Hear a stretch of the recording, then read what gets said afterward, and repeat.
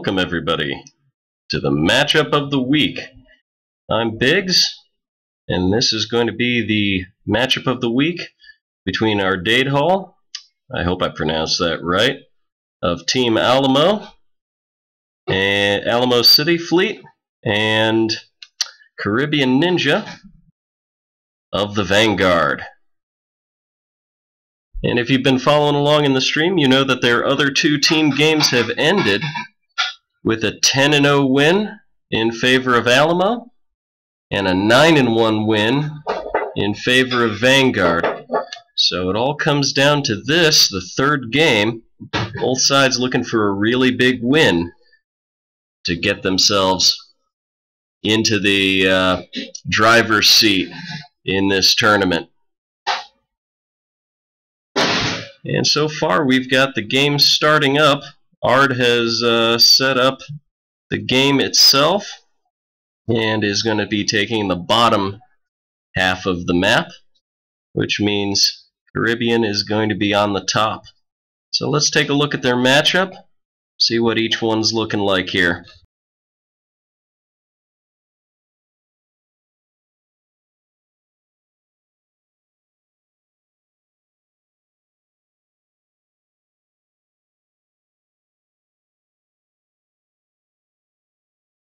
Now you can see between the two of them, they've got two very different fleets. Ardaedhel is sitting on an absolute swarm of CR-90Bs, one being his flagship with General Riken to make sure that his ships do not blow up instantaneously and actually can survive to make their late activations. And he has himself the largest bid of anyone else in the tournament, with just one exception of someone that's tied with him at 383. So a total of 17 points in the bid. And then he's got 7 ships, all CR-90Bs, all with SW7 ion cannons, with just one being naked. Meanwhile, for squadrons, he's gone very light, just Dash, Rendar, and Han Solo for squadrons. CaribbeanNinja's gone the other way, bringing only 3 ships, but those 3 ships are 3 Victory 1 class Star Destroyers, very upgrade light as well. Grand Moff Tarkin as his commander to give out extra tokens. You can bet that he'll be using them for extra squadron commands and probably the extra navigation and engineering to bank on the first 2 turns unless he gets into a scrum awfully quick.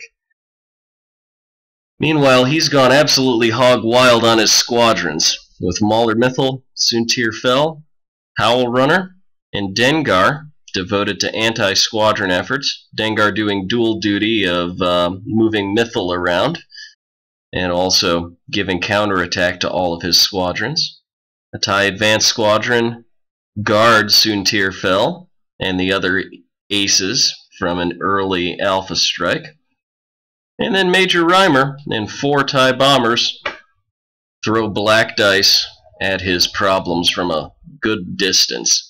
And with boosted comms, you can bet that he'll be using them to good use well outside his victory's close range. So looking at the two, you can tell that Ardaedhel's definitely going to have the initiative bid here. And well, I would expect anyone that has initiative to go in and choose first player. That is something that we'll have to actually watch the game to see.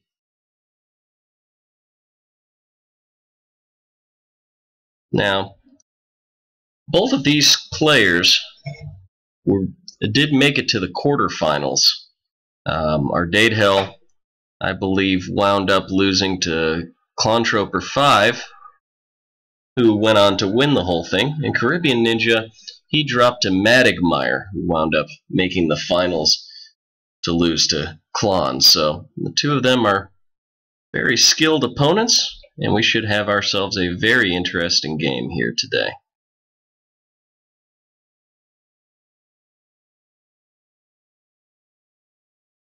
Now I've got a few key points to the game that we're going to see how well each of these guys manage to complete these key points. Points for each player are going to be receiving points from objectives. Now, I'm not sure which objectives either side is going to actually bring to the table, but we're looking at what's probably going to be a big slugfest.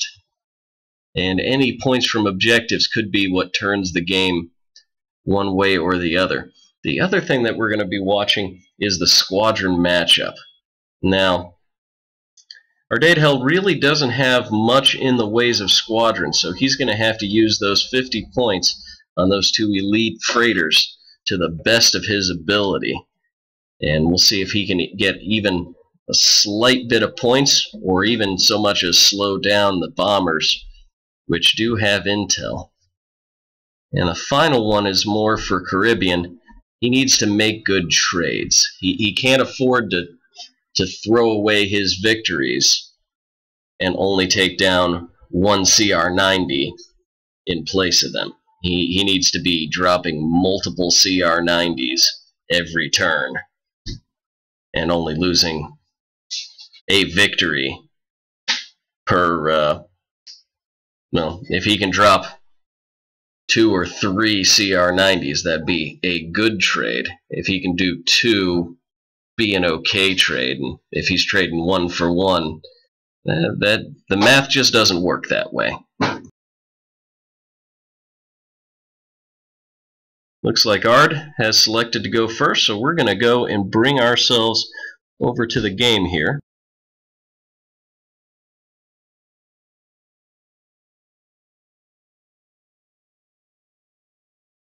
Looks like Ard has been given the option of precision strike, contested outpost, and superior positions.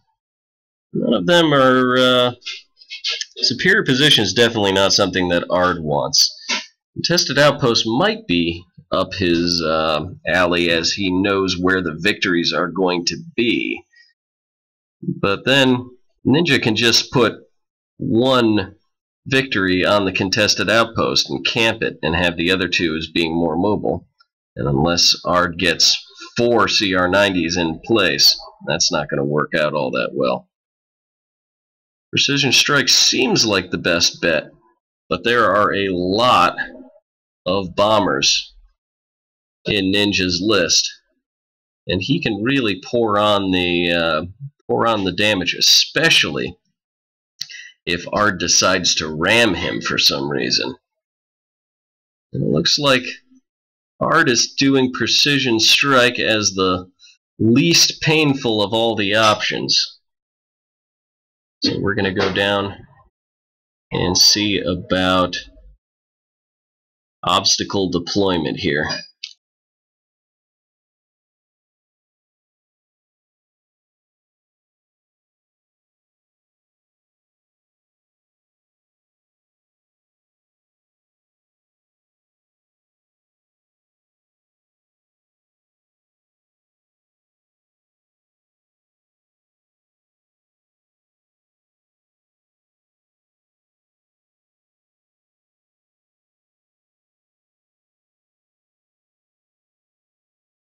And unfortunately, it looks like I'm alone in the booth today, so there may be some moments of some slight quiet here as we go along, and I apologize for that.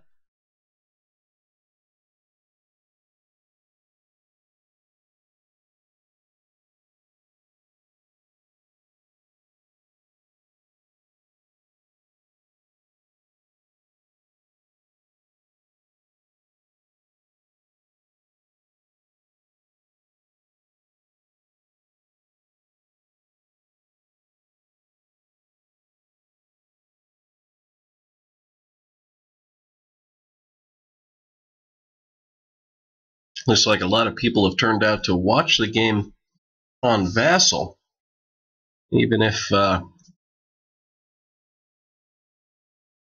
looks like it's going to be a good one here. Let's see how many people we've actually got while they go and discuss setting up obstacles.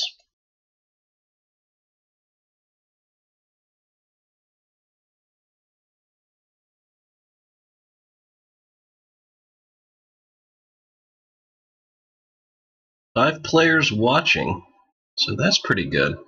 Besides the 2 players of the game, looks like we've got, well, 4 not counting me, watching in. Should be some excitement here.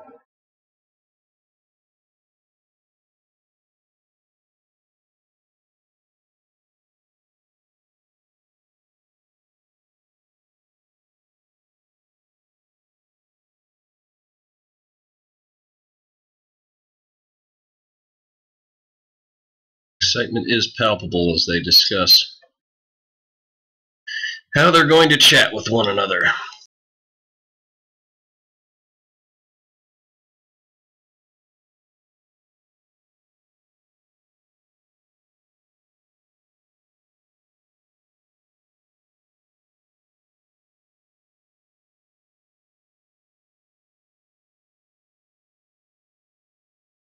So if you recall, Ardaedhel went into the quarterfinals with a B-wing heavy list. Squadron commands, B-wings, I believe it was 2 assault frigates and a Yavaris. And he's gone exactly the opposite direction, but keeping the B theme, going with CR-90Bs. Definitely taking lessons of Clone Trooper to heart and going with activations and the best initiative bid. Now, Caribbean, on the other hand, he went from 2 carriers, 2 ISDs in his quarterfinal list and turned them into 3 victories, bringing more ships, more activations, and a lot more bombers, because previously he had just gone with elite Imperial fighters, counting on winning fighter engagements, but not really having the fighters contribute to anti-ship fire. So with bombers, you should have a little bit better offensive output against Ardaedhel here.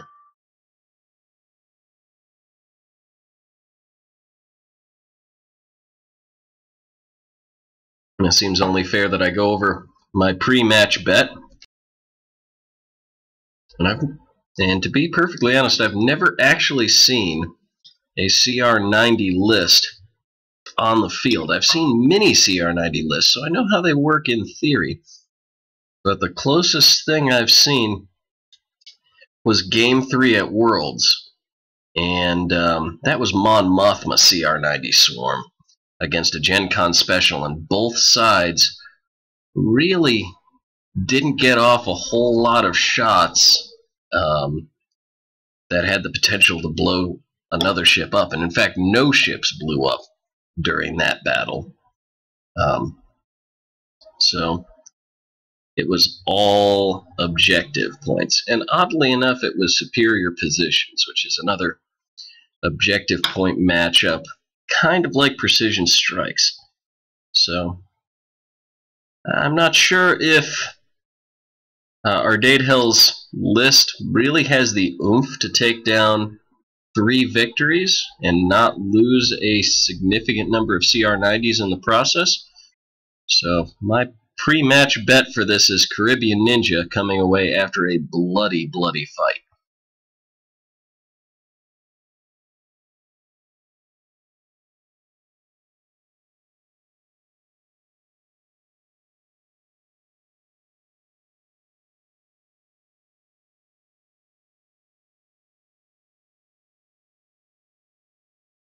So while I've been chatting, they've deployed their obstacles. And it looks like we've got most of the obstacles cluttered off to the sides, with just the one debris field in the center. So it looks like a lot of maneuvering room. This probably favors Ardaedhel a bit more than CaribbeanNinja. for how the obstacles are set up. User joined your channel. Hey JJ, thank goodness I have someone to chat with. Just a little late, but looks like I haven't missed too much. No, you certainly haven't. I've talked about the two lists and some keys to victory. I don't know if you were listening in before hopping on, but I did not get a chance. Okay, well, yeah, I've kind of covered it already, so would you like to talk a little bit about the lists? Now, I did read your article, so I think I kind of understand your main thoughts on the matchup. I definitely am interested to see how this works out because, well, I've definitely heard of some games with the Riken Corvette list. I've only tried it once, and that was against myself in just a test game. So I'm really interested to see how it turns out.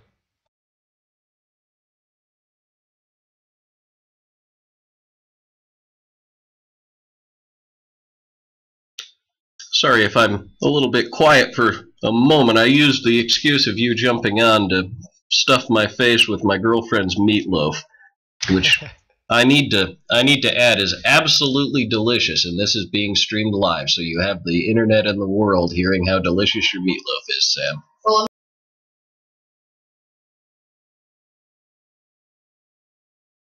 she says she's not cooking for all of you, so.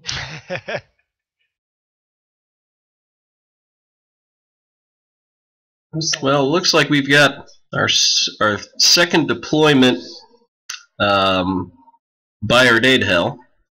He's got 2 Corvettes down. JJ, can you check and see if a naked Corvette is down yet or not? Let's see. Because there's just one that's special without any upgrade on it. Yeah, I can't tell the names of his ships right now. I'm not sure if it's because his stacks are masked, but I can't actually read his ship dial name, so I don't know which is which. All right, fair enough.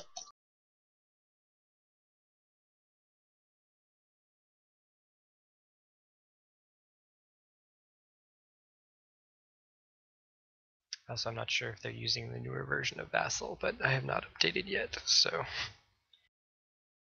I think that they are using the beta, though I'm not 100% sure. It shouldn't matter much for us observers, although it may make things look a little bit wonky to folks that haven't had the chance to download the new one and are wondering how things are actually happening. Looks like we've got a delay in deployment by CaribbeanNinja, who is putting down squadrons to screen his VSD. And now we might see the deployment of the 50 points of Ardaedhel squadrons, which don't really delay much in terms of putting ships down on the board. Definitely not.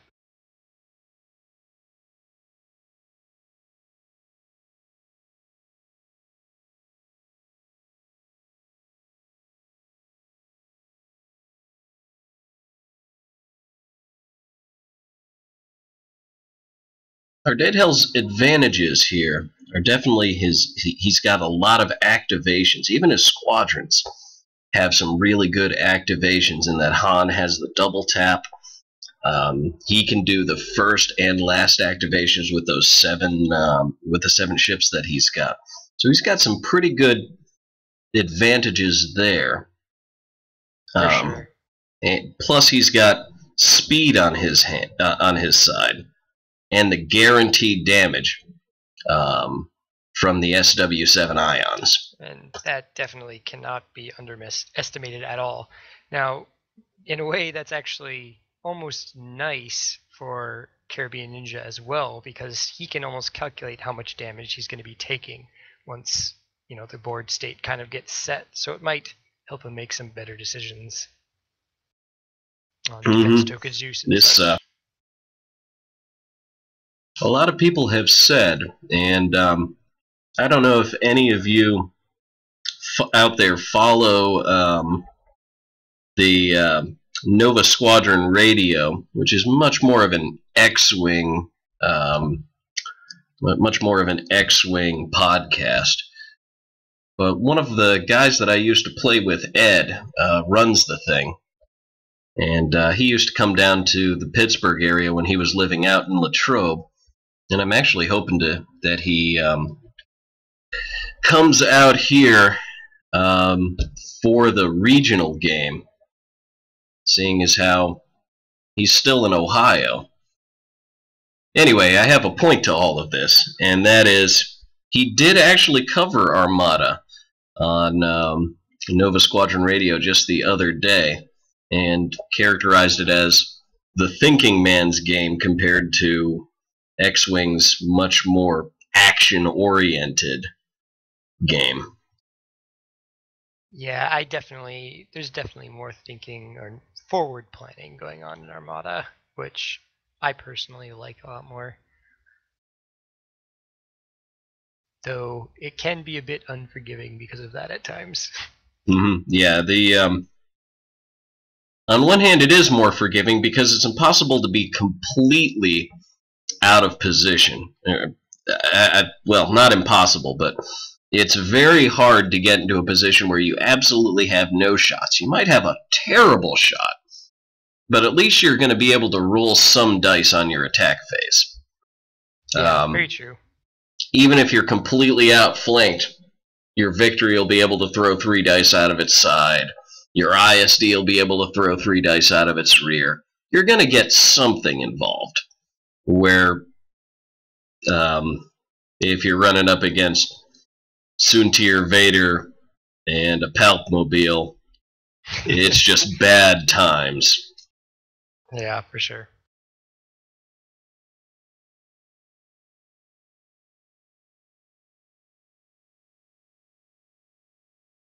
And unsurprisingly, it looks like we're going to see all of the Imperial squadrons being placed down to delay as long as possible. Yep, looks like every single one. And then I believe he's got the with Ardaedhel going first, I do believe that he gets the last ship placed down. Caribbean does. And that also means that he'll get the last 2 ships placed down with just 1 Corvette in between. So we could see some interesting deployment from the VSDs in terms of splitting his forces in 2. Or he might decide to just go all in and put them in a line with each other. I think going all in could be very dangerous because you can run into issues with zombie corvettes causing maneuvering issues and mass damage that you don't need to be taking from already dead ships. Oh, absolutely. So I would almost expect to see him to put the other 2 on the other side and then use his superior speed, or I should say the superior speed of his squadrons, because that's not a word that you'd ever use to describe a VSD, and have them come in from the other direction and then have the squadrons come and meet them in the middle. Yeah, boosted comms gives him a lot of leeway. Yeah, squadrons are going to have to do a lot this game, especially with victory point tokens, because there are going to be losses on both sides. Now the interesting thing here is that because the Riken ships are not removed from the board, he has the opportunity to take shots on zombie ships and rack up extra victory points. That is very true. So that even plays into his advantage here. I wonder, what were the other objective choices? The other objectives were contested outpost, which basically translates into Caribbean parks his flagship on the outpost and gets 20 points a turn. On the other hand, it does mean that Ardaedhel knows exactly where Caribbean ships are going to be at any given point in time. And the other one was superior positions, which is probably not something that he would be looking into, just because of how many squadrons are on the board and the potential for that. Though he could get his ships into position and do some considerable damage to the rear arc of the VSDs, but that's asking quite a bit from those corvettes with a lot of bombers on the table. Yeah, I possibly would have considered taking contested outpost, trying to go for a more safe-ish approach. But my guess is Ardaedhel is thinking that with 7 activations, he could possibly spend 1 die from 2 attacks. He could rack up 14 points a turn with his ships, not to mention regular crits. So, and he does know that he's going to have 3 damage every single turn. Just taking 1 away, he can, and he's going to do double arcs as well and concentrate fire commands. Yeah.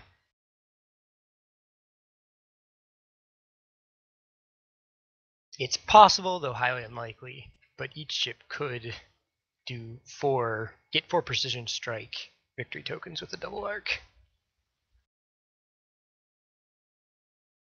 As can Dash, actually. Dash is technically a bomber. Yeah, he is a bomber. Han can't. Han is the only thing on the list that can't benefit from precision strike. One of those interesting situations I find with Han, so I'm not mistaken, I could be, I haven't used him very often, but he has a blue-black anti-ship, correct? Correct, but no bomber.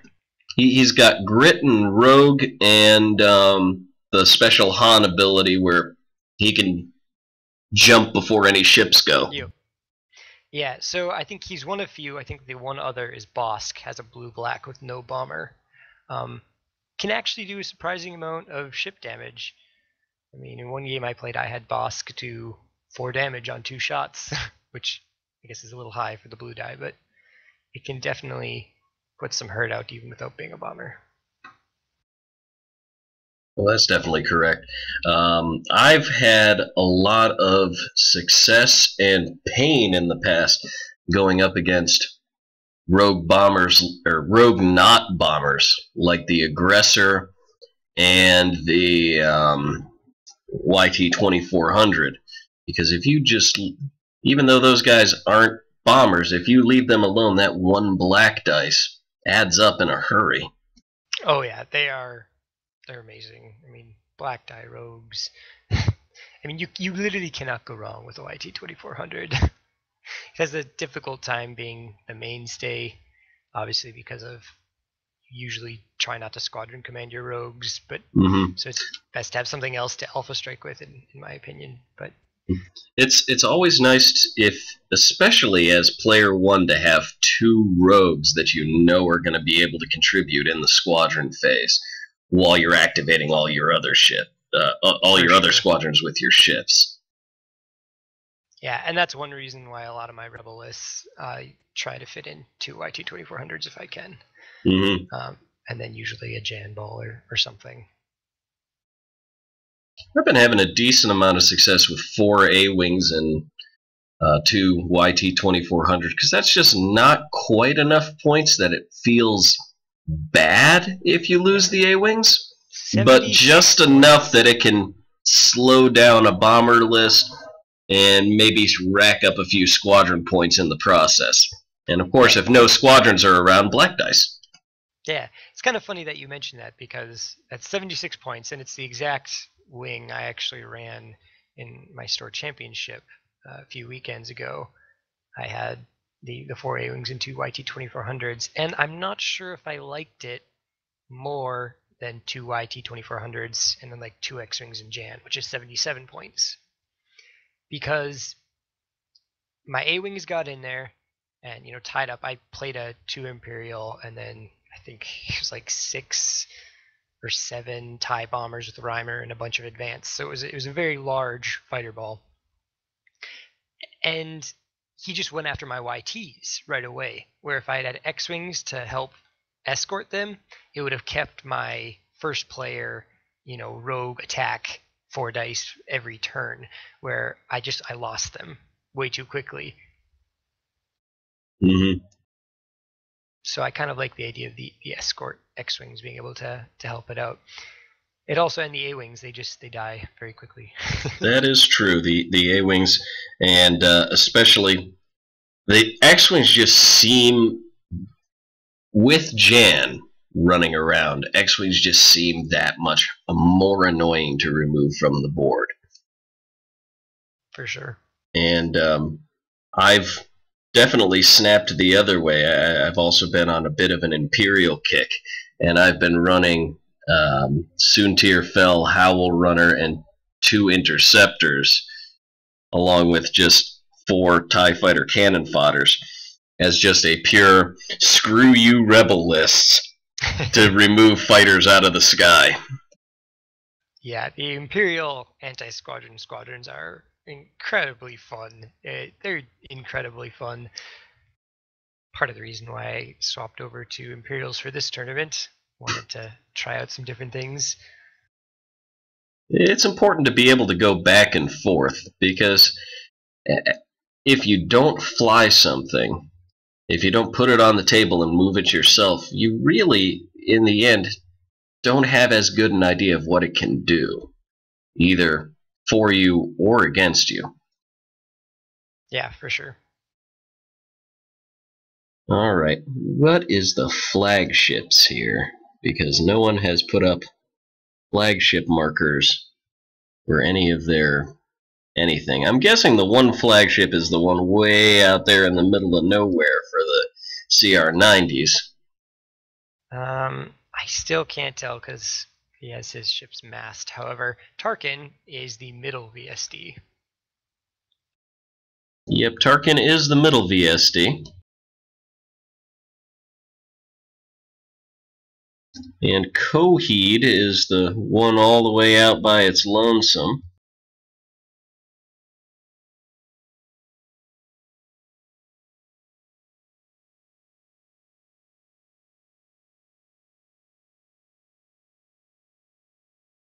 See if Caribbean Ninja forgets his concentrate fire tokens. Nope, there they go.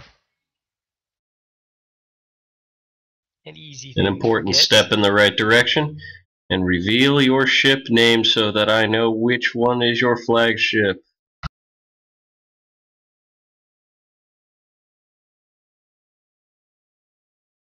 And this is why I usually don't keep my ships massed. I've seen some players, they keep them masked until they reveal that ship's order.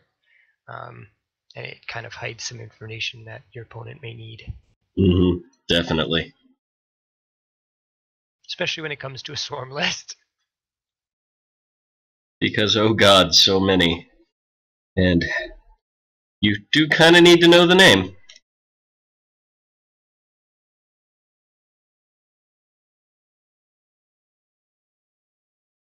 Very interesting ship names, I will say.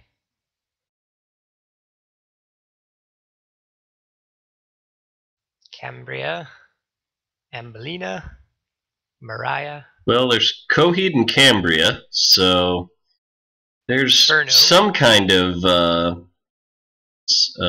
band theme going on here. Writer, and Paranoia.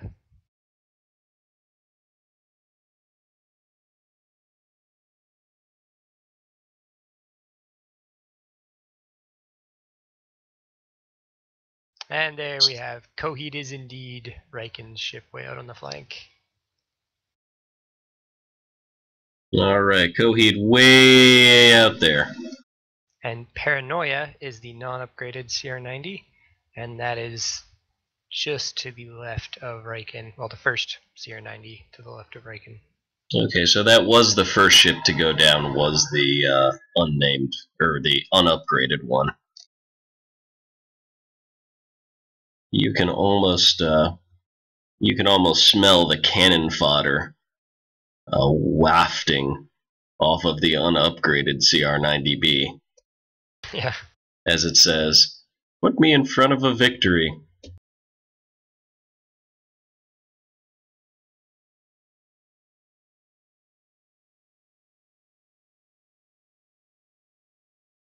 Now, one thing I have seen some players fall into as a trap with Riken is, oh, I won't move this ship because if it dies, I'll still get to go with it. Where they kind of fall into that, well, it's okay if it dies because I'll still get to use it. It's definitely still best to try to preserve your ships if possible. Riken just gives that extra flexibility. And, I mean, these players are both good enough to know that and make the right choices. So.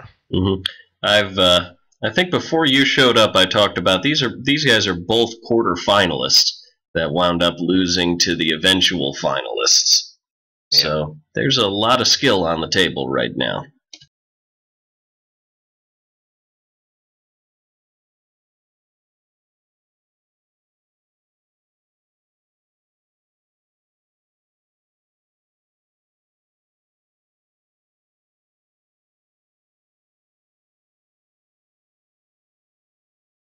Just advertising for the Twitch stream. Come listen to us talk about silly things. Bad tactical advice, horrible mistakes. Oh no, wait, that was when I was live streaming my own game. Oh, that was a horrible mistake.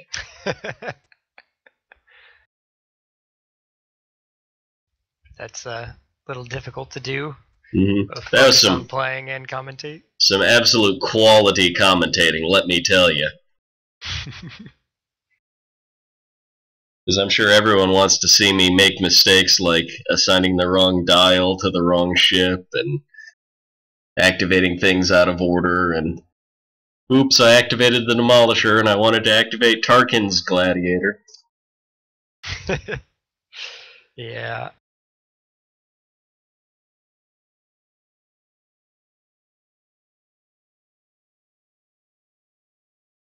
I'm not very good at Vassal. But it is fun to watch.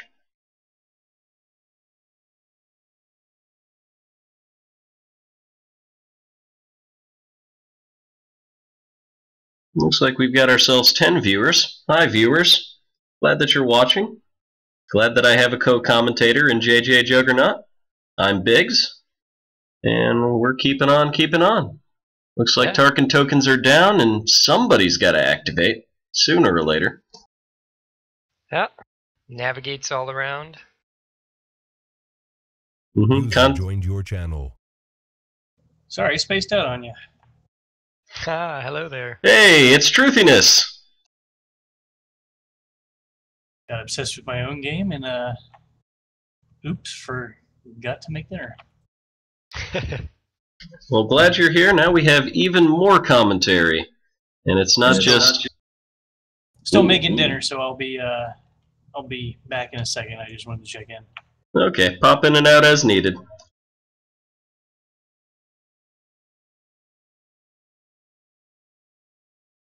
Someone's going to activate sooner or later. I wonder, it looks like turn counter is still at 0, so I'm not getting any chat notifications. Maybe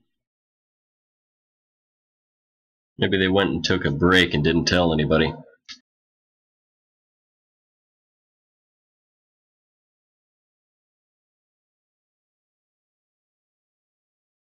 Whoop. Oh God. Uh-oh. Well, that's not good. Not at all.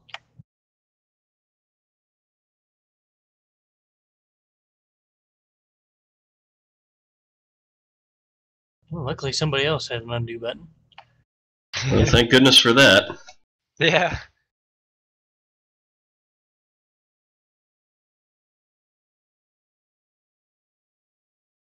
action-packed so far.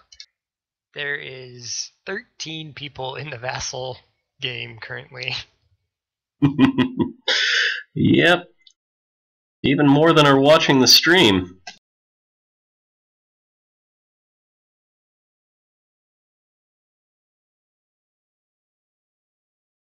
We are popular today. Friday night, kick back, watch some Armada. Mm-hmm.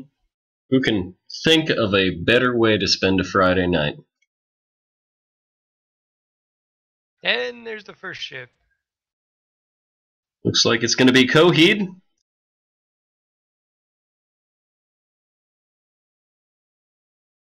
Taking a navigate token, I'm guessing, eventually. Yep. There it is. And away he'll go. So, do a rundown on speeds here currently. It looks like all the VSDs are speed 1 with navigate tokens from Tarkin. The Corvettes appear to be going speed 2 for the leftmost 3 Corvettes. Speed 3 on the next 2 to the right. Speed 2 on the non-upgraded CR90 Paranoia, and speed 4 on Coheed, the flagship. We'll see if that's a good idea or not for the flagship. As it's going to get him into the fight maybe sooner than his flagship wants to be. Yeah, if Riken could get swatted down, that would be a huge blow to this list. Mm-hmm. I mean, it is a gimmick list, and that gimmick is Riken exists. It lets him make those trades that he otherwise would not want to make, and position some sacrificial lambs in places to block that he otherwise would not want to put them. And I think, ironically, a team tournament is definitely the place, or better than a regular tournament, for this type of list, because I think Riken, in general, tends to make games closer scoring. Like, if you're losing, you usually won't lose by as much, but sometimes they can also mean if you're winning, you don't win by as much. So having those extra teammates to help kind of buff up your total score might be a good thing, where in a single tournament you might not be able to get those tournament points to get to a top finish. Well, unfortunately, there's really no buffing going on right here because, as I discussed earlier, the other 2 games for these teams have been played, and those 2 games ended 10-1 or 10-0 in favor of Alamo, and 1-9 in favor of Vanguard. So both sides really need a big win here to get themselves in a dominant position going forward. That is true.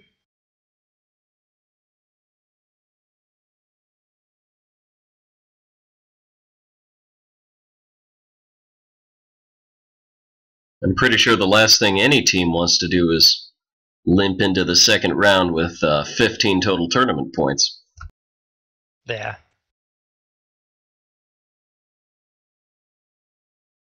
So it's very interesting to see all the different types of builds and lists that have been put forth for this tournament after the last.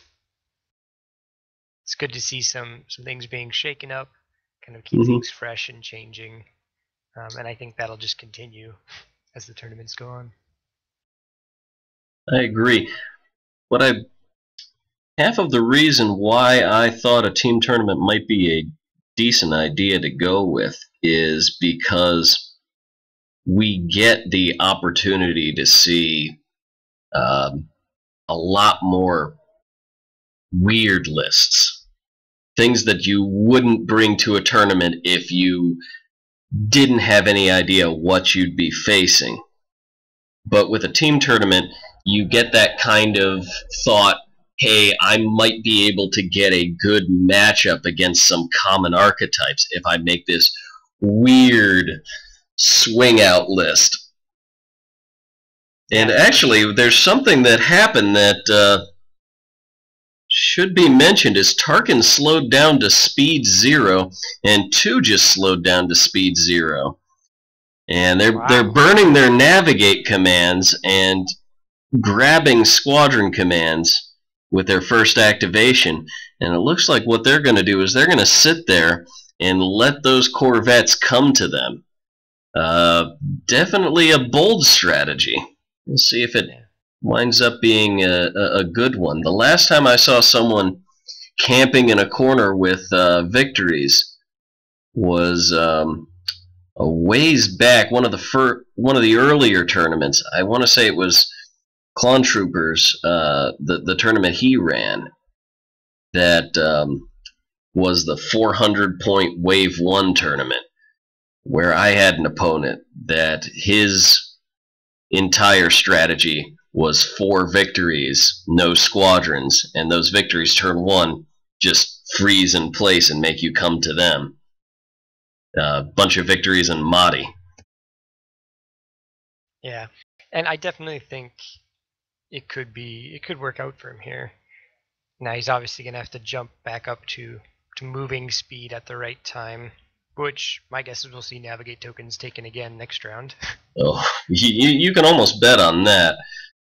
It'll be interesting to also see where those squadrons wind up, and what kind of squadron cloud he puts in front of where those corvettes are going.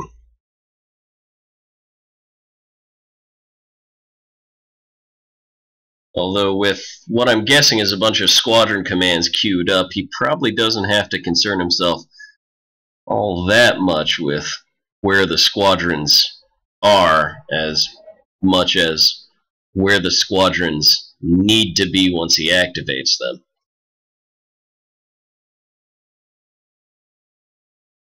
Yep.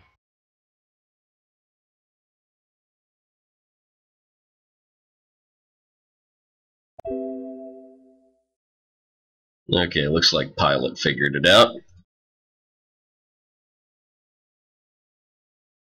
There was some question on where the precision or where the concentrate fire tokens came from on those victories, and of course that would be the precision strike objective. The only benefit that you get as second player for taking precision strike, which often will make it one of the weaker objectives to take.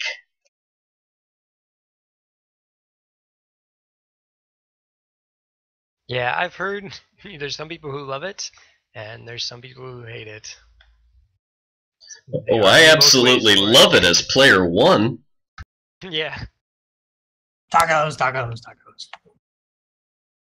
The problem with precision strike as second player is that a lot of people who have built a first player centric list have that first player centric list that absolutely loves precision strike, and that's not good for you. For sure. Yeah, I avoided like a plague myself. I've started rotating more to either most wanted or, in some cases, believe it or not, advanced gunnery. Advanced gunnery is an absolutely wonderful one if you've got something big that wants advanced gunnery, like an ISD-2 or a MC-80. Yeah, and we all kind of ran away from it screaming when we saw Akbar, and now kind of realizing that really the only risk you run is you're going to have a potentially basically giving a gunnery team to an MC-80 Akbar, which is becoming more and more rare. Now, yeah, because you're usually seeing Akbar with assault frigates, and not that many MC-80 Akbars, but some MC-80 carrier builds are starting to make the rounds. And I think the only thing I really would be afraid of for advanced gunnery, giving a free gunnery team too, I mean, you've got the ISD, maybe an assault frigate with Akbar, and an MC-80 with Akbar, and 2 of those 3 things already have gunnery teams almost all the time. Yeah, and it's actually kind of funny because usually for an MC80, you're doing your best to stay out of the side arcs anyway. And then, like you say, the ISD and the assault frigates, they have gunnery teams. I was playing a test match just for fun, casual game with Clone Trooper a few months back, and he had an Imperialist with an Avenger ISD, and I was extremely gutsy and decided to take advanced gunnery against him. Dude, that was like 2 weeks ago. Really? I feel like it was like months ago. That was like 2 weeks ago. I remember watching it. Oh, I swear it was longer than that. Anyway. It was exact yeah. time. The exact time frame, not relevant. 2 months ago. Yeah. Ironically, it didn't actually do all that much. I mean, it definitely put the hurt on some ships. My assault frigate flagship managed to survive with like 1 damage. But even with the Avenger advanced gunnery, if you're careful with maneuvering, you can really mitigate it, and it gives you an opportunity for doubling a huge ship's point value, which cannot be underestimated with the new scoring system. Yeah, being able to grab 120 points for blowing up an ISD-2, and then an additional 120 points on top of that, plus the upgrades, that can be a huge swing. But you got to actually be able to blow it up. On top of it, you give yourself as second player just an absolutely enormous ability to double tap in the same arc. That cannot be understated. Yep. And back to this game, it looks like we are moving into the squadron phase. We had Han Solo moving forward, but looks like undoing that for now. Doesn't want to overextend Han. Doesn't want to get Han anywhere near Mythal. That is for sure. Looks like the leftmost corvette stayed at speed 2, which is kind of interesting, though. Assuming CaribbeanNinja has to go up to speed 1 next round, that will put those corvettes in striking distance round 3. And he's got, with the speeds that he's got, it looks like he's timing it to hit all of them into range at the exact same time. So that's probably what his plan is for that.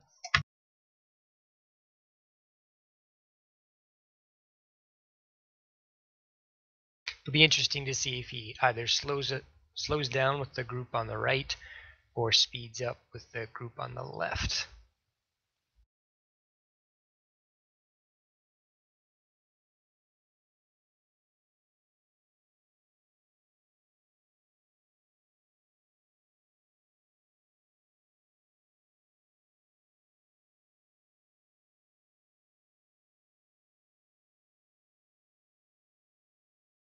The other problem that he's going to run into, and I don't know if it's going to be a real problem, or if it's just something he should keep in the back of his head, is that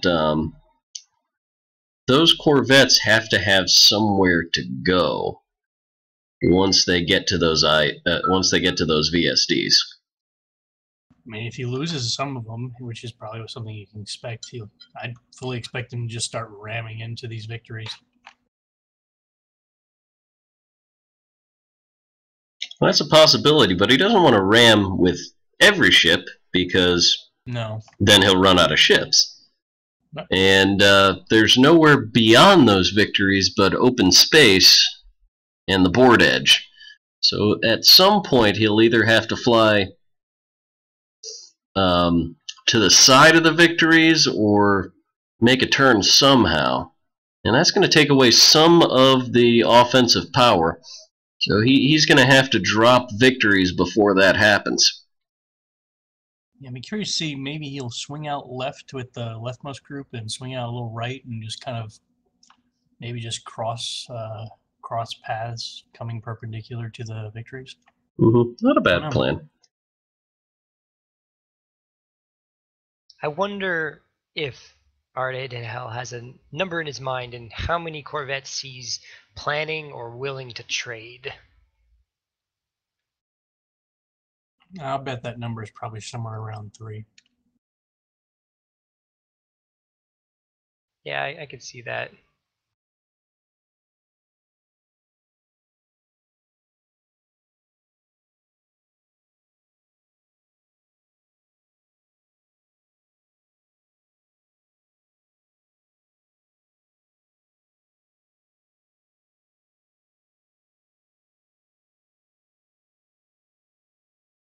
Huh, so looks like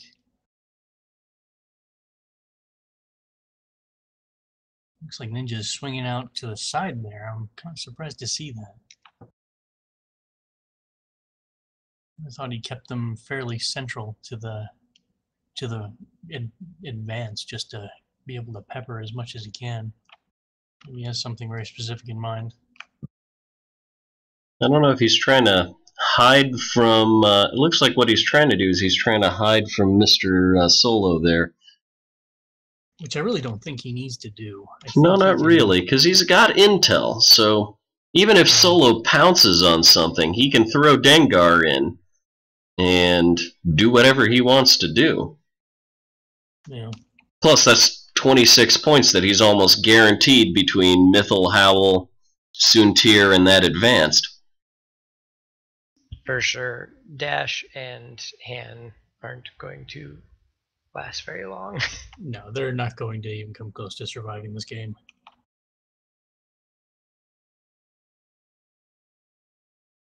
And in fact, I would plan on being a little more aggressive just because I want to tie down Dash and Han because Han. Just because if they can do a decent anti-ship damage. Oh, what? No, I'm not sure. Trying to take into account a Han's attack range. I'm pretty sure that's a little bit on the gamey side there. Wee bit.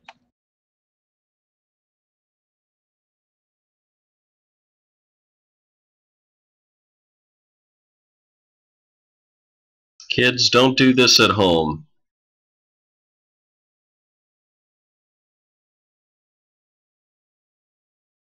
Yeah, he kind of cloned Han there for a second to see what the attack range would be like. That's a little. I mean, on one hand, that's measuring range. That's like measuring what range 1 from his fighters would be, but he'd already moved all of them. Well, yeah, it's not like he was going with all of his squadrons at once because it was just up to him, so he could move them in any order that he needs to. Yeah. And we also wouldn't object for somebody, moving a fighter and then moving it back. So. Yeah, it's like right on the edge. Yeah. Yeah. But yeah, it is difficult because if you're playing on the tabletop, you can just measure out distance 3 from Han and then kind of eyeball a distance 1 from that, and then it's like, I kind of want to be over here. Hard to do that on Vassal. Because you need an object to measure from.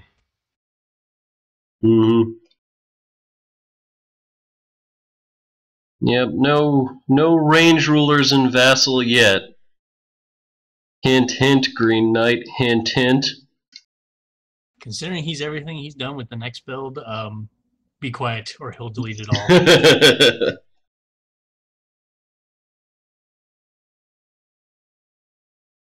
Yeah, there's been some wonderful work by both Green Knight and Ransberger. Ransberger. Yes, that's the word. That's the name I was thinking of. Yeah, this next build is just fantastic. I love that we're getting back the refresh token button, and then they've added so much functionality to it as well. That refresh token button is the thing that I missed the most when they went to 2.0.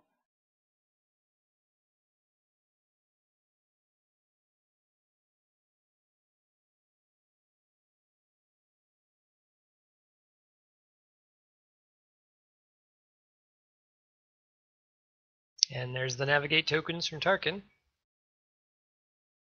That being said, losing the refresh button to gain the ability to snap your maneuver tool into place and move your ship along it that was nice. Yeah, for sure.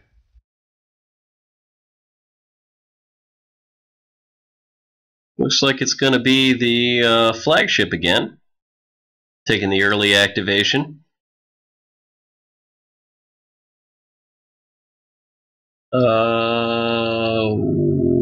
What? What? Oh. Looks like he revealed all of his commands at once on accident. Oh, whoops.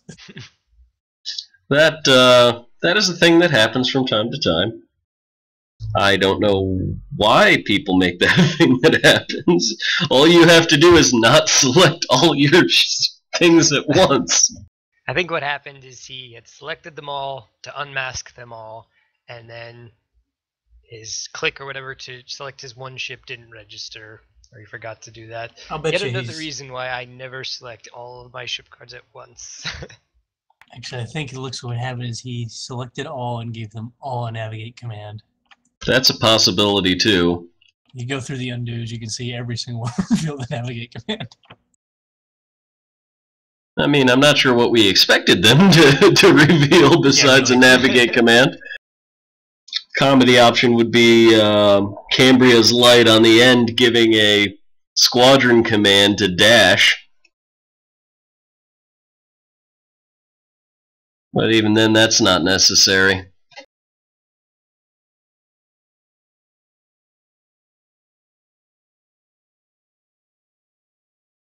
Looks like Coheed's rapidly moving to join the party. Looks like he's planning on hanging out behind that debris field for a little while. Now he's going to have to maneuver a little or slow down next turn so he doesn't hit that debris field.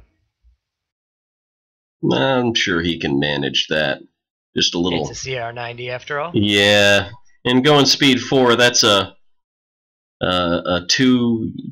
one click at 2 yaw, swing out straight on 3 yaw, and then come back hard on 4, and you'll just wind up on the nice other side of that asteroid with no problem whatsoever. Yeah, he's got a nice banked navigate token anyway. I wouldn't be surprised to see him slow down to speed 2 with the command and token. Continue on the same, behind the same asteroid. Yeah.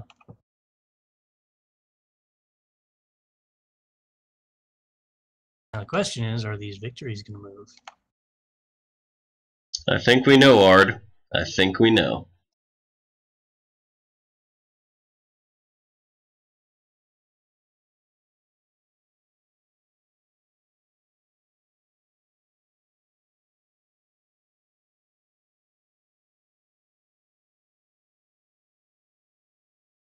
Well, Tarkin's doing squadron, so let's see if he throws anything anywhere.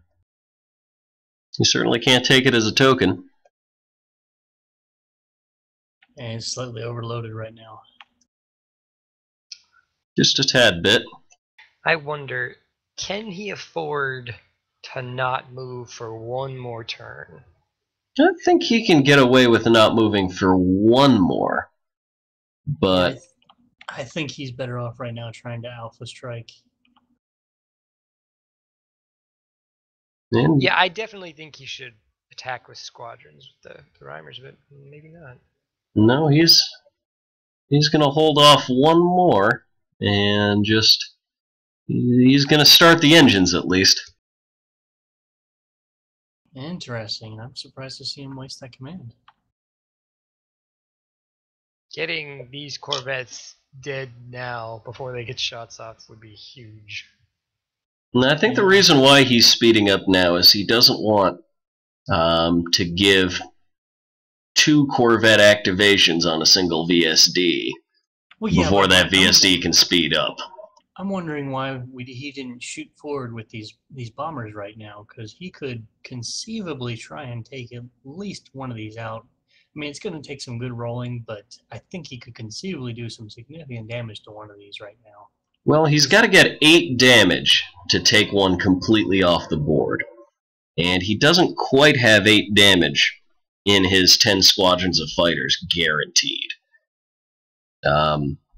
He's got a decent chance of it, but then if he flings all of his squadrons forward like he would want to do, then the problem becomes they're not all in his squadron command arc for next turn.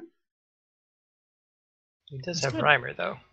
And he's got boosted comms, too. He does have Rhymer, so he can just kind of sit in the middle of a CR-90 clump and blast them from behind once they go zipping past. I'm just very surprised to see him waste that squadron command. I won't say it's the right idea, but I will say I can see what he was thinking. With his squadron tokens on his other 2 VSDs, he can command all the bomber wing. So he can still get the shots on a Corvette that's going to be moving closer. And there's no braces on the Corvette, so every point of damage that he rolls on those bombers is a legit point of damage. Well, you can. They do have 2 evades, and they can, if at medium range, they could conceivably at least force a reroll. Well, yeah, if you put them at medium range, but I would, if it were me, I would be throwing them all up in. Yeah. And making sure that reroll, because you don't have to get them into range 1, you just have to get them into close range, and that reroll doesn't come into effect. Yeah, this is Recon after all, not Monmouth then.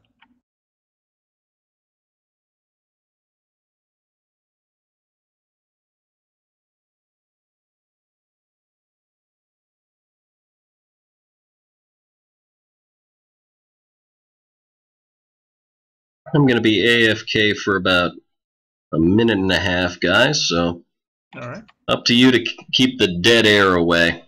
Alright. Looks like there might be some bugs going on with Vassal. We have multiple maneuver tools getting placed when they're trying to swap sides. I'm guessing he's probably using the beta build since that's a known bug. Yeah. Which, I mean, is good news because that means that the 2 versions are playing fairly nicely together. Looks like either measuring for future turns or possibly jumping up to speed 4. Yeah, I think he's going to jump up to speed 4, get a double arc here.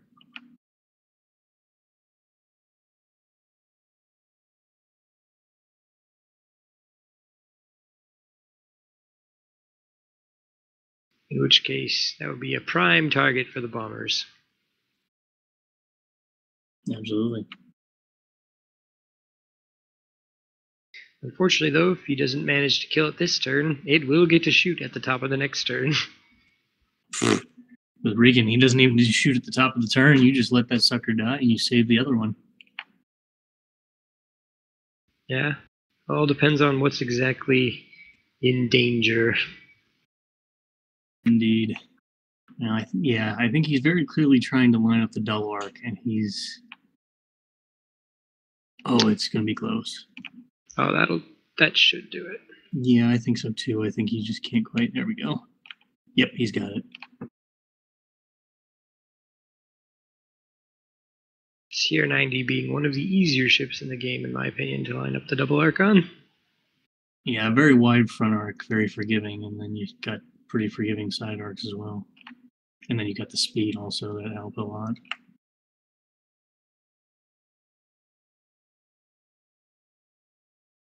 Yeah, it just seems like on your usual path of movement, the path of movement you want to pursue, it's easier to get a double arc than, obviously, let's say with the Raider. I have a lot harder time, even though it has high maneuverability, on sometimes judging where that arc is going to be. Yeah. Well, I'll say this, with the latest CR-90 maneuver, this seems like a good time to throw those bombers at that specific one. For sure. And a double arc shot, so he'll be able to maybe whittle it down a little bit. Well, they'll both be... We'll have a 2-die shot from the front, because it should be obstructed. I think. And then to the side. Question is, does he actually have 3 bombers? Yes, he does. Okay. Yeah, I think he's at least got the 4 bombers and then Reimer, I believe, or am I? One of them's an advanced. Yeah, he's got an advanced, 2 bombers, and looks like Reimer yeah, may just be inside. Yeah, I'm zoomed in nice and close. He's got it by. But anyone that he doesn't have, the other one certainly has. Yeah.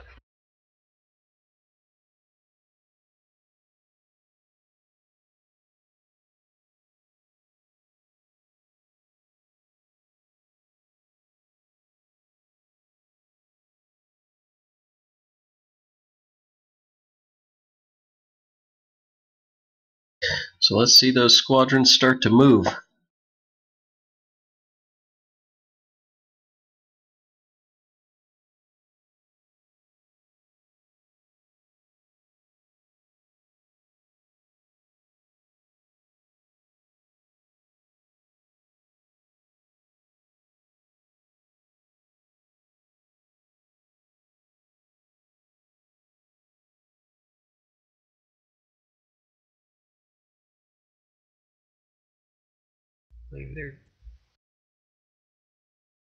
And I really, really hope he does not choose to stay at medium range.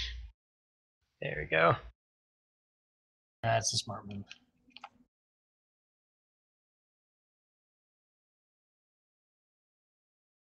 It just upends. And there we go. It looks like it's starting.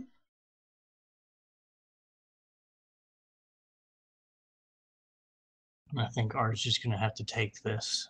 He's going to need that redirect for Mm-hmm. when that IST shoots.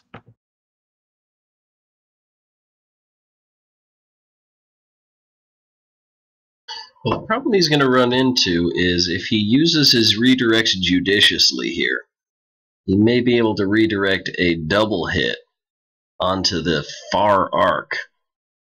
And that'll bring the amount of damage that he needs to survive up to 10. But he's got to make sure that he uses that redirect at just the right time. Yeah, because you can always burn the redirect, because this ship is not going to survive through next turn. If he plays it right, he can survive this turn and get off some nice reeking goodness. See if we take a damage or save the redirect. My guess is we just take a hit. Mm-hmm. There's no critical, and right now Hull might as well be shield. On the other hand, he may not get the redirect if an accuracy comes into play. So I can see him going both ways. Well, if the accuracy comes into place, then with the victory, he can just evade. Yep, because it'll only be a 2 dice shot. That's true. Mm-hmm. He needs two hits on the red, because he's only going to get 2 dice on each one. He does have the reroll, but accuracies do him no favors. I think he's still making up his mind. And with the second VSD also, getting a front shot, it's going to be interesting. Mm-hmm. It could be close. With Riken, all he needs to do is have it live through this turn, and it's a successful movement of that Corvette. Looks like he's taking that damage.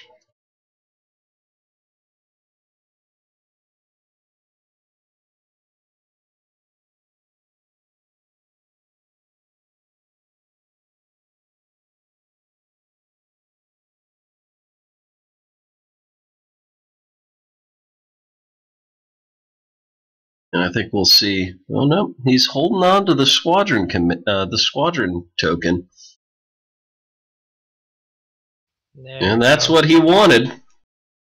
We'll see the critical canceled, and probably, maybe just eat that damage. The question is, that front arc have line of sight to his front? I think it does, doesn't it? Yeah. I think the other VSD does have front arc on him. And yeah, both VSDs, I think their front arc have front arc.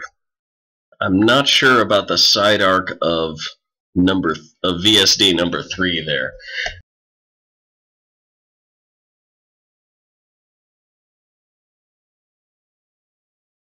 Yep, he's Another taking the damage. Really trying to save that redirect for the possible double hits from the bombers. For the big rolls. He's gonna have to spend it before too long if these hits keep coming in. Oof. Yet another really good roll. He'll have to get a redirect here, I think, at this point. Yeah.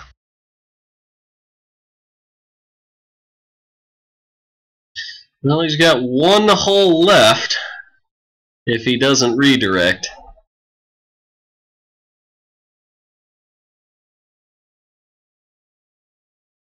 Yeah, I can just see him agonizing, probably thinking like, oh, I'm gonna get double hit. Oh, I'm gonna get double hit.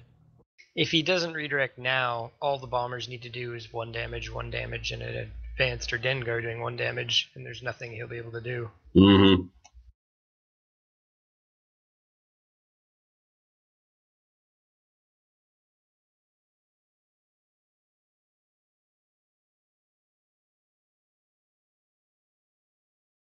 I still think that his best bet is to eat it. Oh no, he is gonna redirect.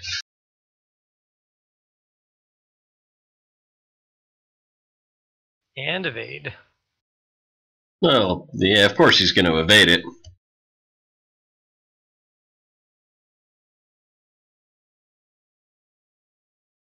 So 2 hold remaining, an exhausted redirect.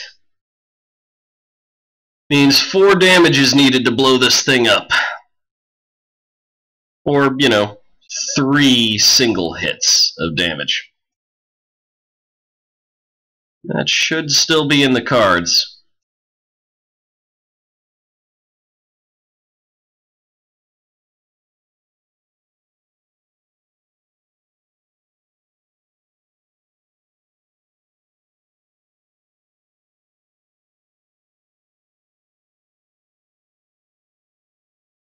Looks like 2 may be trying to decide whether to go straight or begin a turn. I don't think he has much of a choice.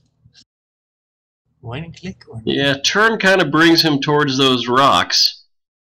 But straight means that he's not contributing his front arc to the fight as much as he might like.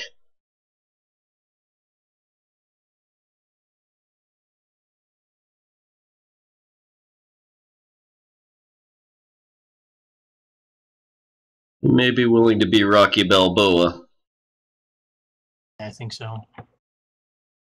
I think he could theoretically. I'm not sure this will line up perfectly. I think he's long enough to theoretically hit the station and the asteroids at the same time. That is definitely a possibility.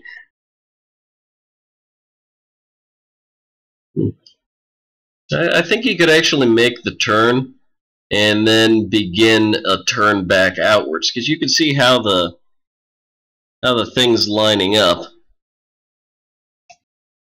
I think he could make that turn and then the next turn kick himself outward and avoid the rock. Get 1 extra turn of having his arc in a better location.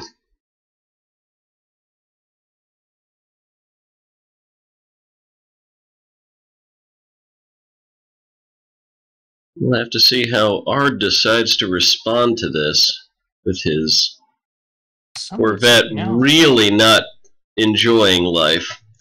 In retrospect, I'm a little surprised that he didn't jump out using his activation advantage, using like Rider back here toward the back right.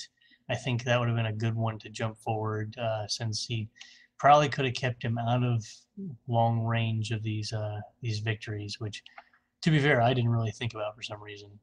And also Paranoia, and possibly even Inferno. Yeah. Yeah, Paranoia is kind of the what's supposed to be the sacrificial lamb, having no upgrades.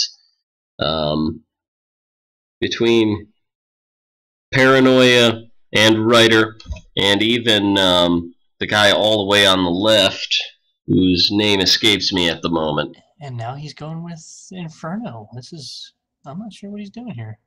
I think what he's doing with Inferno is he's trying to overload overload the victories with targets. He may have given up on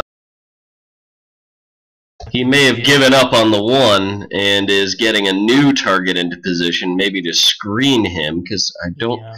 That victory's front arc may actually have an unobstructed shot, so he may be positioning this guy in, get the obstruction, and more importantly, get the obstruction for his front arc from any other bombers that might want to hop in and keep him alive.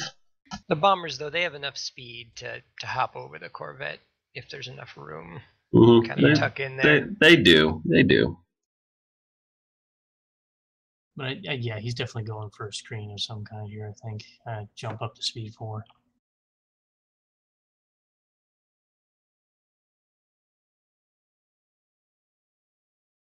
But yeah, looking retrospectively, I think Paranoia should have been the second activation.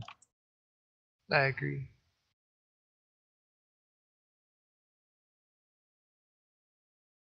There are now 14 people in the game. Wow.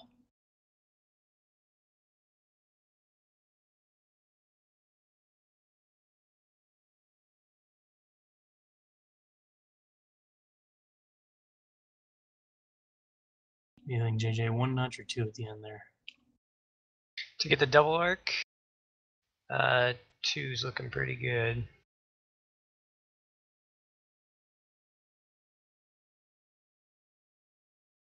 Yep, I think he's got it. It's close though, wow.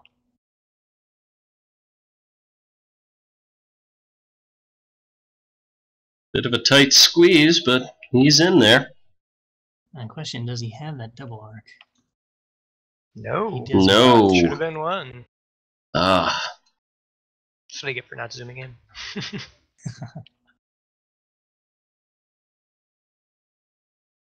There's that other squadron command. And we're going to see the rest of the bombers begin their attack runs on the hapless, already damaged Corvette. Yeah, for sure.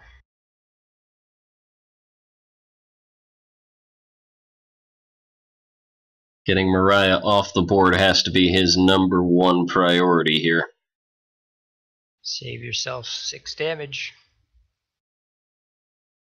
Yeah, Inferno here is just kind of almost looks like a desperation move to try and save Mariah.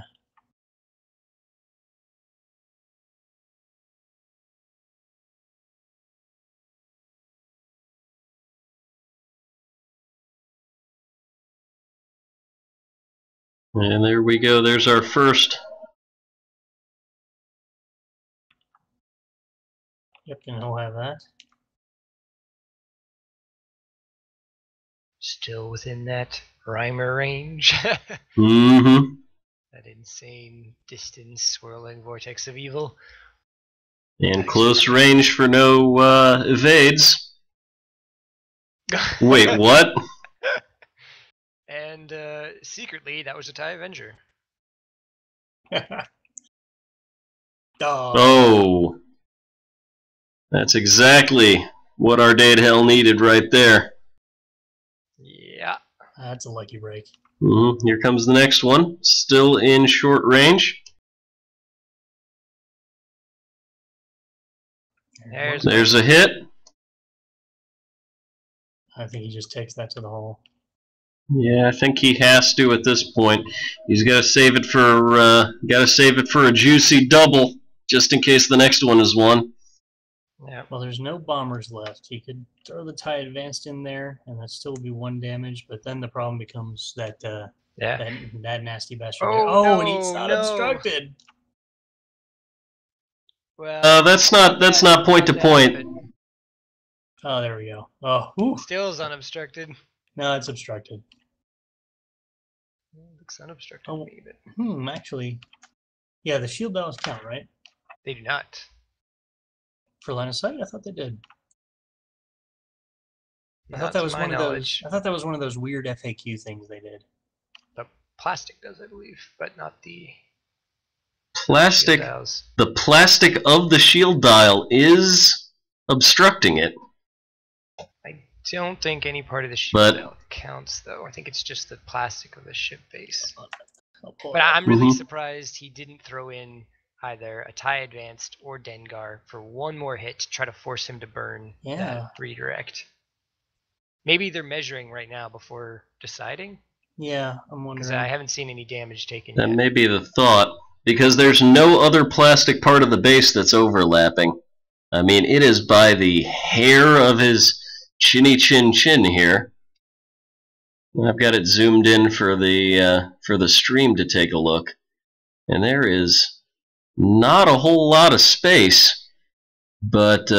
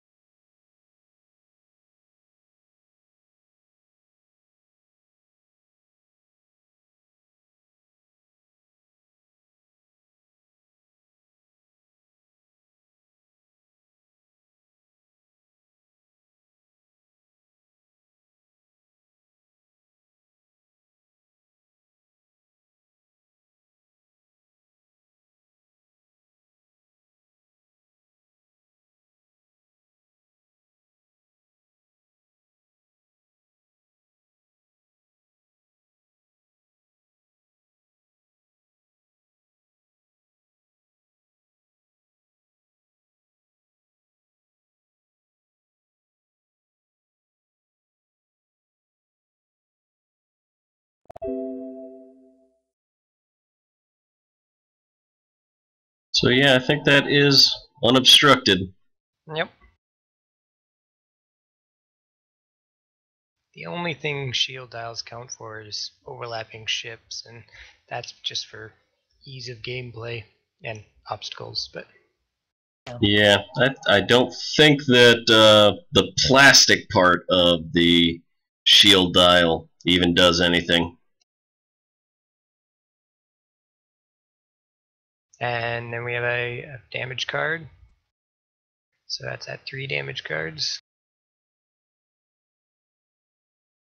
If it should be at 3. We'll see if an advanced or Dengar gets thrown in there.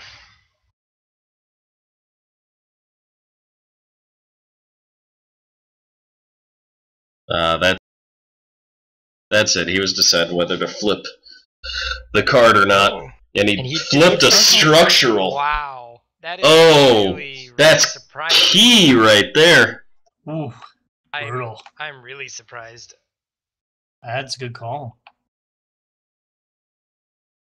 Well, I think he got lucky with flipping Oh, the structural, absolutely. but yeah, I think it's a poor call if you don't flip a structural. I think worth the risk. I think he was going to most likely kill that guy because he still had another advance he could throw in there too. But no, he's not putting the other advanced or Dengar in. And with that roll, it's staying alive. Looks that Oh, way. concentrate fire token for the win! But he can only block 2. He can still redirect it and stay alive. Wow. Wow.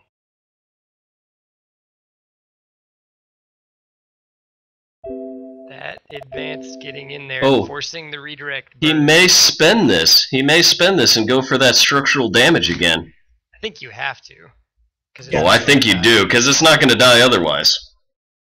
He really should have thrown in an advanced or Dengar to force that redirect burn. Mm-hmm.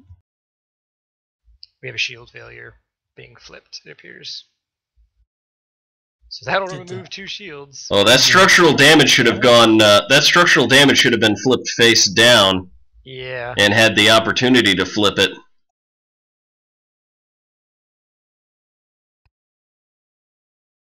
He still got that structural damage face up.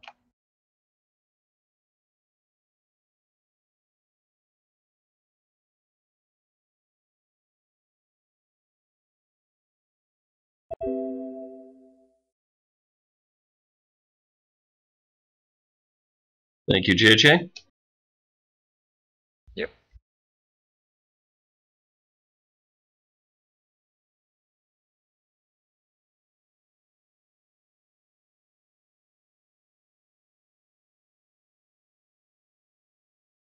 remember one game where I played Precision Strike and I flipped, I believe, the same structural damage over 2 to 3 times. I remember that game. I think it was twice, which was bad enough.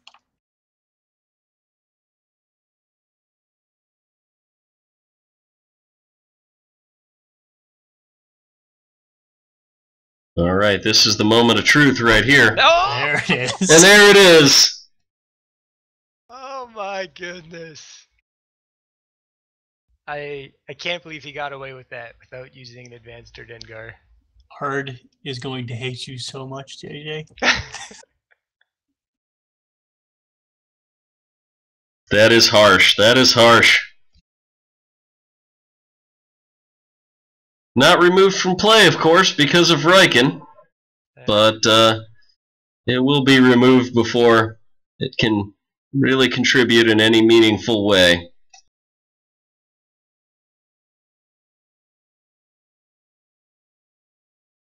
And that tilts things squarely into Caribbean's favor with a 74-0 score.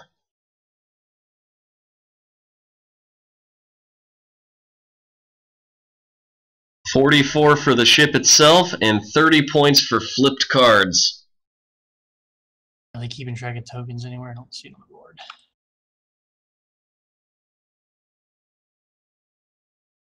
This is why we have recordings. This is true.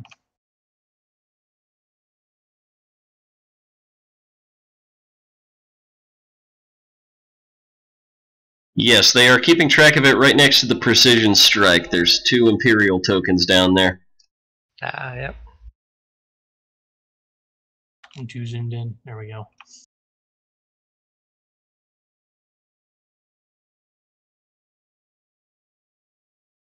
Well, 1 chip in the glacier. We'll see if Hard can overcome it, because he still has a considerable activation advantage. And but, it only takes out 1/6 of his total firepower here. But yeah, that's I think not activating the ship on the right there is gonna haunt him a little bit. Yeah. Definitely. That's 74 points on the board that he did not want to just give up.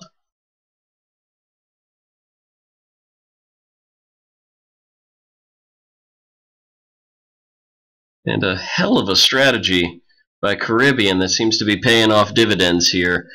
Although a little bit too close for comfort for anyone sitting in the booths bets here. Makes for good memories and good commentary. Yeah, how fun would commentary be if everyone made the right decision all the time?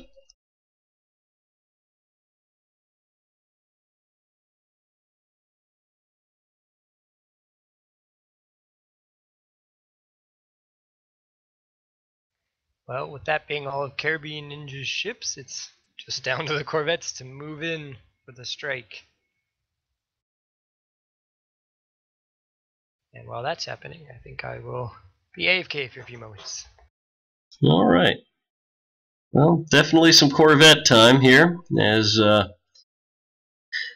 Corvette definitely put itself, not only by dying horribly, but it put itself into a position where it's making other Corvettes have a harder time getting into the fight. He's got to be very careful with what he's trying to do here. He's perilously close to ramming his own ship. Oh my, yes. But he wants that double arc. He wants that double arc on Tarkin so bad he can taste it.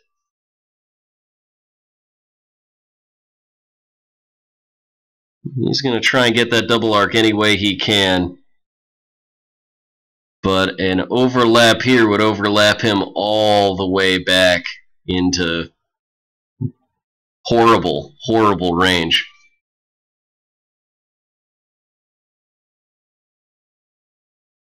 I think he's got it right there.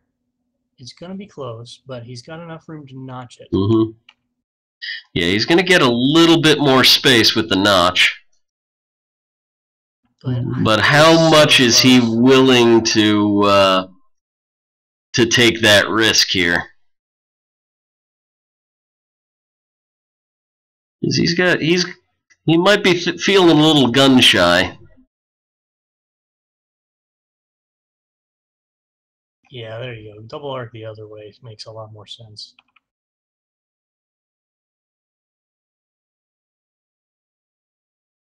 I think he might want to straighten out a little bit.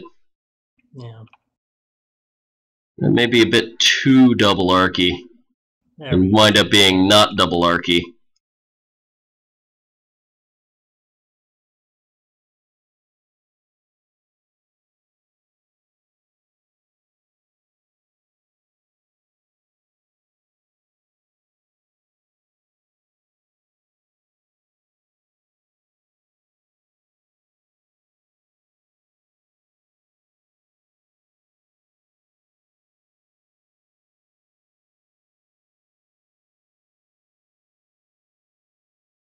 There might be a good bet. Yeah, that looks pretty good. It seems reasonable. Might not be the double arc he's looking for, though. And we're back to this. No matter how many times you look at it, it's not going to be any different there. It's going to be so close. I think that's a ram if it happens. There's still a couple little blips over from the notch, and maybe enough to keep him safe. There's so much that can go wrong here because he's going to go double back all the way back to the second arc, and I think he'll then overlap the damn asteroid. Oh, yeah.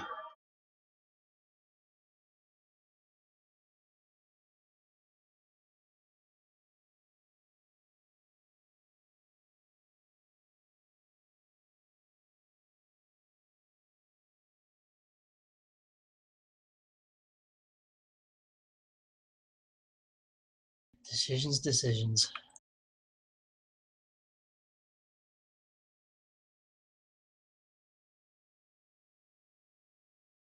He wants that double arc so bad. That other one not being a double arc has got to just absolutely crush him.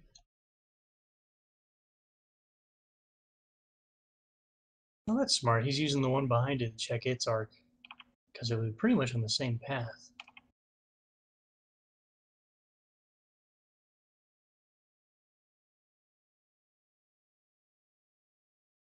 All right, here it comes.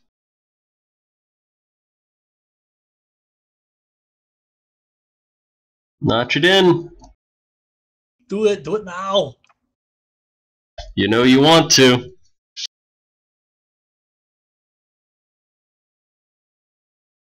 Here we go. I think he gets it.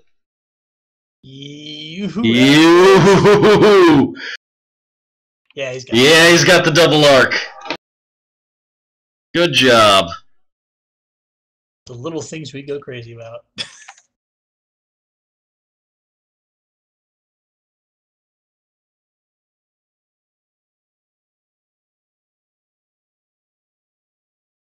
Some real quality maneuvering here. Looks like Madig Myers watching from the comfort of his home on the Xbox. Hi, Mad. How's it going?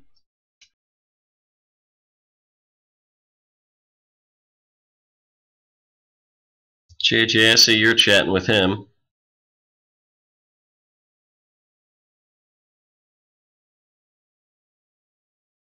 That's the kind of fun we're having in this live stream. Is he going to overlap a rock to get the double arc? I think he is. I can't say I disagree. Well, I kind of disagree because that double arc is going to be obstructed if he does. That doesn't seem very helpful. No. Maybe he'd rather. Swarm is hurting him. I think he's trying to pile everything at Targan, and he's running out of space. And by piling everything at Tarkin, he's setting up his ships for just absolutely punishing hits from those other victories. Yeah, because Ninja has some excellent overlapping fields of fire here. Someone read Clone's Fields of Fire article and took it to heart.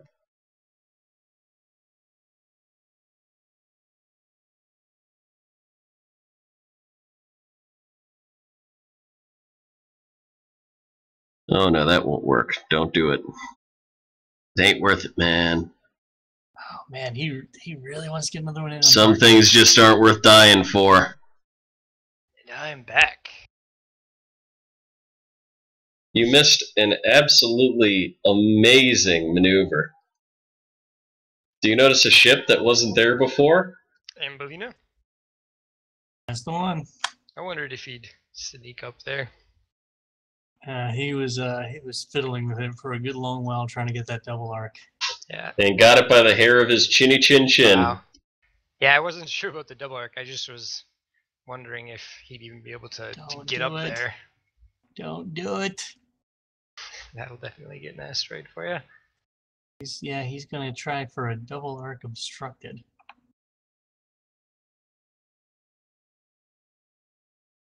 Unless he wants to try and outweight that victory and have it come at him, but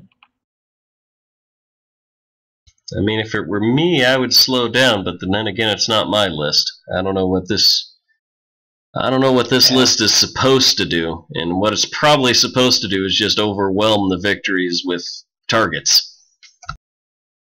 yeah, I think in this particular case, he needed to pick a flank and sequence them. I mean, I know he wants to get Tarkin, but I think he would have been better suited going for one of the two flanking ones. And I didn't get to see setup, so I don't know who exactly placed all the obstacles. I assumed Caribbean put the station down and several of those asteroids, possibly. Well, there's the problem. I kind of missed it too, because I was busy going over their list and the keys to victory. So I kind of set down. I think that Nice. I think that the three up top were.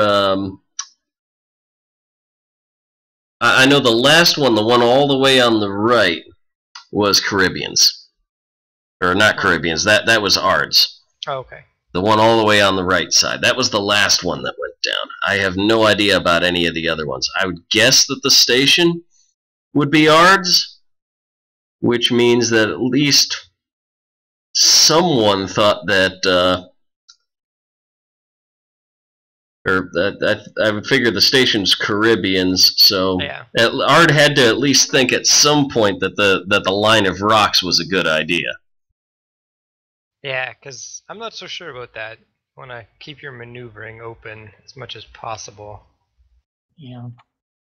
The victories can't maneuver for crap, but it clearly does not seem to matter that much for Ninja, who is just taking it slow and using those obstacles to his advantage. Yeah. That he is. That he is. And this is going to be an absolute mess of CR90s. Oh man, this is going to be one hell of a traffic jam. And sneaks it in without overlapping a bomber. So, good on that.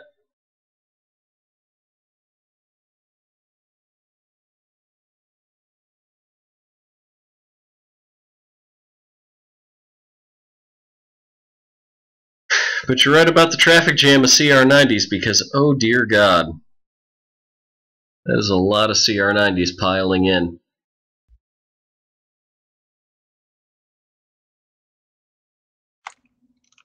On the plus side, there's no physical way that Caribbean can blow up all of them. So that's something, I guess. Though some of them are in black dice range. And that's going to hurt.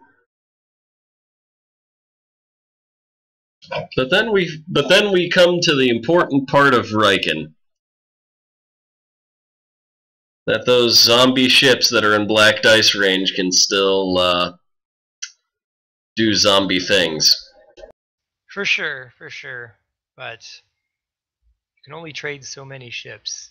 Being down one already, yeah. Trading one for nothing is not the kind of trade that Biggs, number 3 keys to the game, wanted him to do. Why did that feel like I brought to you by Sony?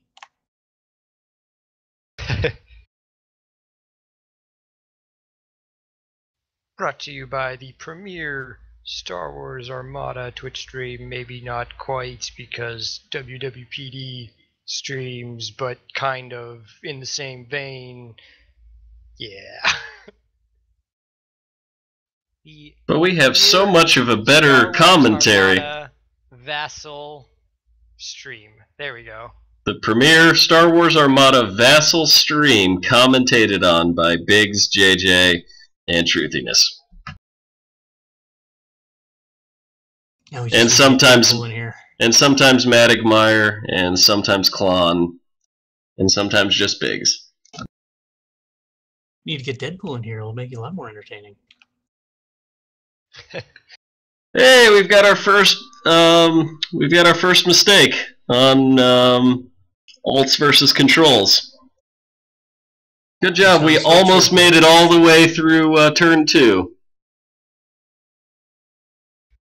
You're entirely too excited about that. Madigmeyer's commenting in the stream chat about how that comment about, you know, trading a ship for no ship is not a key to victory. Madigmeyer's now calling you the John Madden of Armada.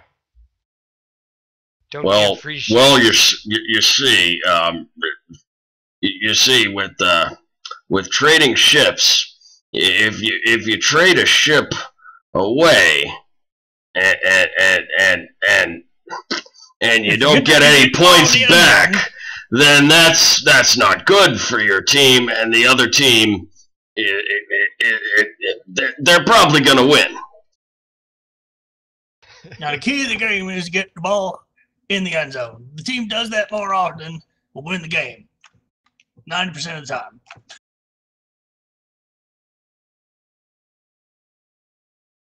Oh, John Madden. Need that Family Guy clip. Sadly, I actually miss John Madden considerably.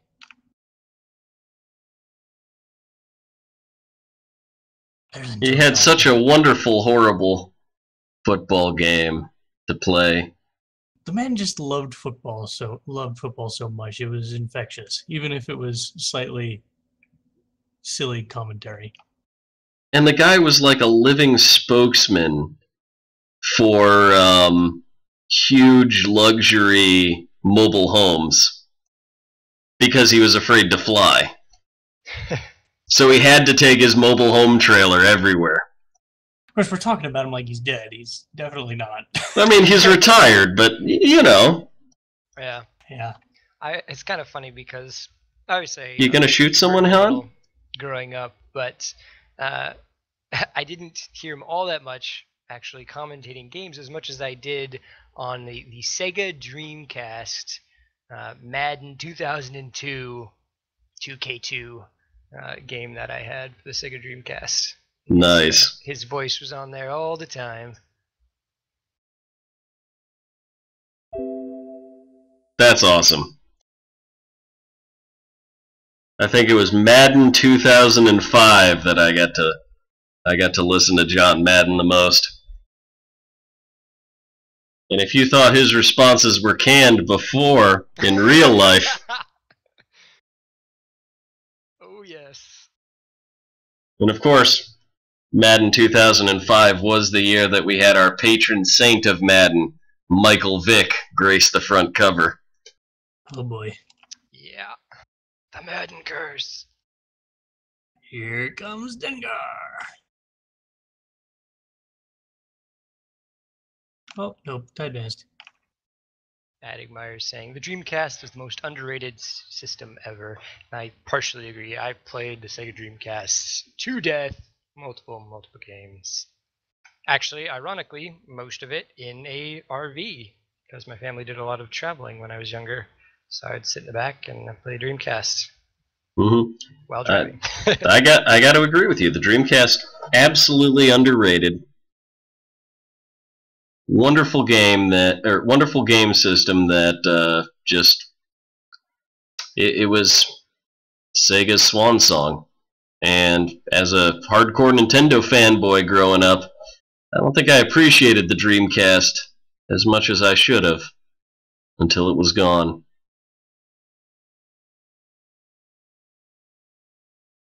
But my friend had a Dreamcast, and we spent a lot of time playing it.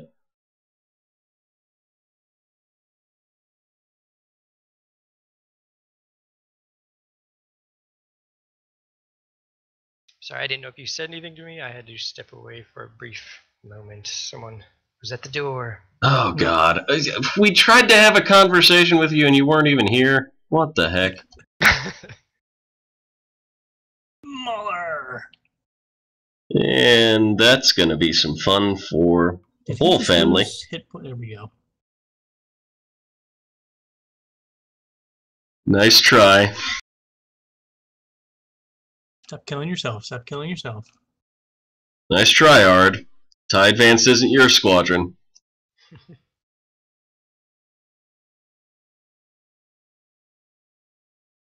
That is a big cluster of squadrons, and I think we are about to see the end of Han Solo.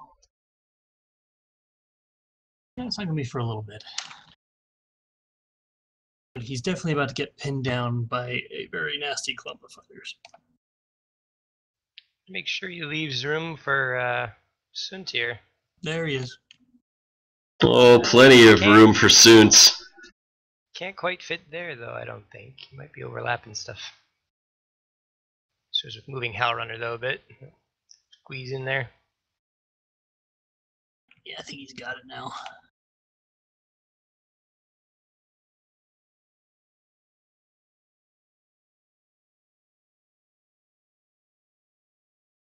Slight technical difficulties for a second, but they seem to have resolved themselves. And here comes Dengar, finally.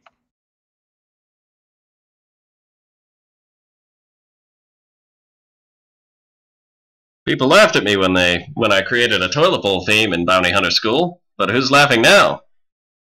What the heck is he doing with that guy?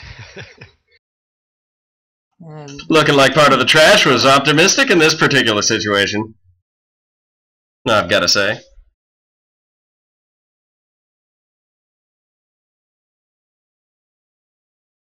Go on, just dive in. You got the advanced. Dream the impossible dream. They're not going to shoot squadrons anyway. He's not going to shoot squadrons anyway. Come on. There you go. Excellent. Gets Dash and Han.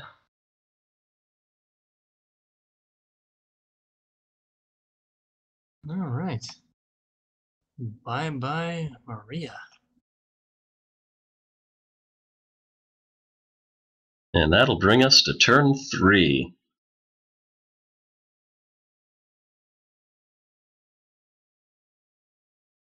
About 40 minutes since we started.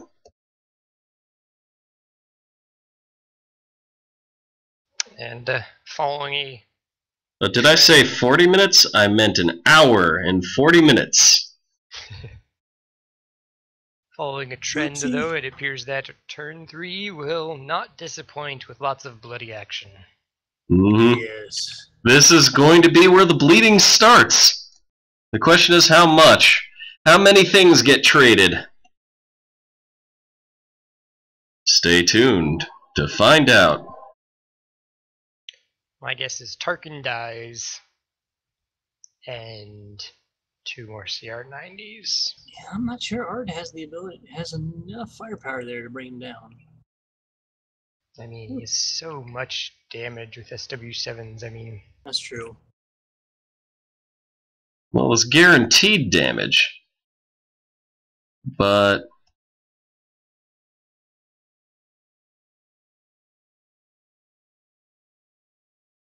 Let's see, if all 5 of those ships get shots on target,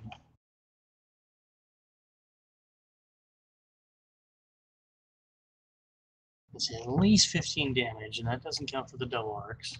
There are now 17 people in the audience for Vassal. Oh, good lord. Yeah. And 17 people in the audience for our live stream. Hi, live stream. Only Madigmeyer's talking. So he's definitely got at least 15 damage and the double arcs. So mathematically, he should be able to take Tarkin. Yeah, I mean, only 2 attacks can be braced. You're bracing 2 damage maximum. So, I mean, braces are basically non-existent. Really just comes down to how many double arcs he's going to get. Yep. And he's only got 1 guaranteed. I mean, it's 17 damage to kill Tarkin, because he'll be able to use all the shields with the redirects. He'll be able to brace And then twice. bracing too, so 19 raw damage. And right now I've got Art at 17. And here's a fun question. What if the Tarkin token is engineering? Oh boy.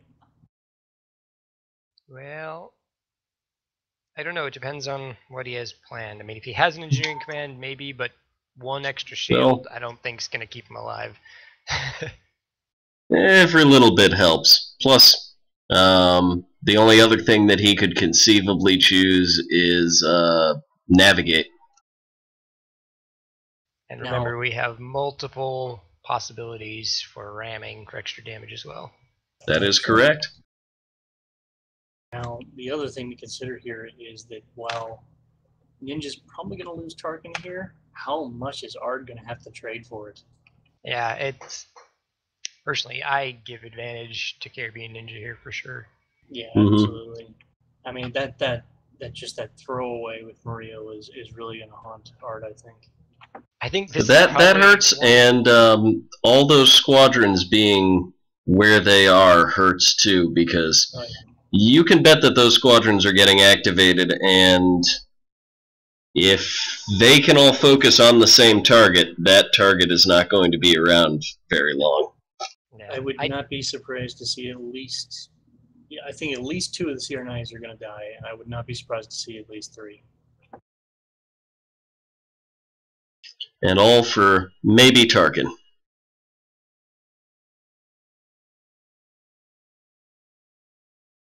Yeah, I think this is probably one of the worst-ish matchups for Ard. Just, you know, a fairly high number of beefy ships, and then tons of squadrons.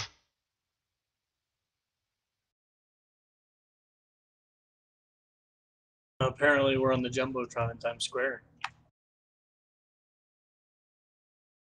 This is the matchup of the week, and I guess people just wanted to see it live in the stands. And there's the repair tokens. There we go. Hey, we got some more members in the chat.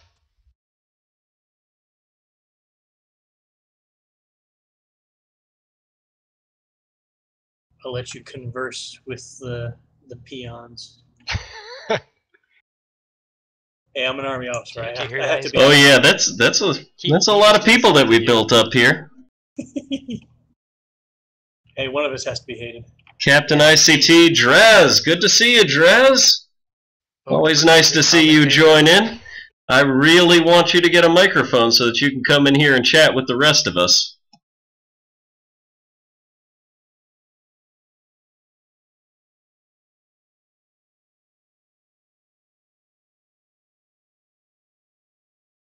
All right, here comes the first shot.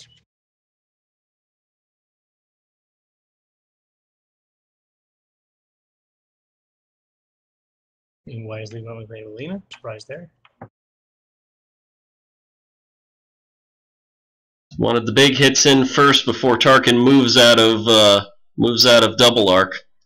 I don't think Ambelina can actually move to safety though, even at speed 4. It's just a very large net cast by those 2 VSDs. No, I don't think there's really safety for Ambelina here. But what she can do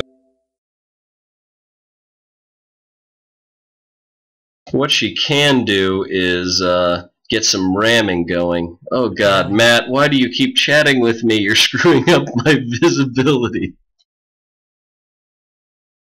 Yeah, I think a ram here would actually help out quite a bit. Get Tarkin pinned.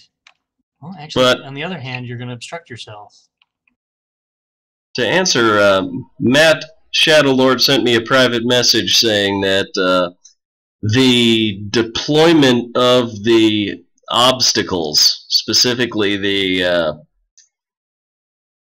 rocks and the debris screen, have been exemplary. And I think we can agree on that. There's been some great maneuvering around these obstacles.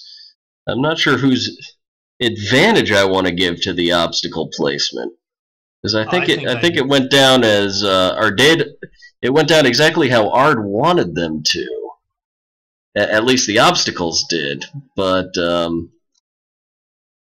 Ninja's using them to his absolute benefit, though. I think Ard tried to make it to his advantage, but it's just been turned on him entirely. I think in the end everyone got exactly what they wanted from the obstacles. Ard's getting a little bit of screening from them, and a little bit of obstruction, but so we got a brace and a redirect. Might as well. You know that's the most damage you're going to take from any given attack. Yeah. And here comes another 3. This will probably just be a redirect to the other side. Probably. Maybe he's thinking that he can keep that that brace for a rainy day. Yeah, I'd save it until the attack that's going to kill you. What's the point? You know it's going to be 3. Yep. Or what else is he going to do? Block your brace? Oh no, I take 2. Though, actually, if he gets down to a single redirect, keeping an accuracy and blocking one of those redirects could significantly, well, probably not significantly since most of it's already been redirected to the sides. Oh, Ard, you're being greedy. Don't seek the treasure. Don't seek the treasure.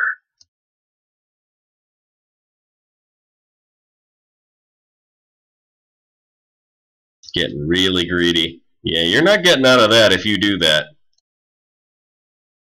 Yeah, he's going right out the board if he does that. Well, see, and this is why I disagree with him going with Ambelina first. I don't believe there were any targets in black range of VSD3, and he's giving him a black range target. He doesn't have to. I think he can, if he turns away and just isn't greedy, he can get mostly out of there. Even turning away, I don't think he has enough distance to get beyond black range. He might. It'll be close. Well, there's the other thought to that is maybe he's trying to keep the other 2 Corvettes from getting ganged up on. I don't know. I'm just trying to rationalize it. Well, I definitely understand why he activated Ambelina first. It's his only guaranteed double arc that he has, so I think you got to take that. But yeah, JJ's absolutely right here in that he's it's definitely a trade. And I feel like he's just not quite using his activation advantage like he could. And if he's going to place that somewhere, he wants to get a ram with it, and he wants to put it in such a way that where it winds up, that VSD3 can't duck away from it. So I think that's what, if it were me placing it, I'd be going for the ram, and I'd be going to try and place it somewhere that a speed 1 rams again. Get some free damage out of it. If it's going to take 6 dice, 3 of them black, at least get some productivity out of the darn thing. Yeah, I think you're right here, JJ. I'm pretty sure he's still in black range there. Yeah, he's definitely in black range. And the rear arc, too. That's not going to do him any favors.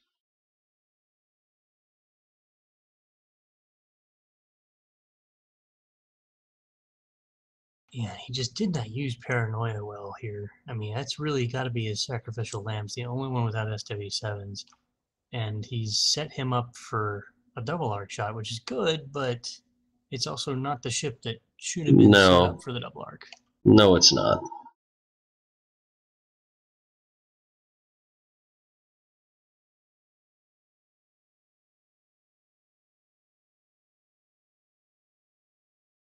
Because VSD3 here is gonna come into his blue range, and he's probably gonna get a double arc out of it, but it's just the wrong ship. Yeah, he doesn't want to shoot 3. He wants to shoot Tarkin. I mean, the double arc means that he can shoot Tarkin and shoot 3, but then why go through the effort of setting up the double arc? Yeah. Yeah, and this goes back to what I said originally. He really should have targeted the flank. And yeah, Tarkin's a nice juicy target, and yeah, he does some good benefits, but he's going straight into the overlapping fields of fire and doing so willingly.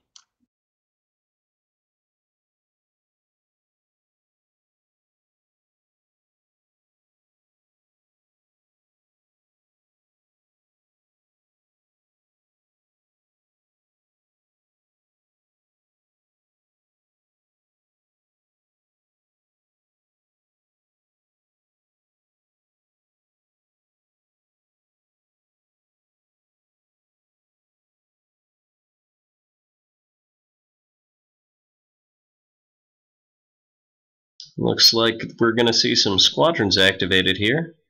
Probably going to go and take out Han Solo. Oh, why bother? Or maybe just... yeah, you can wait until the... get the bombers going. I wonder what VSD is going to go first here.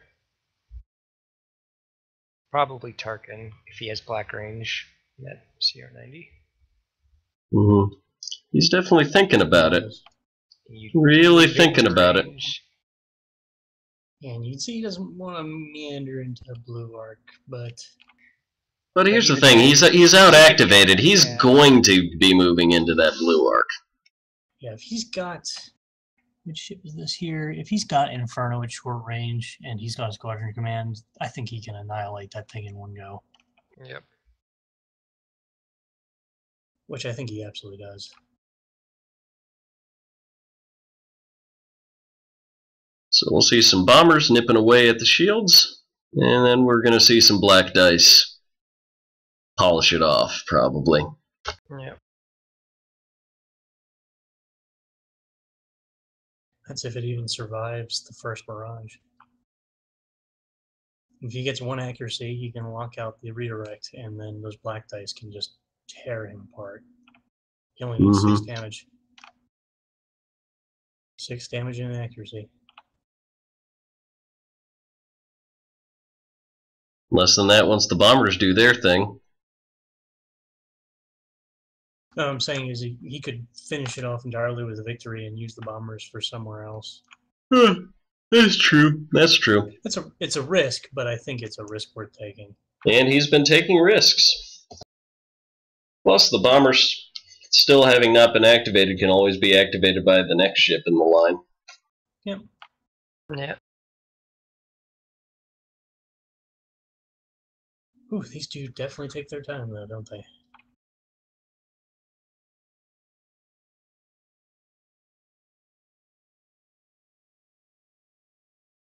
This is definitely turning out to be one of the longer games that we've seen played.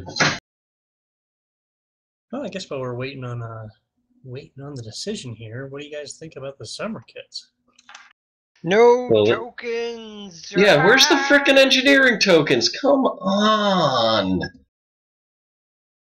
I got some nice shiny navigate tokens, got some nice shiny squadron tokens, even got some concentrate fire tokens that I'm never gonna friggin' use. But when I go digging through my pile of tokens for engineering, what do I get? Do I get nice shiny plastic tokens? Nope. No, I get cardboard. Yeah, I love everything else in it though. I mean, they're continuing with their XI7s are amazing. XI7s for everybody. They're continuing with using the one variant usually for alternate art, which is okay. I think the ISD one sees more play than some of the other cards they've released. So I was expecting to see. Yeah, I was expecting to see another commander pop up as a prize, like Mothma and Tarkin have. Yeah. Maybe we'll see. I want the CR98. That's what I want in alternate art. Maybe we'll see a commander at a regionals pack or something. Probably. Yeah, I don't think regionals pack have been. I mean, both commanders have been, national championship. Well, not North American, excuse me, and then world championship. So they might be saving those. Yeah, I was lucky to be. I'm gonna call that his first mistake. That's not what I would have gone with. He's already been shot at by Emblina. He has all day to kill it. I would have gone with Tarkin. Mm-hmm. So it seems like both players making some interesting activation order choices. Now Inferno can take its shots and get the hell out of Dodge.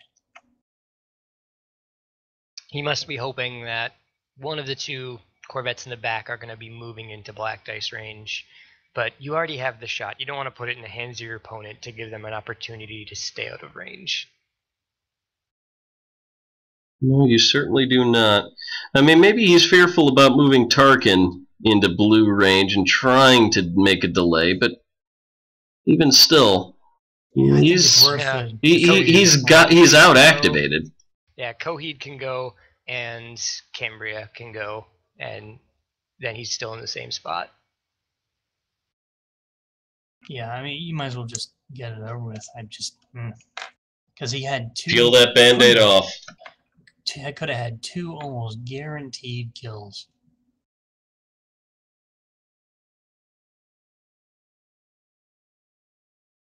And now he's gonna use bombers on a ship that probably would have died without him.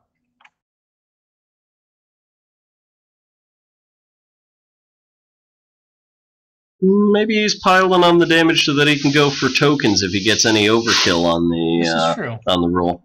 That's true, and that'd be a good way to play the objective. Maximize those objective points.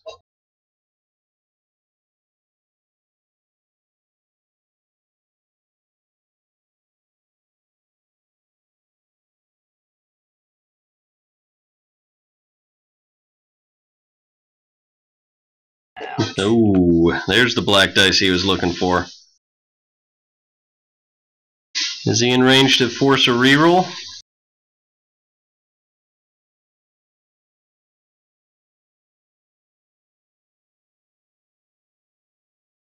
Excellent question.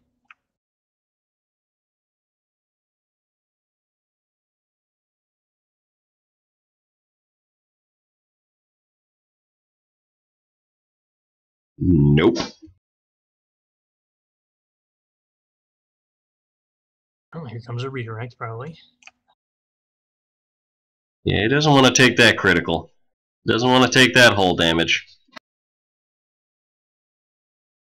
I think he's learned his lesson about letting hull damage come through onto his CR90.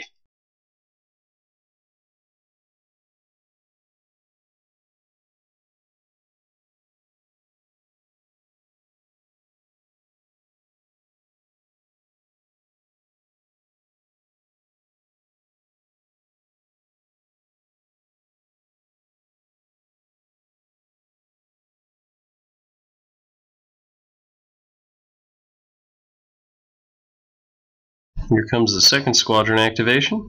Also going to be going after the rear.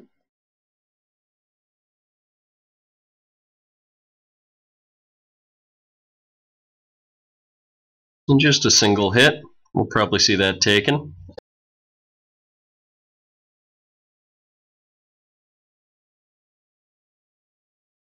Sure enough.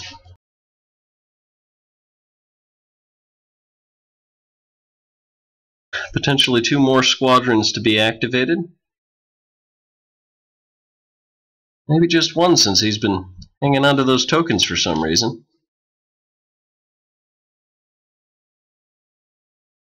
Yeah, I'm not entirely certain why he's not using them. Tarkin will give them back to you if you need them.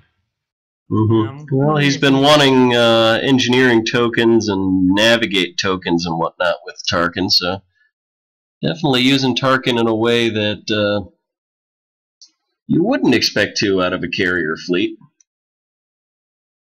I think we'll see him probably switch commands up here soon. I wouldn't be surprised to see like a navigate or something like that. I think I just saw Major Rhymer activated. Oh, yep, there we go. Token spent. Yeah, and blank. Or no, that was last roll. Yeah, that was the last one.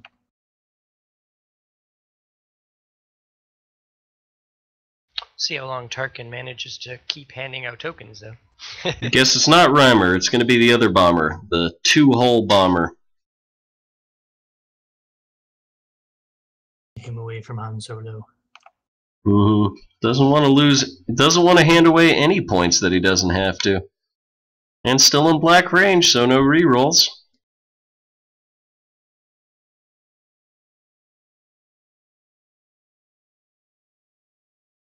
One more hit. That, I think, spells. Do we see the? Now. Oh, almost certainly. Does that mean that he uses the redirect? I think it really doesn't matter at this point. I think just the black dice range alone from the victory was going to kill him.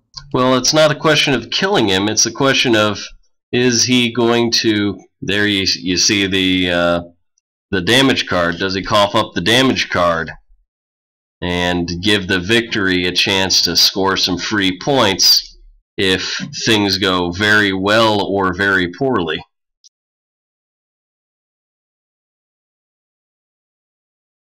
And now we're going to see how well that victory goes. And the answer is very poorly. So we're going to see him score some free points. Stand very corrected. This is why rerolls are important, folks. Yep. And he spends the die, scores an extra point, and that'll be all on shields. Wow.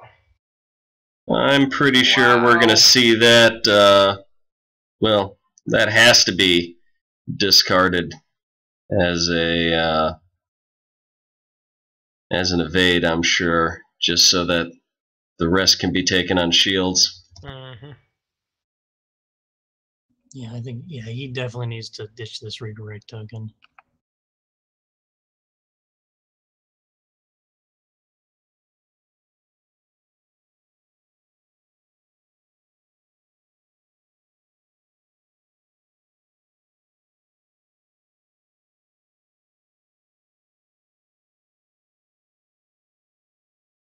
And that goes away as a evade.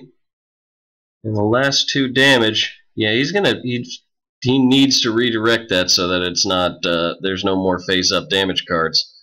Yep, sure enough. And Madagmar makes a good point in chat, is that he should have just not canceled for a card. You would have been able to get a crit through anyway with leaving it at 3 damage, and it would have been a new card face-up.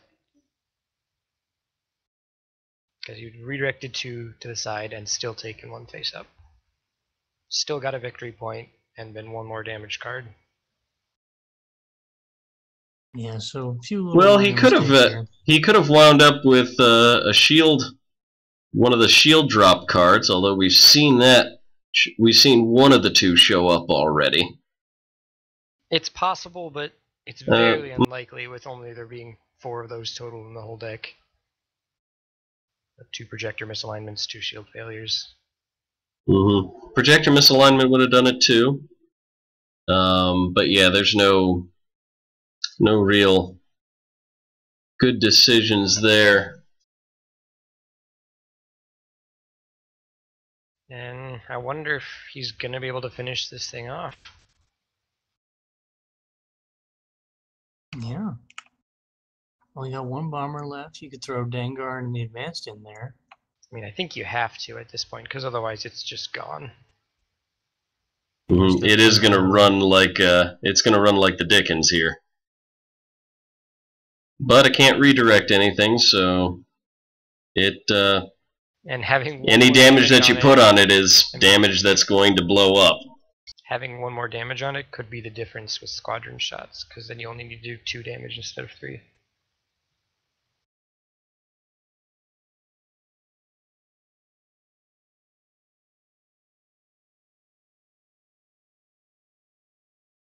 Stepping away for a second.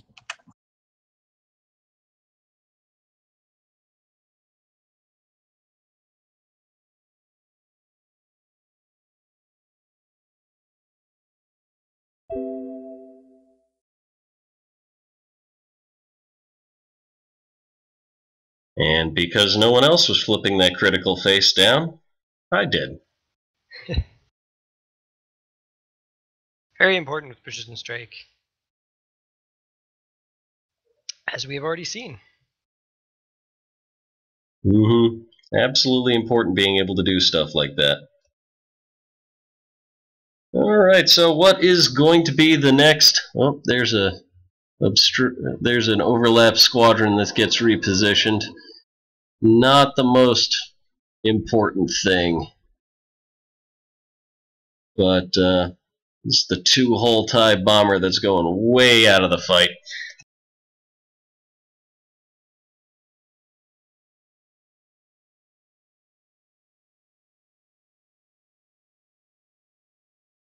I can't remember if they FAQ'd it or not, but is a player allowed to look at their own damage cards that are face down? I don't believe so. I believe that I think that damage cards FAQ or something like that. I remember reading somewhere. I mean, it could have been a different FAQ of a different game that I had to TO a couple weeks ago, but there was something I remember reading a while back about face down damage cards not being able to be looked at. Looks like Captain ITC in the stream chat says per the FAQ, no. That's what I thought. I just couldn't remember if they had clarified it, which is important because with precision strike, choosing which cart you repair with an engineering command can be very important. Very, very important. Because I've had this happen to me before, where they draw a projector misalignment, even without Dodonna, and then just flip it up and make me lose all of my shields.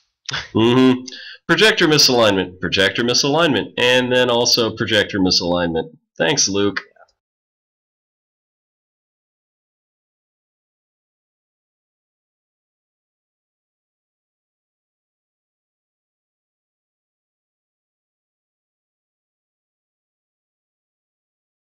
Going to be Coheed moving. Looks like he's in a safe spot. What? Oh my goodness! He's not trying to get Inferno out of danger, and these choices are killing me.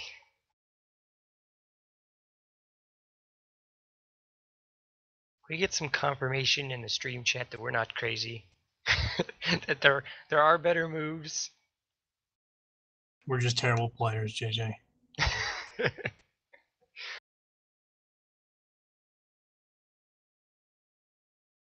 Well, I mean, I am, but I'm pretty sure you guys aren't.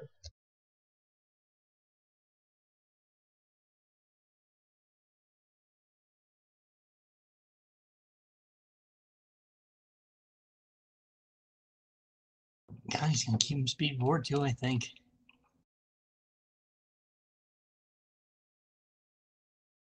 Move your dang ship.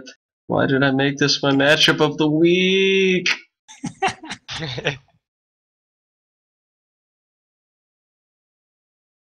Lots of ships. I could be getting drunk on a Friday. Well, I mean, technically I still could, but maybe that would improve the commentary. Drunken commentary. All right. I'm drinking tea.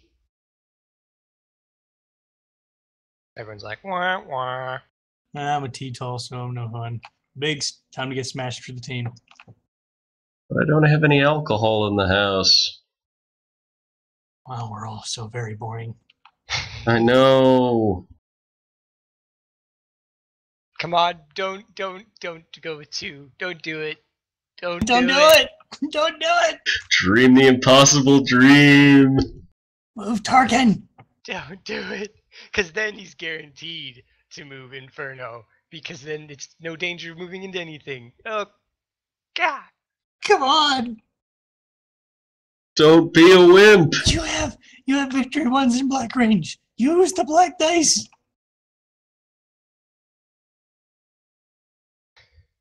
Matic Matter Oh, says, God. that's a great idea. Be right back, I believe, in reference to the alcohol. Now, that's just the thing. I had alcohol, but then I gave it all away to a friend that needed it more.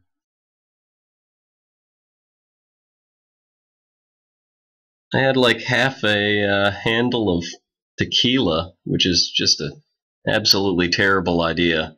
Let me just say, because all of my worst blackout and puking episodes have involved tequila in one way, shape, or form.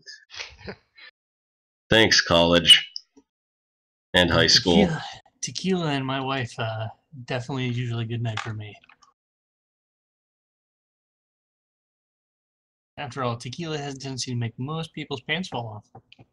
Oh, it's 2! I think there's a song about that. And there it is. What are you doing? Oh, I hope they watch this after the fact.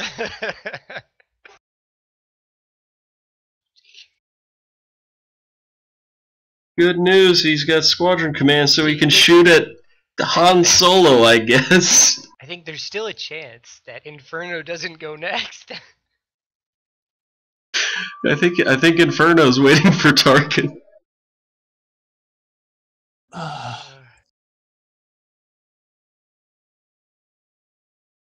Well, that's a damage. Oh, Rhymer. Flip it up and discard a token. Please no. Don't flip it.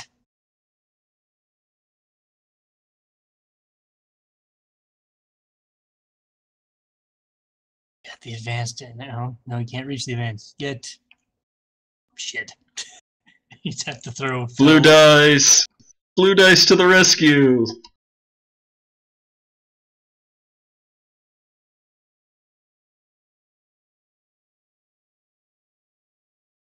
What's there to think about? Take the damage.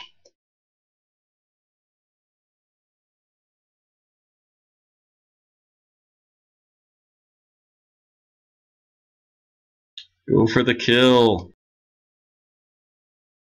Oh, it is taking so much willpower not to hop down there and say, take the damn damage!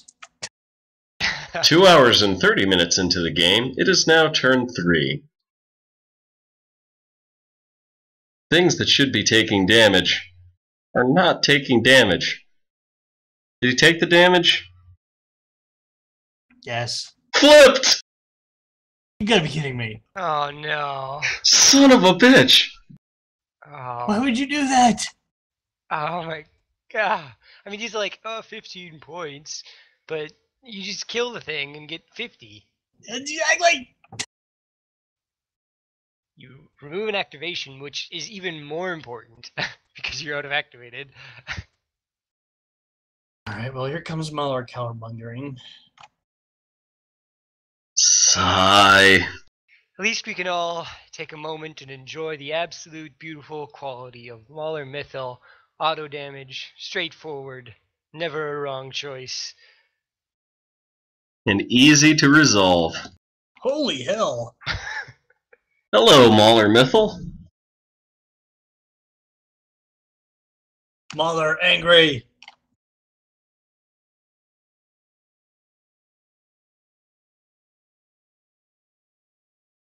I really need to borrow some of these people's dice. Mine do not work like this. Yeah, anti-squadron dice. No, mostly for me it's red dice. I had a game today where 3 turns in a row, the MC80 rolled accuracy blank blank. And that's another reason why I don't like MC80s. They can't take turbo laser reroute circuits and use them. Do what I do. Take enhanced armaments and take the assault MC80. Yeah, and then throw. And then Akbar. No, not Akbar. Yeah, this is why I've come to rely heavily on squadrons. Black dice and blue dice love me. Red dice, not so much. The MC80 is really just an overpriced thing that sits in the back and throws V-wings around. Yeah, that's the reason why Wave 2, like, turbo laser reroute circuits, like, grabbed me and said, "You are mine. I will never let you go from my tight embrace." Leading shots and defiance. Leading shots, defiance, and 5 red dice are my jam. Yeah, I've started throwing the TRCs in my my Recon build. I'm going to put them on the Nebs just because the Nebulon B evade almost never gets used. Yeah. Because they can't lock down your braces with just one accuracy. Yep. So they can get that evade token. Okay, Soons, you gonna do it? You gonna finish off Dash? You can do it! No, he's going to go for Han.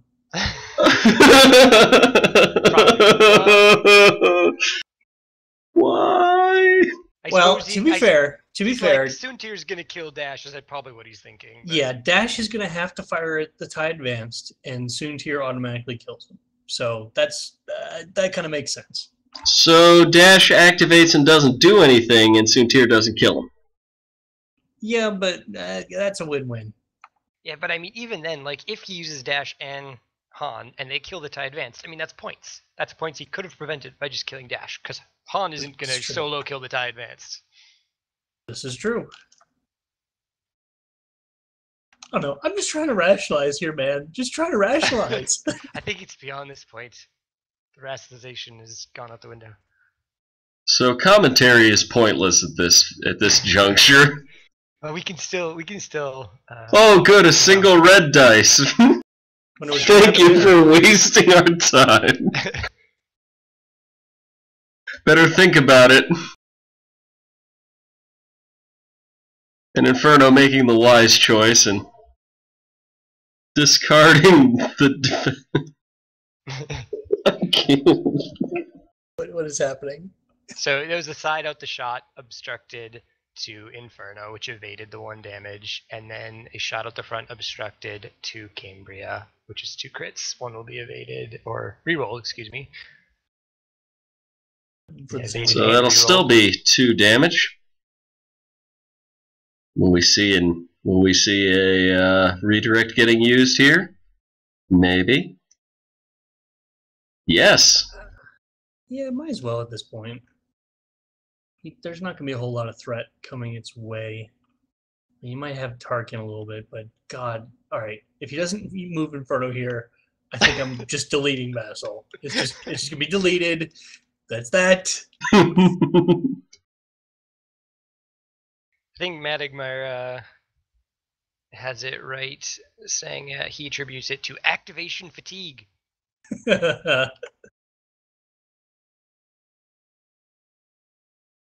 Mad, if there's any way that you can share your booze through the internet,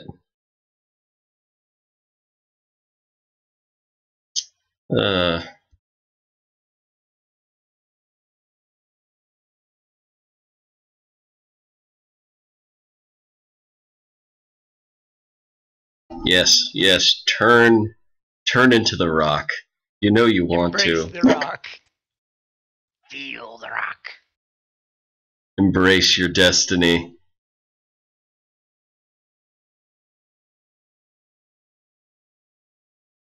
Actually, honestly, rocking it right now might not be the worst possible plan because it gets that front arc and it blocks it blocks Inferno's escape route. Yeah, I think he actually should turn in. He probably is going to take. He's going to take a ton of criticals from that asteroid line if he does it, but he might be able to corral Criticals don't matter unless they're for precision strike, unless they're being done by ships or squadrons. No, they won't give points. But I mean, if you're taking 2 to 3 criticals on a ship, that's gonna hurt. That's true.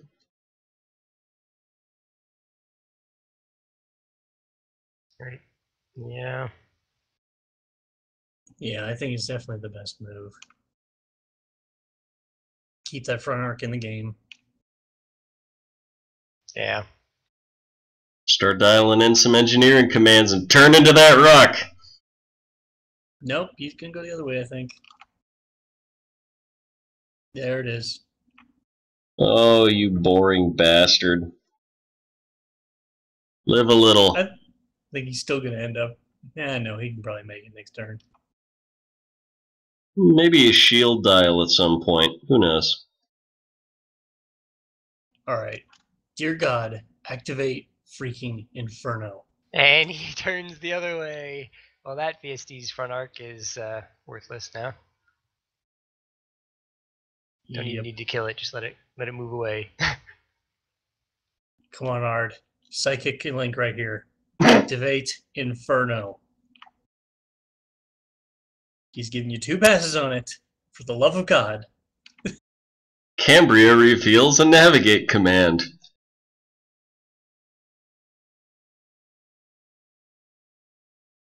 Cambria reveals a concentrate fire command.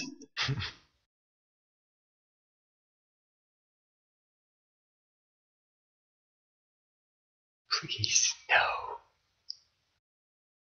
Paranoia reveals a concentrate fire command. He's looking at Cambria's command.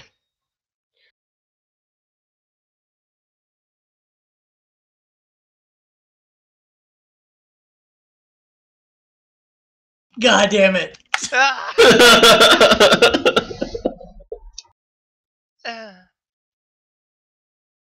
It keeps happening. What are you doing?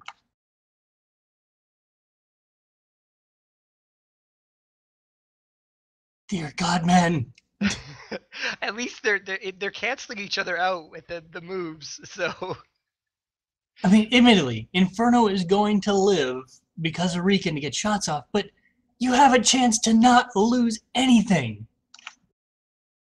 yeah. I mean, that's kind of Falling into the Rican trap. Activation 101 is you want to avoid taking shots or certain color dice shots, if at all possible. That's why you have so many activations. It's all about maneuvering. Falling into the Rican trap.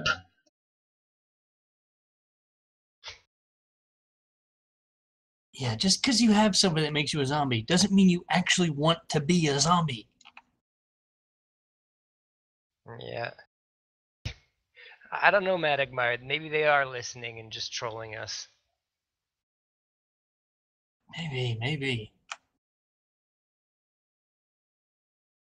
Did he just discard a redirect? He did.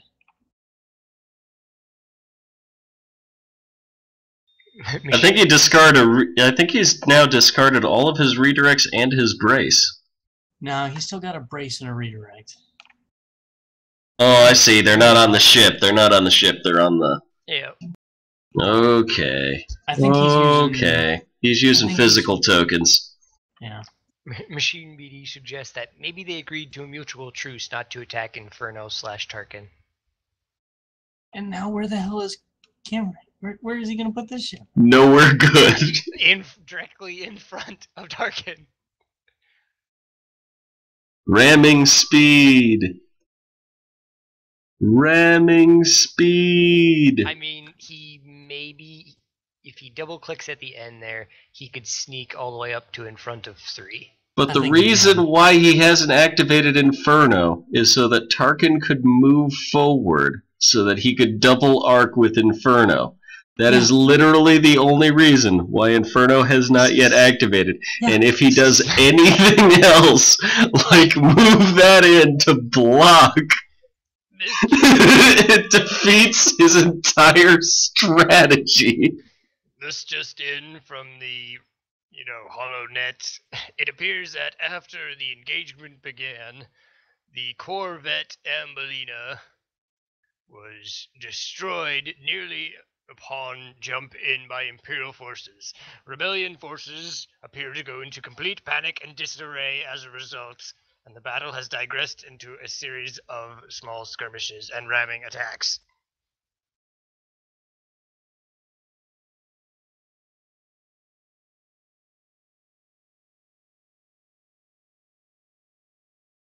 Come on, Ninja, you can do it.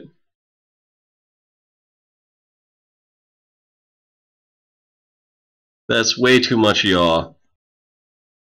I think he's thinking of slowing to speed 1 or 2. Maybe. And he has a navigate. That's still way too much yaw. But up to speed He has a 4. navigate.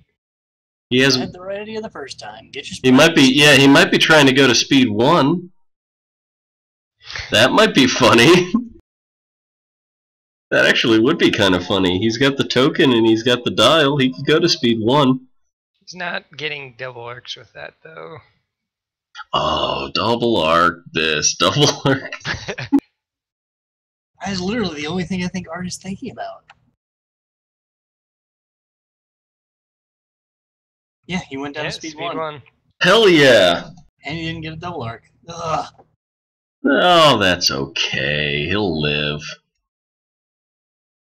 Likely not. Yeah, he's not speed 1. Like, speed 2 is max next turn, so he's not jumping over anything. Probably. I mean, Tarkin goes down, then you're moving through, but... But Tarkin's probably about to blow the hell out of Inferno. Well, we saw how well the last Black Dice front arc shot went, so... Alright, so still anything here. Dengar or the Advance should finish off Dash. Or, or Solo. They'll finish off Solo. Or they can just move over and try and finish off Ambelina, which is probably what should happen. Oh, hey, he got shield back. Yeah, he does use the engineering. Look at that, getting some shields.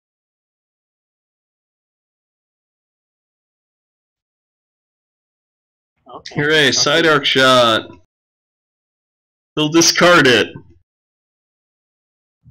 God, do not flip that token. Do not flip the card. Do not flip the card. Flip it, you know you want to flip it. Flip that thing. He has no defense Get those 15 he points. Has no defense tokens even to get rid of. Get those 15 points. You know you want it. Don't. I mean, if he just decides, well, screw it, I'm not going to kill this thing, then maybe it's a good move. But dear God, you have a chance. You've had multiple chances. 2 more damage cards in this thing. It's one attack from a squadron from death. Ah! Flips for the token. Yes. You beautiful bastard. Yes. What is happening? If I didn't have a headset on, I would be banging my head on my desk. I'll do it for you. I don't know if that actually turned up on the mic, but... Yes, it did.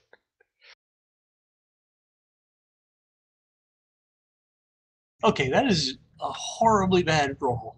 Come on, use the concentrate fire. Use the concentrate fire. That's 2 in a row where he's only rolled 3 damage on a VST front arc. Come on, reroll one of those blacks. Reroll it. Roll the black. Roll the black, you know you want to.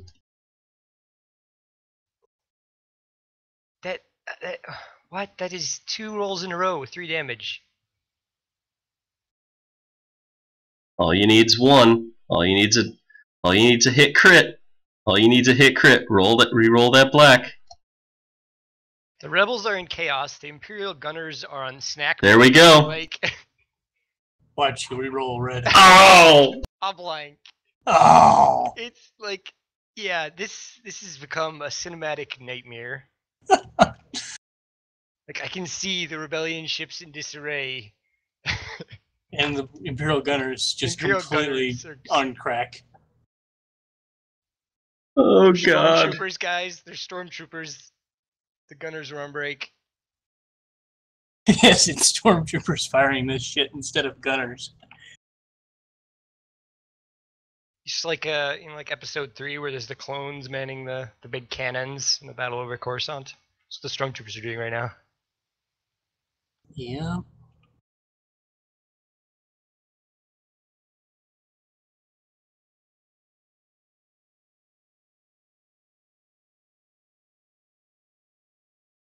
I've lost all like semblance of strategic ideas or like what's going to happen in this game.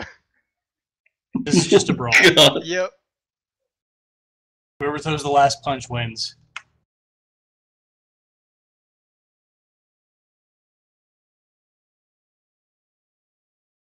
Oh, now all I want to do is I want to see Tarkin blow up this turn.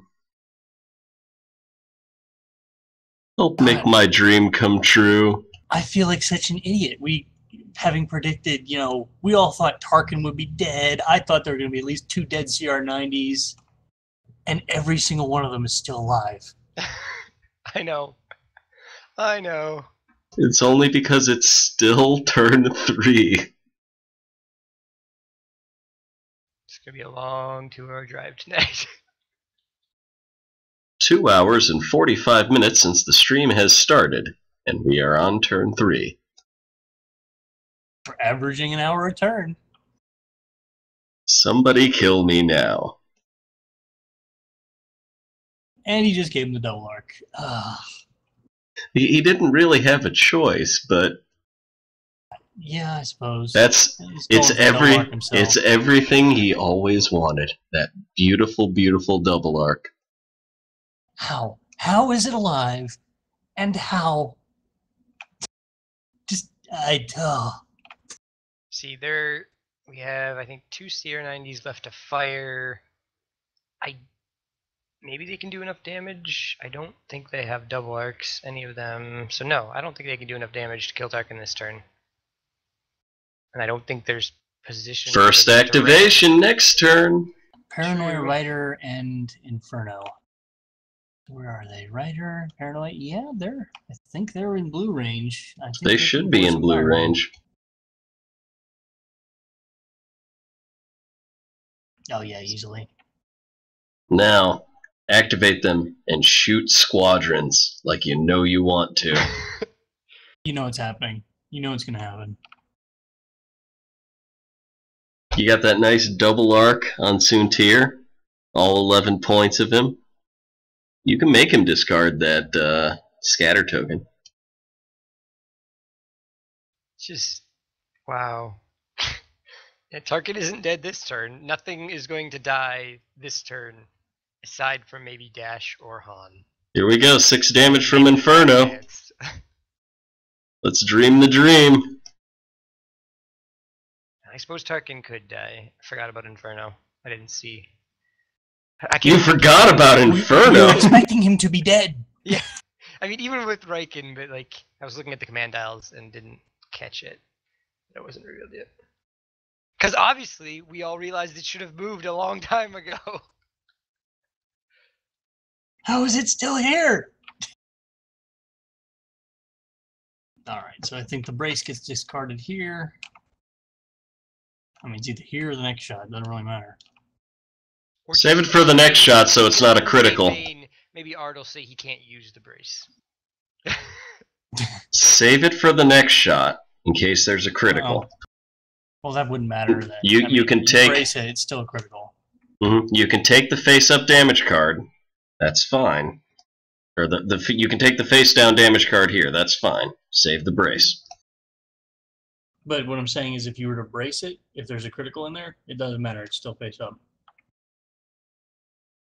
Yeah, I think, yeah, he's bracing now. Yeah, that's that means- true. That means there's Makes no zero damage difference. card. There's no damage card to be flipped up.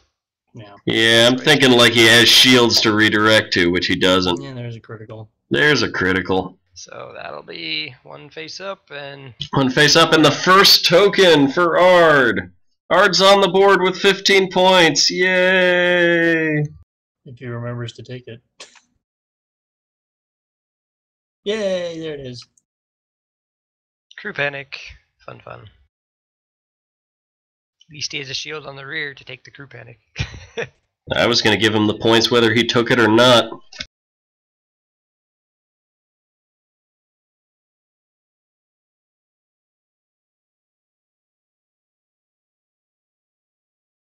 Yeah, thank goodness he still has a shield to take that, like you said, to take that crew panic. I don't think he'll be alive though anymore to activate next turn. He Yeah, might two more actually be ships. able to.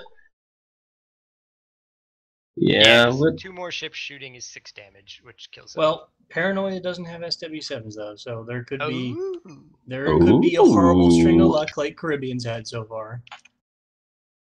Triple accuracies. But don't forget, he does have first activation the next turn. Yeah. So he can't physically have that bad luck because he's got 2 shots that are guaranteed to be doing damage. He can actually take Paranoia and fire at the VSD, and everything will be okay. Yeah. But will he realize that? He can do 6 damage. He can do 3 with Rider, and then 3 more with another CR90 next round, and that will take Tarkin out.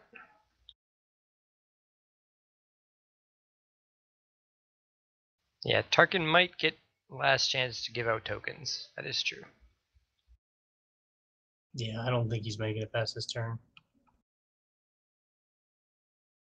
Ooh, is that an overlap? Looks like it to me. Gotta zoom in. Oh, that's really close. Oh, yeah, that's one I'd roll a dice on. I think it just barely is, but yeah, it's insanely close. The It's pixels pixel are meshed. 400% says it overlaps.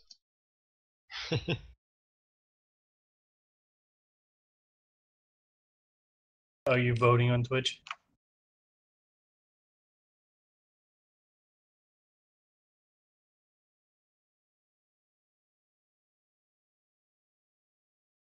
.400% zoom looks like an overlap to me. Yeah, I agree. Yeah, I'd say just barely.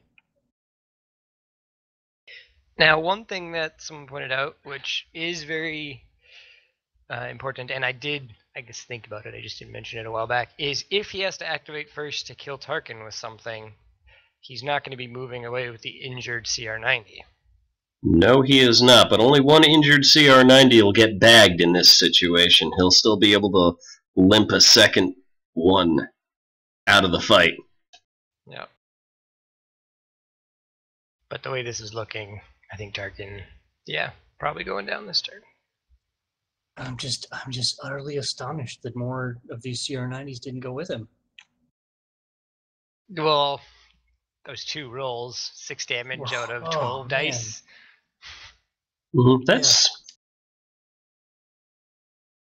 That is the kind of trading that Ard wants to be doing here.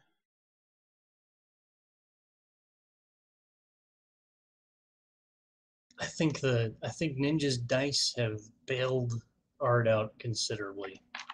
I don't know if Ard is going to bag anything else besides Tarkin, though. Like, is he going to be able to come around enough and get enough guns on target onto, like, 3? If we want to take a minute and look at our Biggs keys of the game, brought to you by Bud Light, which we can see right here, the keys to the game being points from objectives, the squadron matchup, and making good trades.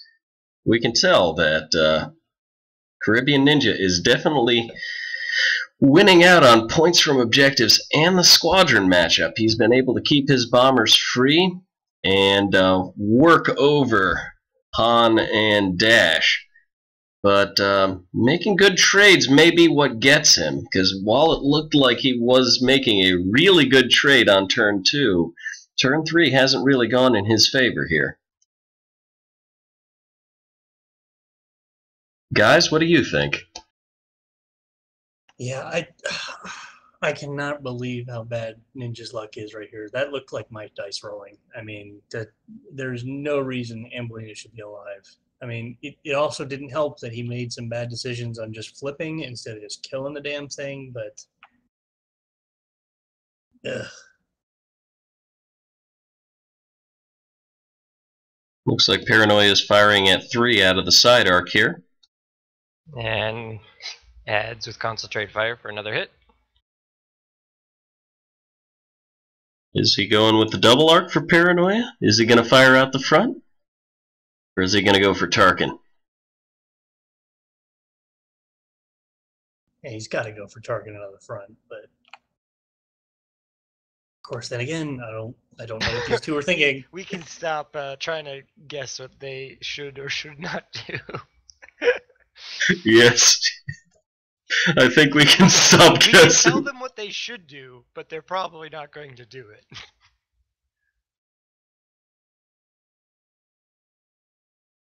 Kill Tarkin. Just kill Tarkin.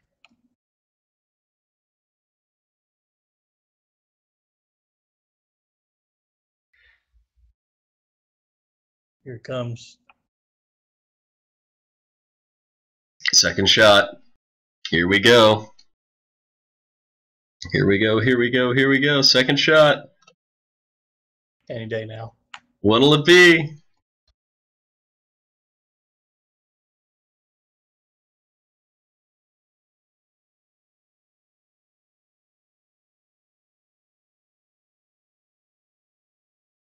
Shoot at 3. You know you want to. Do it. Don't Do do it. it. Don't do do it. it. Do it. Dear God, kill Tarkin.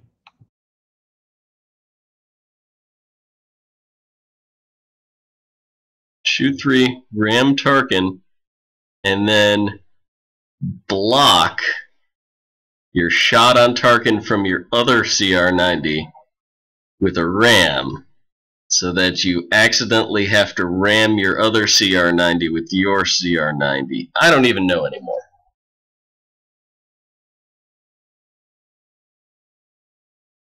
Take your damn shot. Dogs and cats living together. Total pandemonium.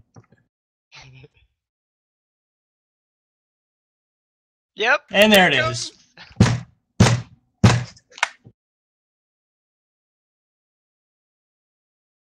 That actually kind of hurt.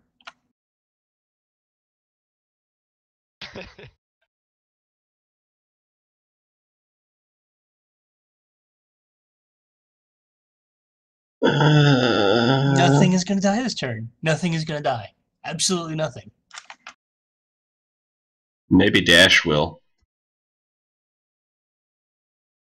They'll find a way.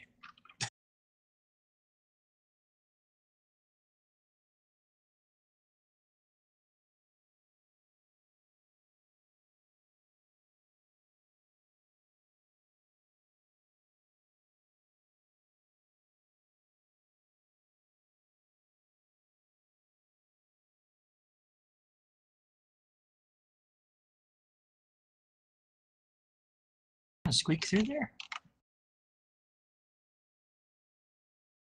There you go. And what's that crit that's just sitting in the middle of the table for? Like, It belongs to Inferno. I'm trying to find Inferno's thing so I can move it there. Inferno is the third one from the left. Got it. Moved it for you. Sure, as I go to move it. But thanks.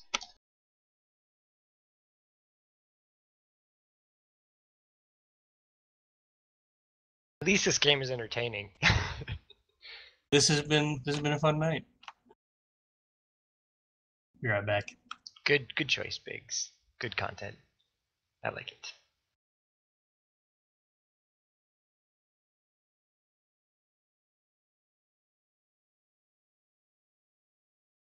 So much fun and excitement.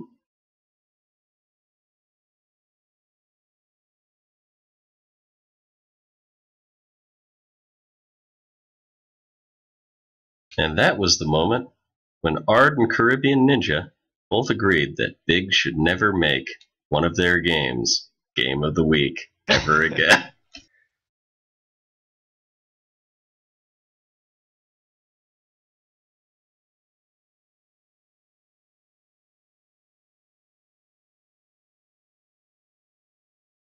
Now, I'm trying to remember, but CaribbeanNinja played Madagmire in the Yes, in the quarters.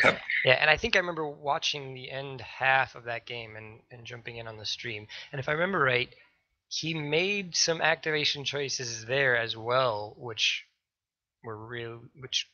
possibly may have cost him that game, or at least making it closer. Unfortunately, I don't have that saved, so we can't actually go back and see. That was the last one that I recorded. The last one I recorded that I just don't have any information on.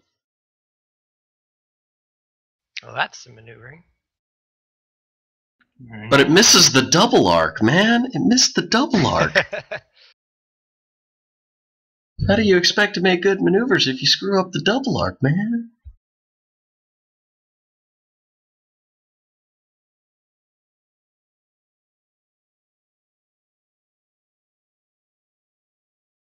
And now the most comedy of options here.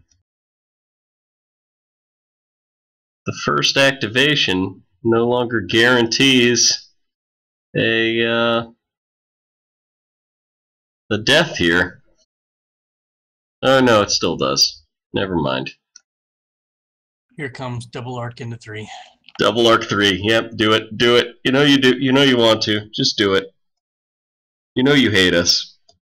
Just shoot 3. Yeah, do it. Do it. Just do it. Just do it! Do it now! Get to the chopper. Destroy the Star Destroyer. Do it now. He'll have to discard a redirect. Shoot the lasers. They go pew pew. He'll really have to discard that redirect. Otherwise he's taking hold damage with crits. And he will. Alright, double arc it. You know you want to. Just do it. Come on.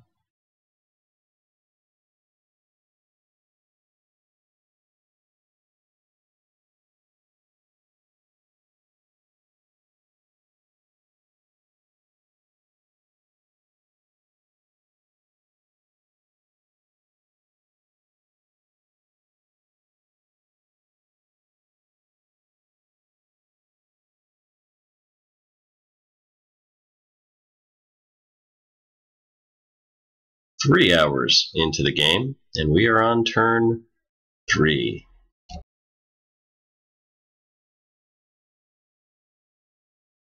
Keeping the dream alive.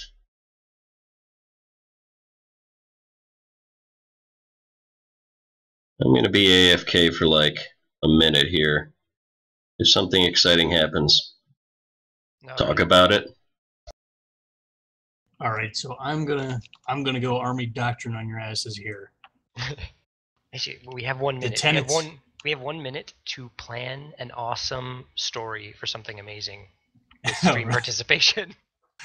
Characteristics of the offense: doctrinally, surprise, tempo, concentration, and audacity. Dear Lord, these two fail at concentration so bad. We have multiple ships getting shot at. Taking damage. I mean, these victories are all... there's enough damage to kill any one of them. And yet... Yeah. And yet here we are. And he goes for the front shot on 3. Tarkin is surviving. Tarkin survives. No surprise. No surprise. This is really not a surprise. And this one doesn't have SWs, so it's just 2 damage. You discard the redirect. I'm flabbergasted. Like, he wants to take down both VSDs, which is obvious, and he might have enough damage, and I think he actually probably does maybe have enough damage to do it next turn, because CaribbeanNinja has not focused and killed CR90s and had insanely horrible rolls. But like, yeah. I think Ninja's probably playing the better game, but his rolls have let him down tremendously. Ard, I have no idea what the hell Ard's doing. Yeah, I mean, he's not using his activation order, and he's not focusing firepower.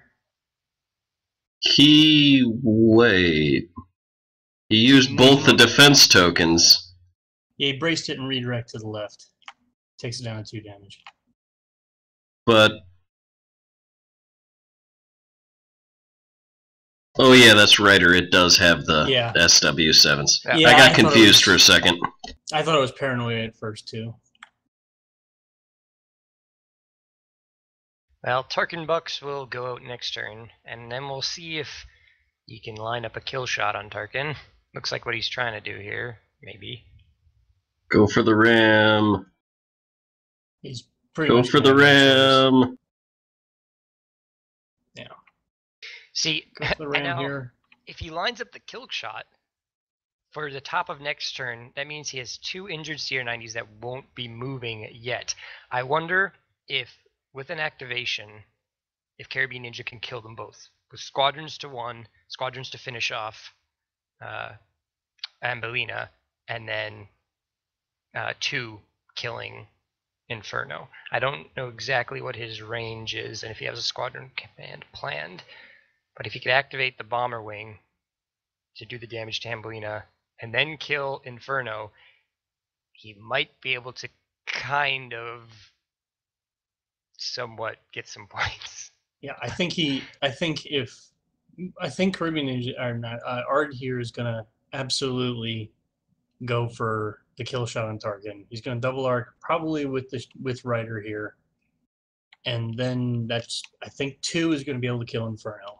I've said that before, and the dice have not worked for him, but I really think he should be able to kill Inferno and if he doesn't activate 2 first, I mean, ugh. Yeah, it is interesting, and I sure hope he has a squadron command to use those bombers to finish off Ambelina. I would be very, very surprised if he didn't. It feels like he's been planning squadron commands from the beginning, but then again, around turn 4 is about when I switch my carriers from squadrons to engineering. Usually my carriers just go down being carriers. Exactly. Spam it to the end, baby.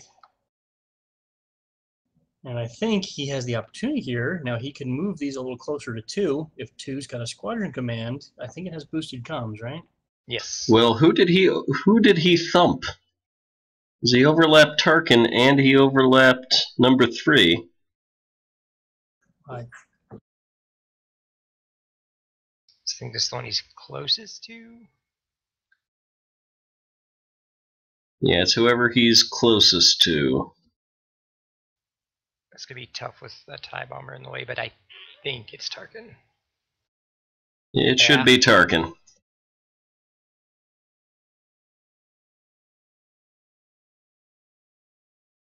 Or did he slow down enough to make it? I didn't get to see the maneuver. I was alt-tabbed. He did slow down. He slowed down to speed 2. No cruise missiling today. Okay. So no Rams is good. And he's double arced both ships. If only you could fire 4 times. God, what an absolute cluster of CR90s.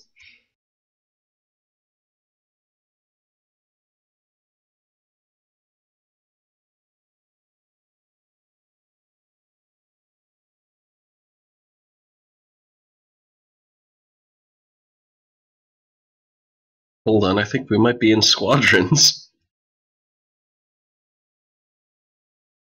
Maybe? Maybe?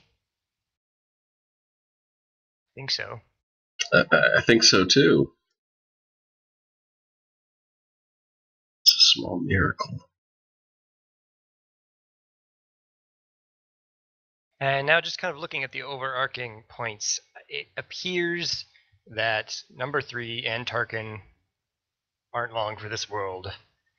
So points-wise, in order to keep this close, because based on these 2 teams' matchups, I know it's not close is I think what Caribbean is trying to go for at this point, because he seems to be in the downside of things.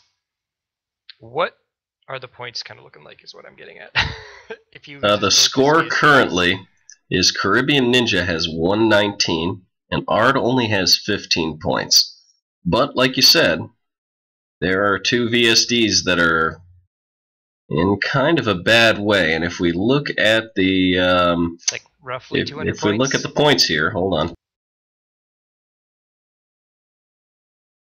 If we look at the points, we can see that the Tarkin victory is worth 111, and each of the other victories are worth 77. So that's a 188 point swing right there with those two blowing up. There goes Han Solo. Don't remove him from the board. He's not dead yet. But yeah, he kind of is. I'm confused on what exactly happened shots-wise, because shouldn't Ard be firing first? Yeah, Han's kind of a recon zombie. I mean, Ard gets to go first anyway with both his squadrons. He's first player. Yeah. Did he not do anything with them?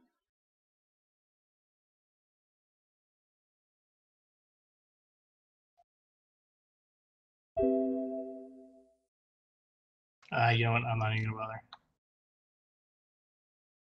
Yeah. Well, I kind of am.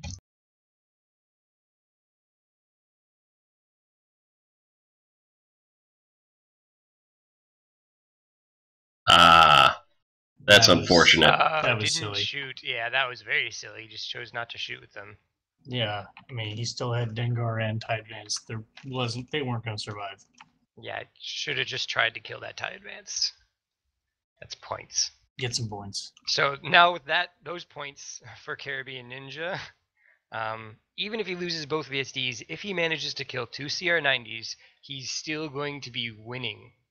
So I think that is important to be aware Yep, of. score going into turn 4 here is 169 to 15. I think if Ninja can keep two here limping on and surviving, and he's got all of his squadrons, nobody's gone anywhere, so he's got a lot of points there, and then he's got 2, so he can keep it close for sure.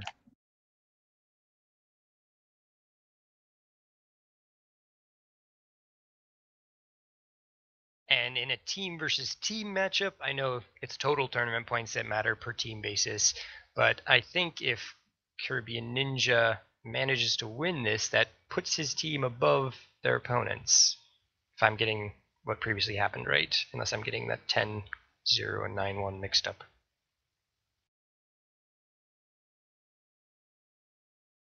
I suppose Biggs could probably. Hold on, I am going to verify here.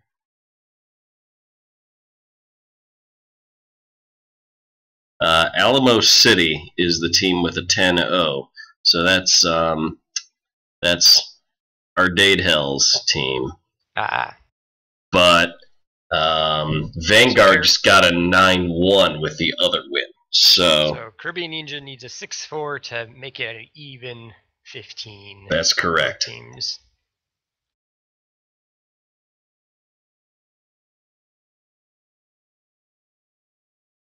And obviously, the more he gets, the better he'll be going into. Now, here's an interesting thing. Caribbean. Let's suppose, just for a minute, that Caribbean manages to rack up a lot, and I mean a lot, of precision strike objective tokens here. And then his last ship's blown up. Boom. 400 point tabling. If he has more than 400 points in dead CR90s and tokens, he could wind up losing, but making it a 5-5 0 MOV loss. Yeah, that is interesting. Let's see. Because remember, whoever has, if one side has all their ships blow up, the other side wins. However, You and can't here's the have- really interesting point, because he's player 2, if he blows up the last Riken zombie, and that Riken zombie, like, blows his victory up as well, he wins because he's player 2. Yeah, Reiki just gets weird with like simultaneous destruction and so forth. Hopefully, we won't get to that point. Yeah, I doubt The we way will. this game's been going, oh man. I mean, yeah, maybe 2 is gonna have issues with so many coming at him. I mean, I don't know. Let me just tell you just how excited I am to put this up on YouTube afterwards and just watch someone that really was interested in seeing the matchup of the week but couldn't because, I don't know, maybe they're in Europe or something, and they go and they click on it and they're like, I finally get to watch it. And they see that it's a 5 freaking hour long video. What the hell? Oh, I still have a 2-hour drive tonight after this. Dear Lord, man. Decided I was like, oh, I'll wait to drive till after the stream. It's not gonna go that long. So you're the one that jinxed us. You ass.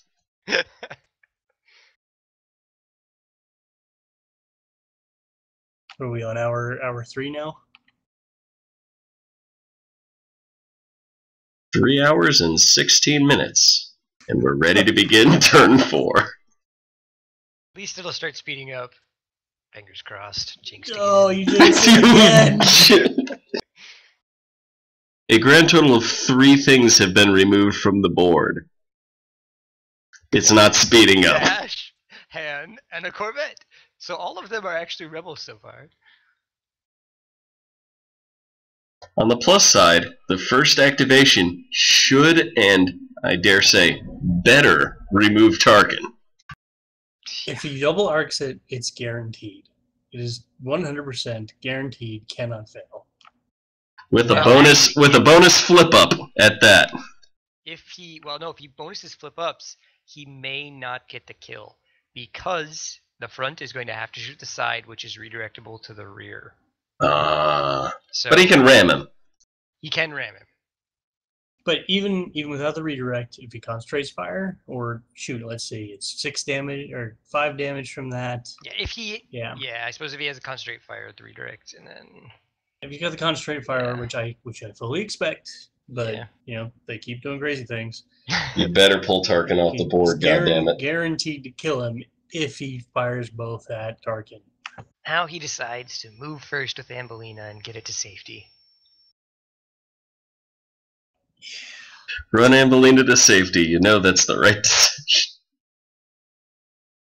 Oh god, why? It'll once again be the last thing he activates. All right, I think I'm gonna try and do this how he's thinking. Activates Winter. Let's Double see, arcs Inferno 3. Ryder is going to get shots for sure because of Riken, so I can afford to move a ship that's in danger away out of danger.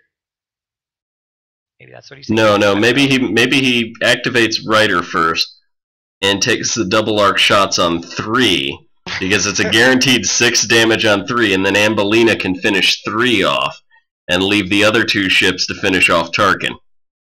Yeah, I mean, if he's just planning on like trading, yeah, but I mean, I don't. Yeah, he's I don't know very what he's- clearly thinking entirely too much about what Riken can do for him, which he doesn't need to do. There's so many opportunities he's missed here to just not take shots that he's taken, and it's very clearly because he thinks Riken makes it okay. Yeah, and that's why To be Riken fair, is Riken still, is like- making it okay. Riken is making it okay, which is his benefit. But I mean, so far it looks like this game is going to end very close in score. Yeah, and that's something neither one of them want or need. Not what you need in a tournament setting. And it's not Riken's fault. It's how he's playing with Riken, because it's what Riken lets you do is make a hard decision if you absolutely have to. Like if I'm facing a gladiator demolisher, I know I'm going to lose a ship. It's going to happen. Raken lets me strike back with I kill vengeance. Demolisher, basically. I trade for Demolisher. Exactly. Which is great, but I don't know. It seems like those choices are usually presented less often than you will use other admirals for defensive abilities and such. It's like how Admiral Akbar is training wheels for people who don't like getting double arcs. Riken is training wheels for people who put their ships in places where their ships should it's definitely new player friendly. That's for sure. See, I disagree with that. I feel like Riken's better for somebody who knows what they're doing. I won't argue with that. I won't argue with that. In a much better way than as training wheels, but I think he can also be used as training wheels, which would help at least in the beginning for some players. Yeah, I just, when you have Akbar right there, I feel like he's the training wheels admiral, and they see Riken, they're not going to want to take Riken, and I feel like nobody uses him. Nobody used him in the last tournament. We've got a bunch of them in this tournament, and I think everyone's still trying to feel him out.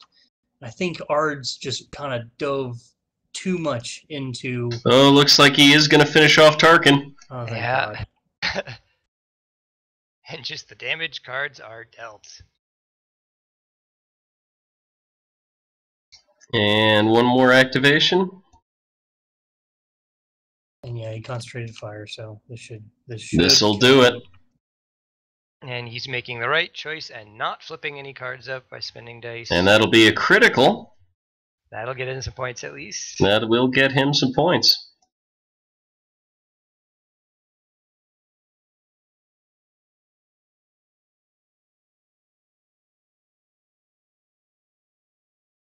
I wonder if he's debating spending one to flip a card. He might. There's the redirect. He might be willing to ram. He might be willing to ram to get that final hit. True. Get that extra point. Get that extra 15. Only one hull on a ship that's probably going to die anyway. Yeah, Ryder hasn't taken damage yet, so that's not a horrible idea. Do it. You're probably not going to take shots from 3 there either, because it's going to be worried about finishing off Ambelina. Well, I hope 2 can finish off Ambelina with squadrons, because otherwise Ambelina's gone. Yes. Yes, I 100% agree. It's a flip! Depowered armament, no long range attacking. Whoops, I think that was me. I just moved a Corvette on accident.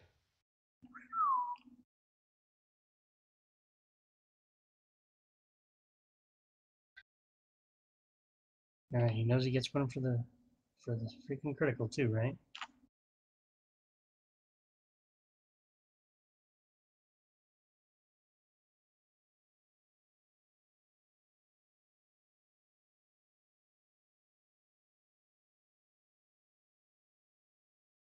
Stop typing, people. I'm not typing anymore.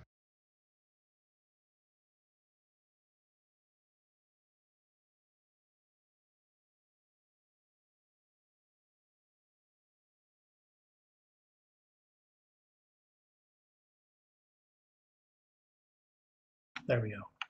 There. Uh-oh. Think we may have just bugged the line of sight tool, though. That always happens, though. Can't blame us for that.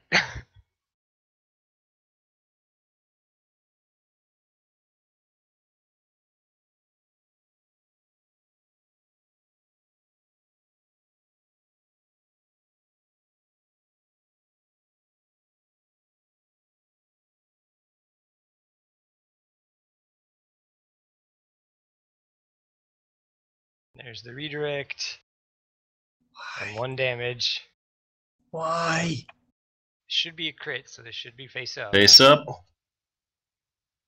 He better luck out and this be a structural. Well, you can just ram. Yeah, I don't get it. I mean, Rider doesn't have any damage on it. It has full shields, so ramming with it isn't horrible. So I actually don't think this is a horrible choice, as long as he plans on ramming. Obviously, that does leave him sitting right in front of a ship, which may or may not be bad. And if he fails his maneuvering and accidentally rams 3 instead, he majorly messed up.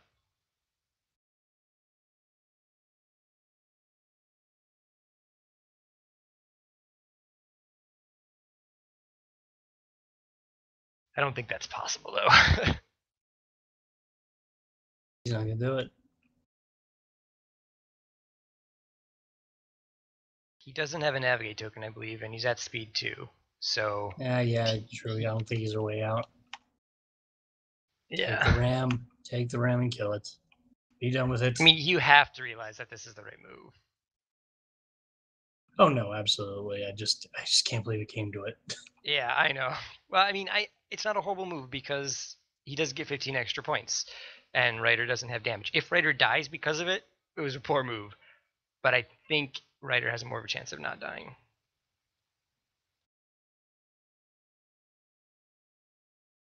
Interestingly And the score is now enough, 156 to 169. if Tarkin hadn't used its brace last round, it would have still had it and been able to survive. Mm-hmm. So maybe keeping your brace till the last attack, since they were all 3 damage, might have been better.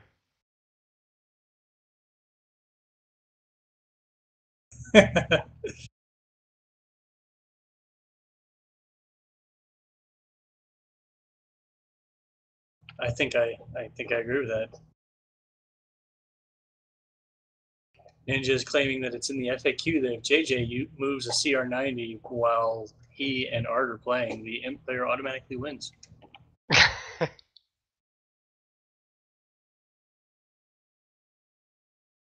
Nice try, guys. Play on. Well, finally, a ship is removed from the board. Okay, 3's activating. Who's 3 gonna shoot? Oh, come on, man. Maybe 3's activating. It's not official yet. It is now. Squadron Command, throw those squadrons at something. No. All right. Maybe he's gonna finish off Ambolina with the bombers and use that front arc on Ryder. Yeah, front and side arc. I mean, yeah. Yeah. But come on, let's just. And he's going for the rear of Ambolina. Ambolina has no defense tokens. Flip it. Just don't flip it all. Flip it.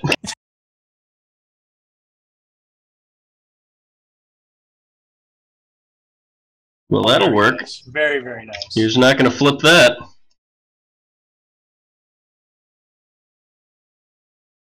There's something good. Yeah, Ambolina's not making out of this one. So there's another 15 points.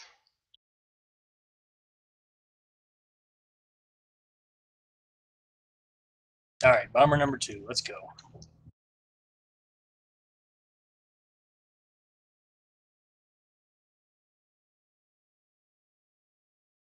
We don't care. It's going to die anyway.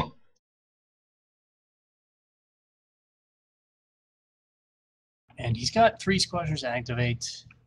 I hope he doesn't flip this one just for the sake of flipping.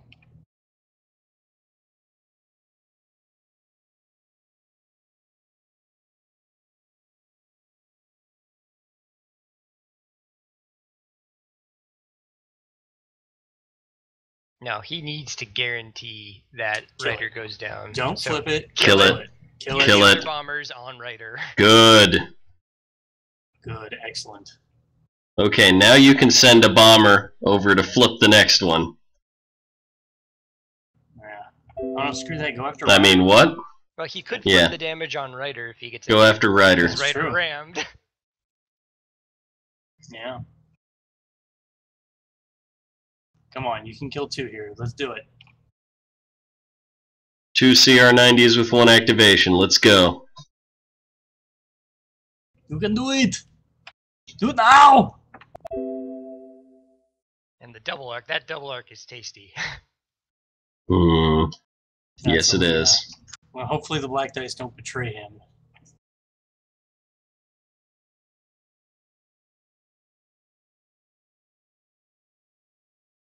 And There you go. Light him up. which side is she Light shooting? 'em up. I would have moved and shot at the front because You that's got where arcs you're to the shooting with your front. other ships. Ah.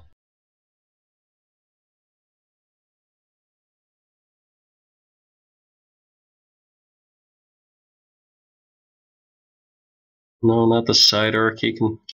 No, then again, if he redirects it to the back, it's a win-win. I suppose. There's a double Ooh, hit. there's the roll he wanted. He's not going to spend that.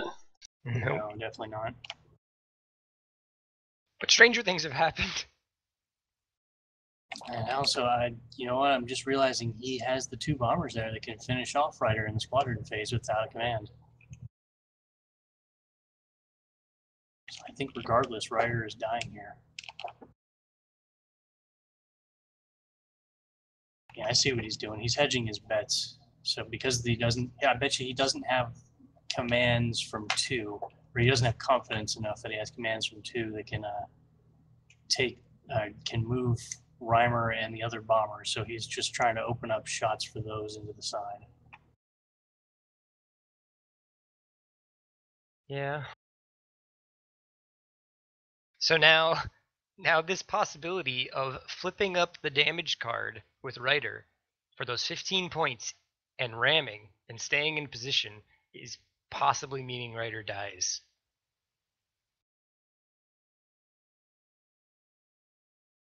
Yep. Big money, big money, big money.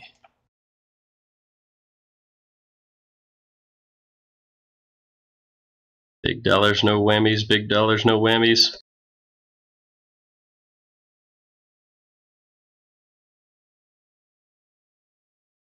Roll the dice. Roll the dice. Come on. Oh, come on. What are you doing? Roll the dice. Just no. Just no. Double arc. You've got the Thing. double. No.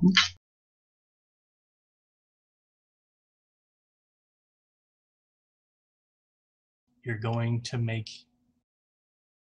What the hell? He just. Oh, he shield had value? shield. He had a shield token. Oh, Oh, okay. There we Fine. go. There's some black There dice. we Oh, go. there we go. Thank. Yeah, you There can they discard. are. You can get rid of a token. You can get rid of a hit for that. Thank the maker. Just, I have yeah, a cancel horrible black dice. I have a horrible. No, wait, hold on. 8 damage. No, don't cancel anything. Don't cancel anything. Don't. No. Ryder already has 1 damage. Yeah, you're right. No. Yes, Ryder has But one yeah, it damage. does have 1 damage to it. Flip it. Yeah, screw it. Flip Flip it. that bitch. Flip it. Get that point. Get that He's free got a- 15. He's got a And whole other arc. He's got a whole other arc too, so this isn't even a concern. Yeah, but you can get 2 victory tokens with its destruction. In fact, he could shoot at it again if he wants to just get more victory tokens, but That'd be hilarious. Yeah, good choice. Very good choice. Shield failure too. Oh, fantastic. well, now it's definitely overly dead.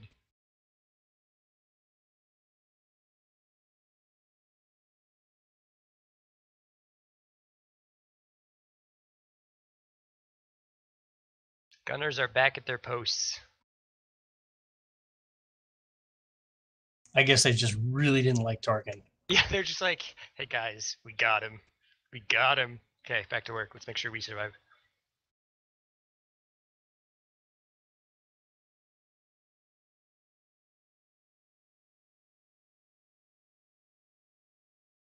$243 to $156.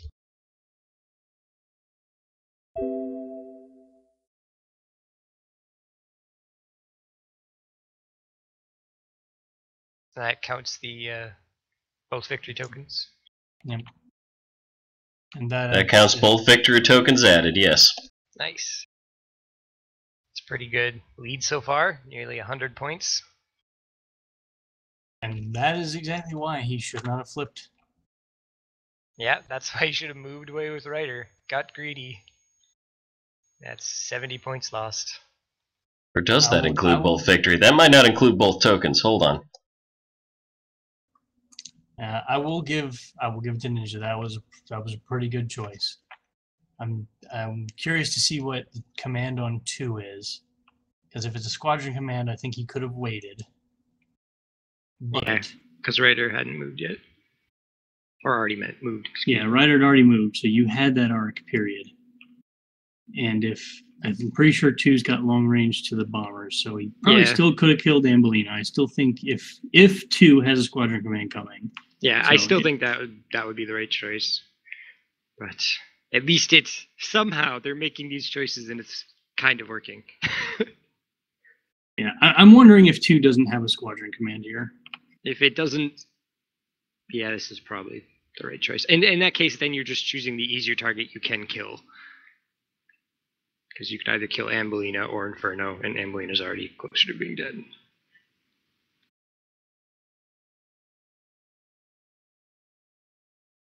Now, how much you want to bet he doesn't activate Inferno?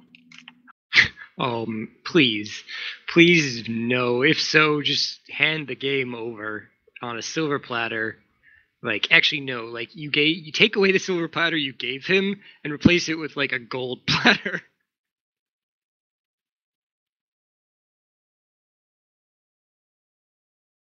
What are they doing right now? Oh, he's probably figuring out how he wants to move. Not sure what. I've seen the problem. I forgot to record the other dead Corvette. So, hold on. So even more of a lead. And this is why he's taking a side shot, okay. This is why contested outpost probably would have been better for Ard. Was that one of the options? Yes, it was contested outpost, precision strike. Oh, there's those fickle red dice. And precision strike. Or not, precision strike and superior positions, and then contested outpost. 302 to 156. I missed a token, and I missed Ambelina.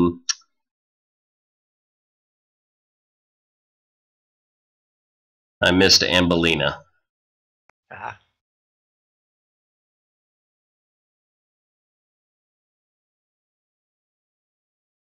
I will say I am happy to see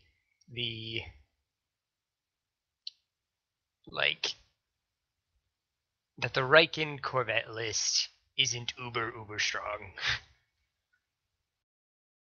No, it's not. I'd be curious to see this. It's definitely daunting. I'd be curious to see TRCs, and I'd be curious to see what those do for it. Or you can just go full gimmick and add engine techs. Oh, sure, God. I did that in a test game against myself. 7 CR90s with engine techs. I don't believe they had. I don't think they had either at this point because it was like right as Wave 2 came out, and I was just wanting to try the engine tech. Kind of just ram, like don't even really care about shooting. And it is so brutal when like you're like, hey, here's my 100-point MC30, and you just ram it twice and kill it.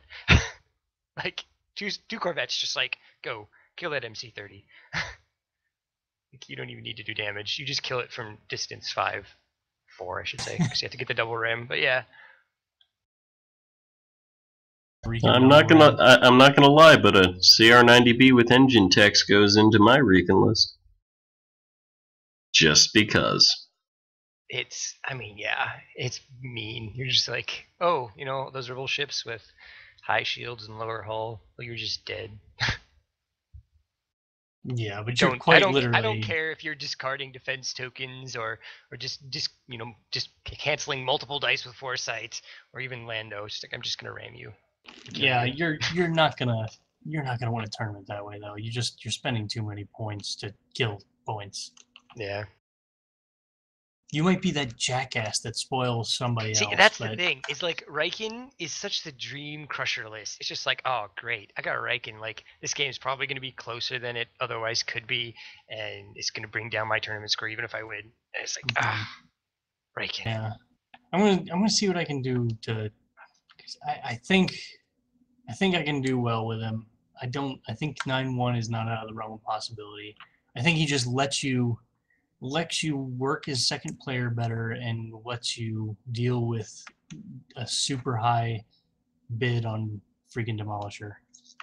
Okay, well, let me tell you my Riken list, and you can tell me what you think about it. Basically, it's the same kind of list that I would normally make. I've got this, well, okay, not the same kind of list, but it's 3 CR90s, 1 B with engine techs, that acts as a blocker, 1 SW7B, that acts as a closer in the second blocker, and an A with TRCs to kind of, hang around and throw some double damage at things that don't have evades. And then the anchor of the list is a 180 point MC80 monstrosity that has it's an assault MC80 with projectors and oh god, no. Wow. Ninja, all you had to do was go straight forward. Go ninja, go ninja, go. Yeah. Wow. I mean, maybe he probably wanted Duran because it stayed out of medium range of the flagship. But I think he might have stayed out of medium range going straight. It's hard to tell with me not actually looking at everything. And he could have bumped up to speed too. Yeah, it's... He could have gotten out of there. I think there were some other But then options. again, he stays... Maybe that's a good one. It depends. I can't exactly make a good choice because I obviously... I think he's dead anyway, but now he's... Here's the thing. What's going to kill him? I mean, the flagship maybe, but... Yeah, I think he's dead next turn. Yeah, I think next turn. Not this turn, though. Ambelina still hasn't activated. That's 4 damage. Maybe.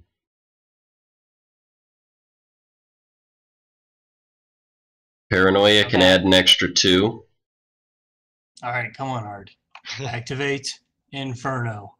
But to speak to your Riken list, by the way, Biggs, I actually like that a lot more for a Riken list. It's less gimmick, more using his ability to give you some good options. Mm-hmm. So because I figure throwing 44 points away as a blocker, or 40 and well, 7 really points. It's not 47 is still within the bounds. If you're not getting any extra points from objectives, you still can get a 10-0 if you get 400. So it doesn't lose you a bracket. It very much can add strategic options. So I really like that, kind of having some different variations, where with this list it's kind of like, I'm going to throw everything in your face, and then stuff's getting shot at, you're going to lose stuff. Where with yours you can kind of keep some ships more out of danger, have one into danger with maybe if you get initiative you can double move it, keep it away. Yeah, I'm more likely to get a 9-1 win than I am a complete blank out with that. 10 if I'm going to get anything. Yeah, it's really hard to get these days. And really all I've done with my Riken list is I've kept the same ships that I've been using for a while. It's Independent, Salvation, Yavaris. I have always played it. I mean, the best way I've always played it is to accept I'm going to lose a Nebulon. It's just going to happen. And Riken allows me to do that, but also make sure I get the benefit from it. Yeah. Yep. Okay, thank God. He activated Inferno.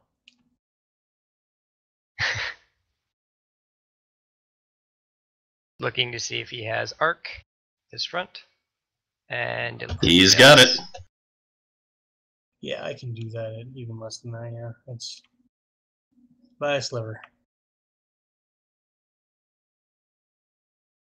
Well, it seems like the choices have been improving a little here. Kind of, somewhat, not really. I would prefer if the choices were made slightly faster. Yeah, I mean, like just recently though, we saw Ryder making this round. Ryder made a choice that got itself killed, and possibly VSD2 made a choice, not going where Inferno might get away. It depends on if it has that squadron command. Yeah. Yeah, if it's packing a squadron command, I can say for certain Ninja made the wrong choice. As you can see right there, long range from the victory, he's got 3 bomber squadrons that could have gone after Ambelina. Yeah, especially considering the role he had. I mean, that would have definitely finished off Inferno, Yeah. because that would have been on that ship instead. And then Ryder's right there with a double arc. Yep. And that would have knocked Ard all the way down to 3 CR90s. It's a game of chess, guys. It's a game of chess. Chess with big plastic spaceships, or digital, well, you know, whatever.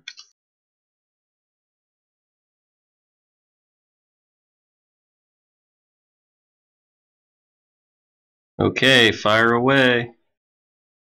Seriously, we checked the arc like 5 minutes ago.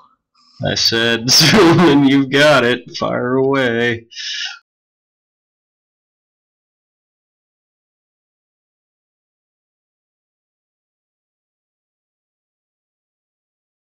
I wonder.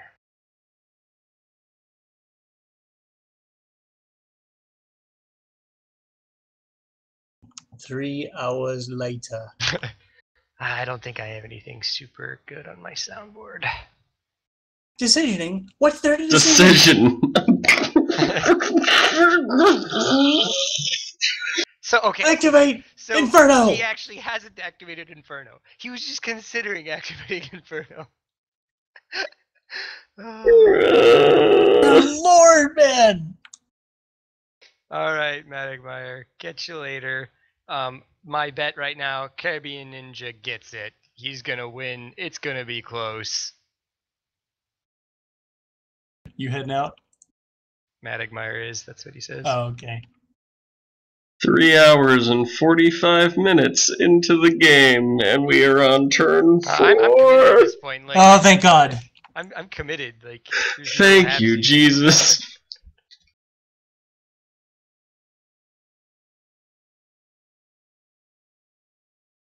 I'm gonna need so much caffeine tomorrow. I feel like maybe some music. A quick music boost of just randomness, which will kind of fit in with this game. Tell me if it's a hit or not. You can always cut it off. Okay, far away. Hey baby, wake up from your sleep. We have arrived onto the future and the whole I'm okay with this. Electronic, supersonic, supersonic, electronic. Hey baby, ride with me away. We doesn't have much time. My blue jeans is tight, so onto my love rocket climb. Inside tank of fuel is not fuel, but love. Above us, there is nothing above, but the stars above. All systems gone. Prepare for down count. 5, 4, 3, 1, off blast! Fly away in my space rocket. You no need put money in my pocket. The door is closed, I just lock it. I put my gold plug in your socket. The sun and sky is bright like fire. You and me gets higher and higher. Communication wire. Only thing can stop us is flat tire. Hey love crusader, I want to be your space invader. For you I would descend the deepest moon crater. I is more stronger than Darth Vapor. Obey me, I is your new dictator. For you is Venus, I am Mars. With you I is more richer than all the Tsars. This reminds me of some Russian propaganda I saw recently. Cosmic guitars.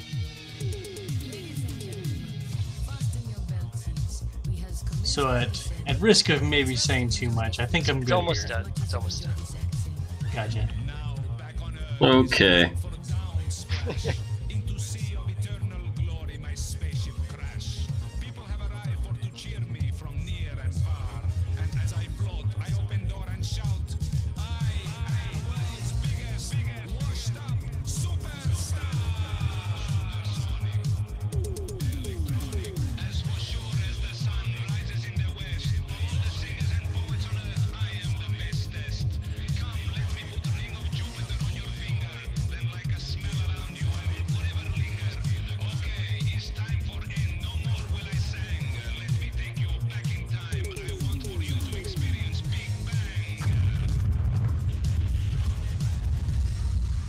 Thanks, Inferno. Race.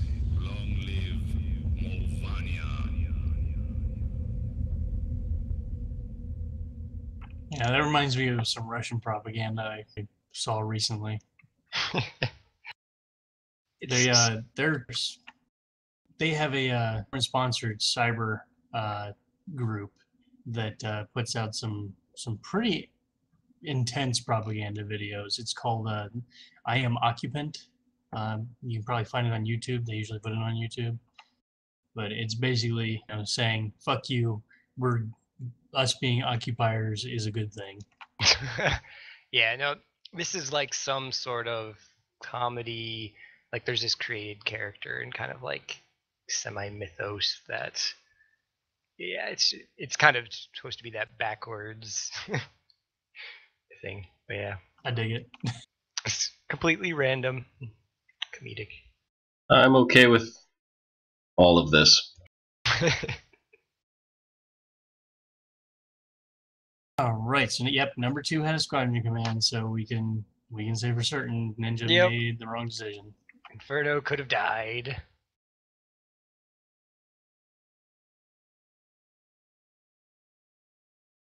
Looks like he's bringing some shields back. So that music there, that was like the 7th inning stretch. Just kind of. I'm gonna put some Force Awakens music on. Sure, why not? Theme. Let's get rocking here. I really Oh, should I'm get just putting it on in the background. I'm not sharing. Okay, that's fine too. I suppose I could actually have the files on iTunes, so I could put them on my soundboard. Another thing with the TeamSpeak that's very nice, soundboard capability. I'll say this. Being here in a chat, watching something go on and on for 4 hours, reminds me of the good old days when I was a guild leader in World of Warcraft. And we did Naxxramas, and I got to sing the safety dance every time we did that frickin' boss with the green goop that comes out of the ground. So curiosity, vanilla or expansion? It was the Frozen Throne expansion. I only No got safety dance. Yep, I only got things going after. Well, when did I get things going? Really, it was. I had the guild going for Burning Crusade, and then really got things going for Frozen Throne. Oh, actually, he could get paranoia here. He might. That's what he's going for. It looks Maybe. like. Maybe. It's possible. Not likely, but it's possible. And that VST definitely needs to go up to speed 2 and start moving away from this combat zone. I would have figured he'd be going after the other one, the one that's hiding behind Paranoia there. Cambria? Yeah, that's right. Paranoia- Cambria has some shields stripped from him. Yeah, only like one to the side, and it took the One other to one the to rear. Could have gone either way. Yeah. But I think you're right, Biggs. I'm curious if he has black range to that. Maybe that's why. They're about the same, so I I think. Yeah. thought they'd have black I range think- on both of them. Maybe. Yeah. Maybe it's because he didn't have black range on the one shield side. He might be planning on Paranoia following him, so he gets follow-up shots next That's turn. true. However, if Could he does be. some damage cards, Paranoia could just overlap the station and repair it, where that's probably wouldn't have happened with Cambria. So here's Reimer. Come on, big money. Big money, big money, big money. No whammies, no whammies, no whammies, no whammies. Stop! That'll do. Definitely doesn't have enough damage. Damage to kill across this if he turn. doesn't redirect it.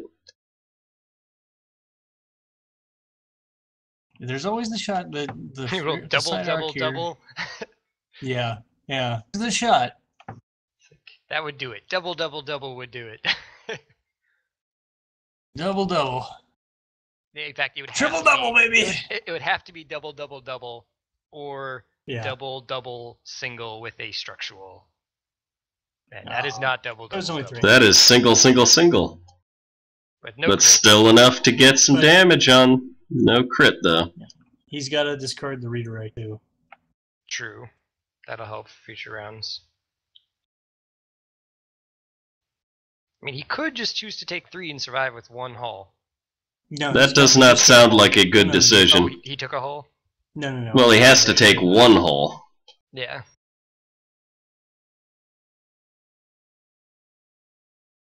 And now we get to sit and wait for all the Corvettes to do their thing.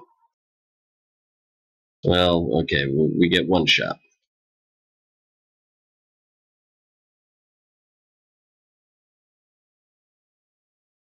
The medium range, I just saw. Yep, looks medium-ish.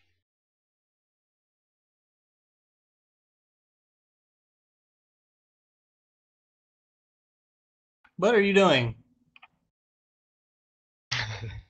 You don't get to know. What is happening? I don't know. You don't have gunnery team. And then why would you do it? People love precision. No searches. face down card, so he can't spend anything. Wait, did he just shoot at the side again? Or like, what? No, he's shooting out the right side at Inferno. Oh, the right side. I was like, gunnery team talk. I was like, Here comes the double. Oh, never mind. and 2 shields to the front.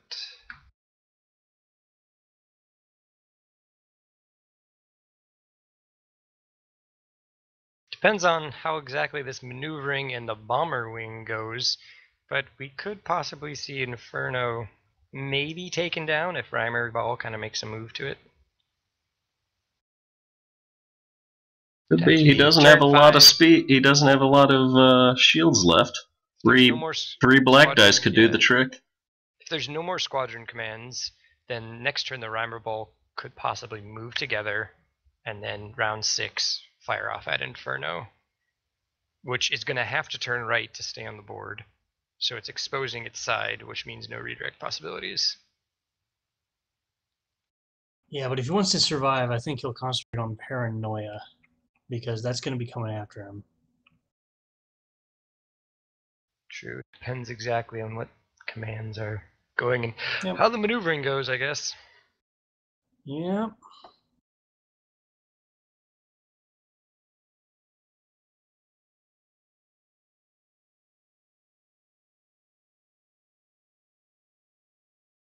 Hey, we're still at 16 viewers in the channel.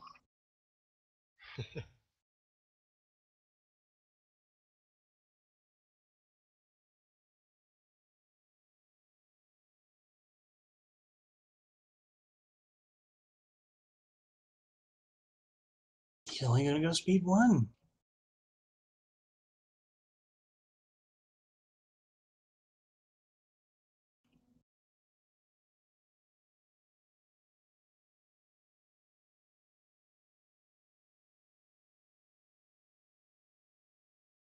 I'm going to delete these stupid tokens on the playing field.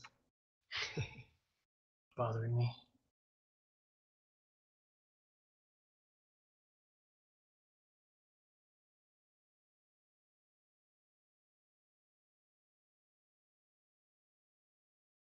Alright, now Ard does the rest of his CR90s.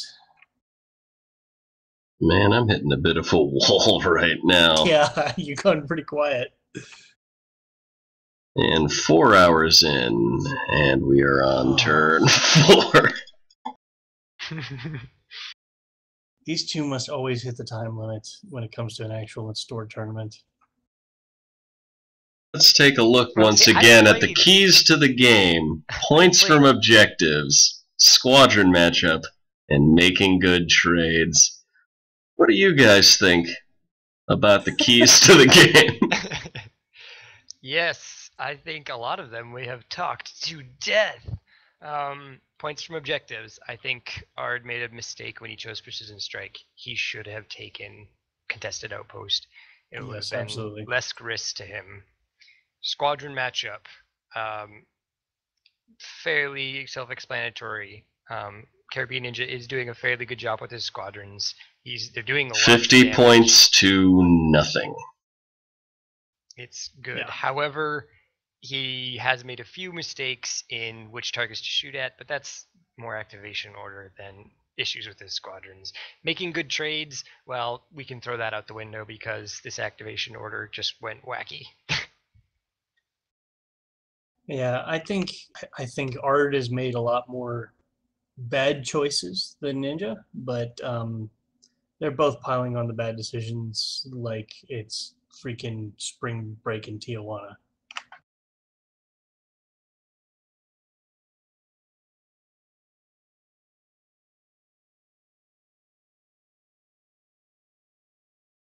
All right, so 2 damage to the side of 3. I don't think he's got any defense tokens left, so I think that's just straight up. That is correct. Straight up damage. Flip a card. Yeah, I suppose at this point, getting points is important for Ard. But we know what happened last time he decided to flip a card for points. It cost him a CR 90 and 2 victory points. Wah, wah. All right, expect to see a brace and a redirect here. Yep.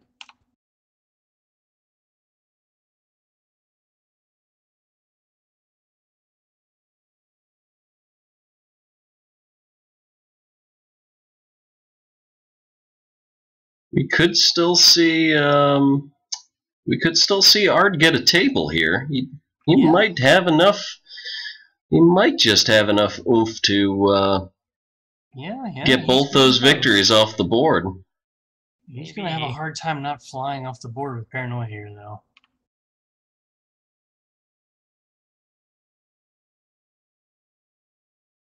Where's the It command? does have a navigate. Yeah, okay. No token. That'll help. Getting speed 3 on the station will be big. Yeah. Get rid of the damage card. Basically, Paranoia has to die. Either from squadrons or 2 or combination, because the other CR90s are going to be a little harder pressed to catch up. Though, Caribbean Ninja did not speed up to speed 2 with his VSD, and that's just going to allow him to get shot at even more by these CR90s. He needed to start extending a distance gap. That's very much correct. And it's also very much not a thing that happened.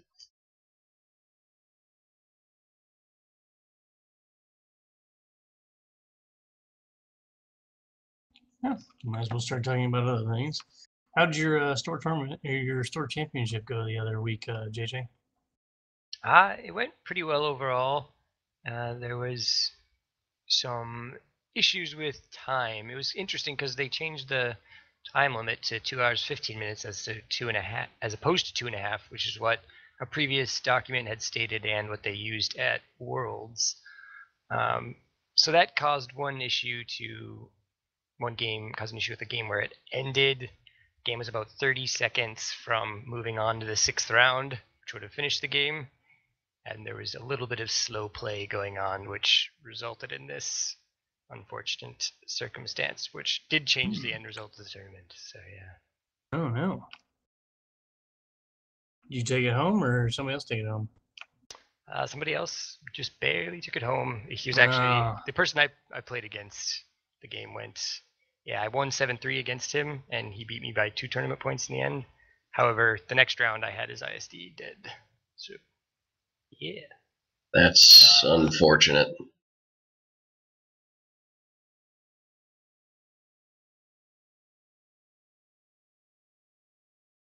It's one thing I like about Vassal is we don't have time limits. Yes, although I am somewhat regretting that right now. I am yeah, somewhat as well. I've played against Caribbean Ninja before, and we've never had super long games. I think the problem is it's a swarm of a squadron and a Riken activation swarm, and oh my fucking god, kill me now. And they are playing so slow.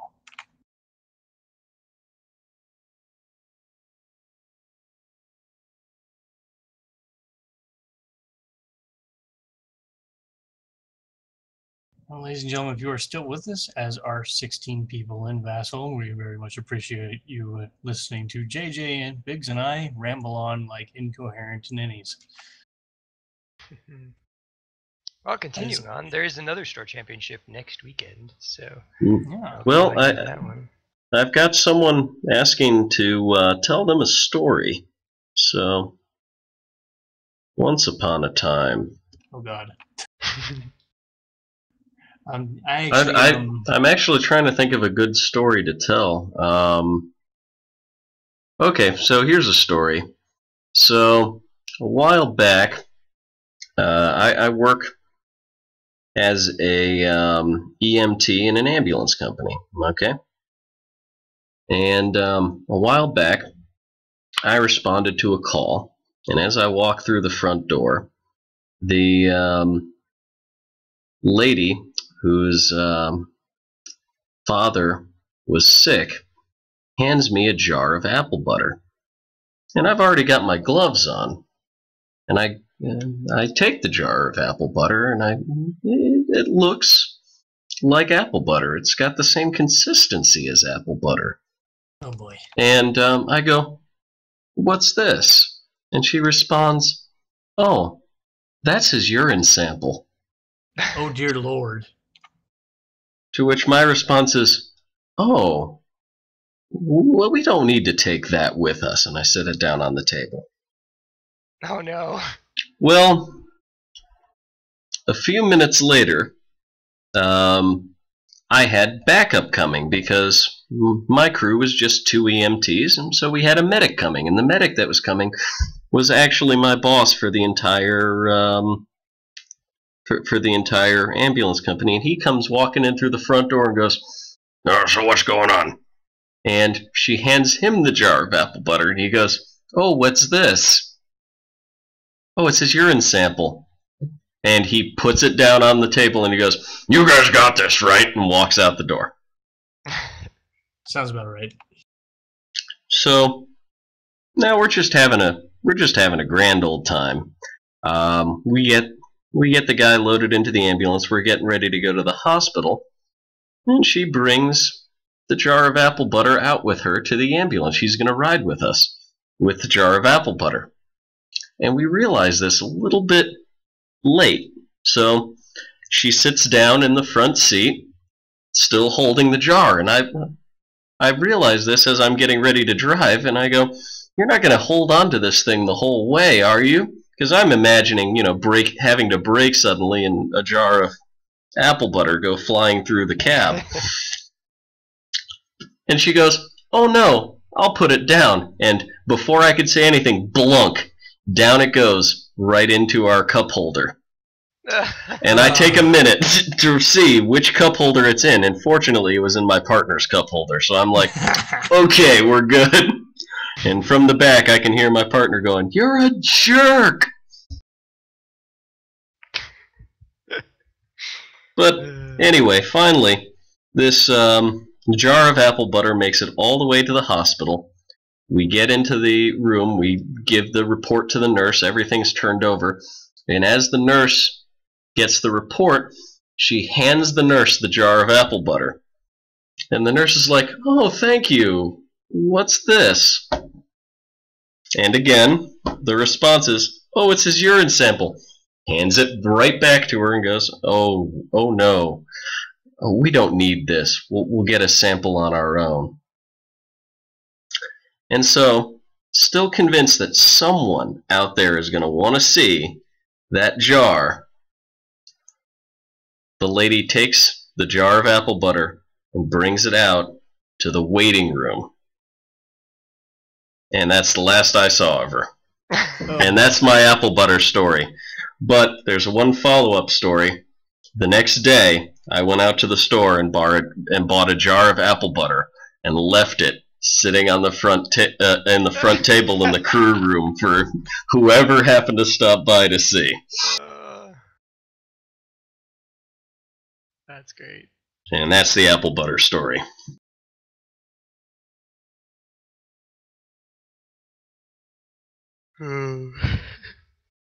Well, Machine Beat, I hope you're happy.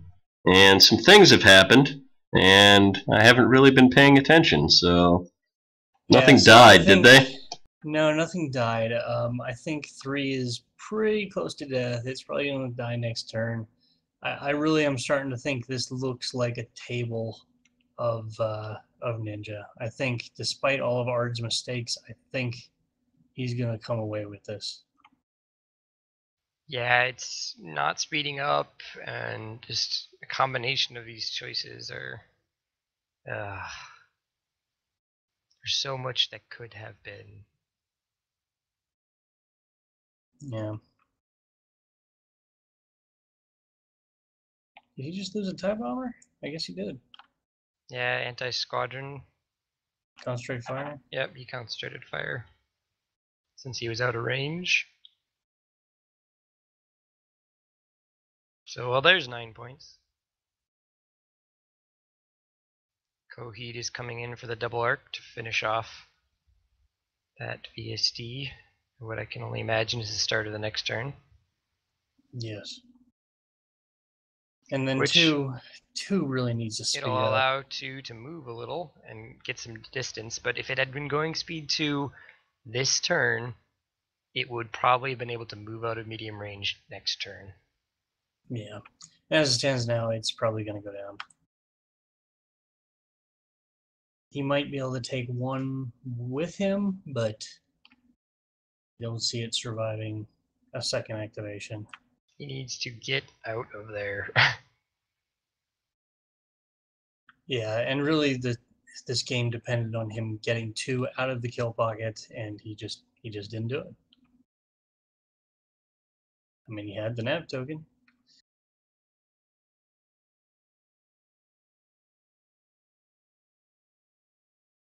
Oh, I think we're If he finally... can kill Paranoia with squadrons and a rear shot, maybe. On the plus side, Paranoia is the one that doesn't have auto damage, so an element of luck does come into play.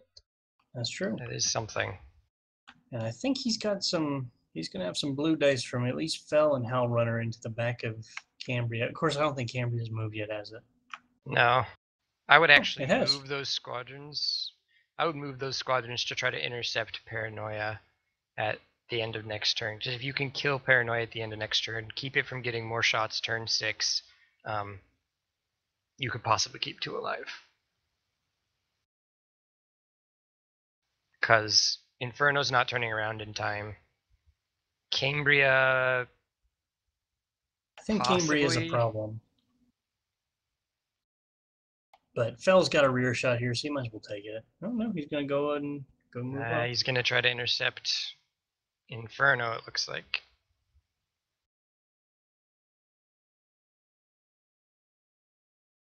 At this point, really, I think all he really needs to do is kill Paranoia and get out of there.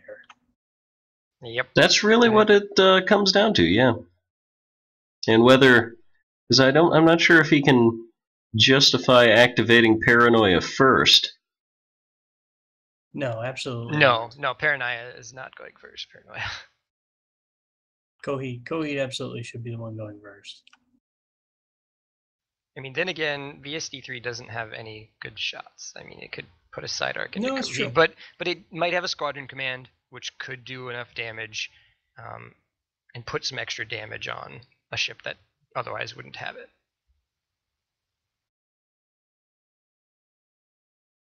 And there go the casualties.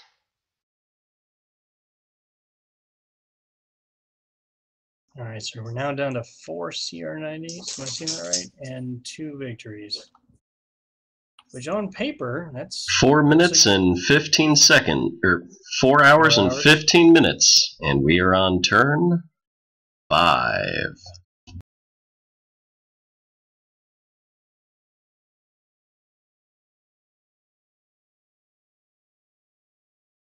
And yes, I am that impatient.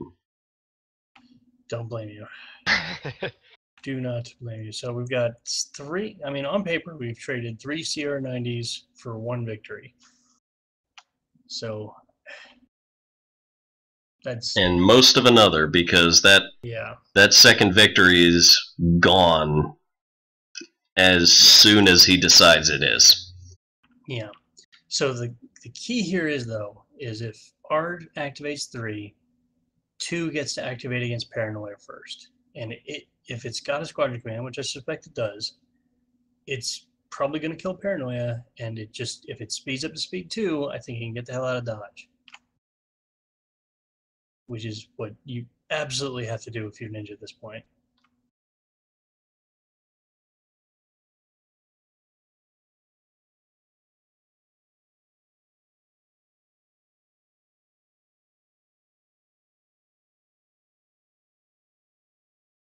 Doesn't have a redirect. Those evades are useless. Do you have any damage on it yet? Yeah, I think it repaired because it landed on the station. But maybe forgot to get rid of it or something or other. Can't see the names of the ships because they're masked. Yeah, we'll see when he flips it back up. It's the one without. I don't think Paranoia took any damage. It took one last turn, but it landed on the station, so it should be repaired. I think it took a damage and then rammed into 2. So Paranoia is the one So that it does ran. not I yet. see. Paranoia is the one that doesn't have any upgrades, so it Yeah, does have the Right. damage still yeah. on So it. yeah, because it rammed last turn. That's So discarded the ram. yep, and then still had the damage from getting shot. Yeah. So actually, he could theoretically. I think he's. No, he doesn't quite have a double arc. So, but I think he's in black range of Cambria there. So he uses a bomber to finish off Paranoia. If he rolls really well, he could do it with 1 or 2 bombers. I mean, 1's being extremely lucky because that means you get a structural. Yeah. But you could do it with 2. Or 1 bomber in the advance. Yeah. Depends on what the bomber rolls, really, more than anything. Yeah. If you have to, I think 3 bombers. Now, I don't want Yeah, to jinx just him kill here. it. It needs to You die. just gotta kill it. It needs to die. So all the bombers go at Paranoia until it dies, just to make sure that 2 doesn't have a horrible roll. And then whatever's left over for 2, you throw at Cambria. And then you shoot the other side at Inferno. Yeah. I mean, with his other fighters up there, he maybe will get a chance at Inferno as well. It all depends on kind of how these next few activations go. Ironically, it still feels incredibly close. I think it still I is. feel like it shouldn't be, though. No, it really shouldn't. I feel like Ninja should have walked away with this. And he had some horrible dice rolls. He didn't make the best decisions, but Ard's decisions have been far worse. Yeah, and I think Caribbean had a good play in the beginning. His setup and how he stopped for a turn It was excellent. It was Excellent. very good. A and everything from really there. good call. Yeah. hmm Coheed's going first. Yep. We see a chance for CaribbeanNinja to survive. Yeah, he's got to speed up to speed 2. I don't know Yeah. why he didn't last turn. I just do not understand it. 3 And there is will be a gone. token involved in that. Only 1 though. No damage rolled that could be used to flip.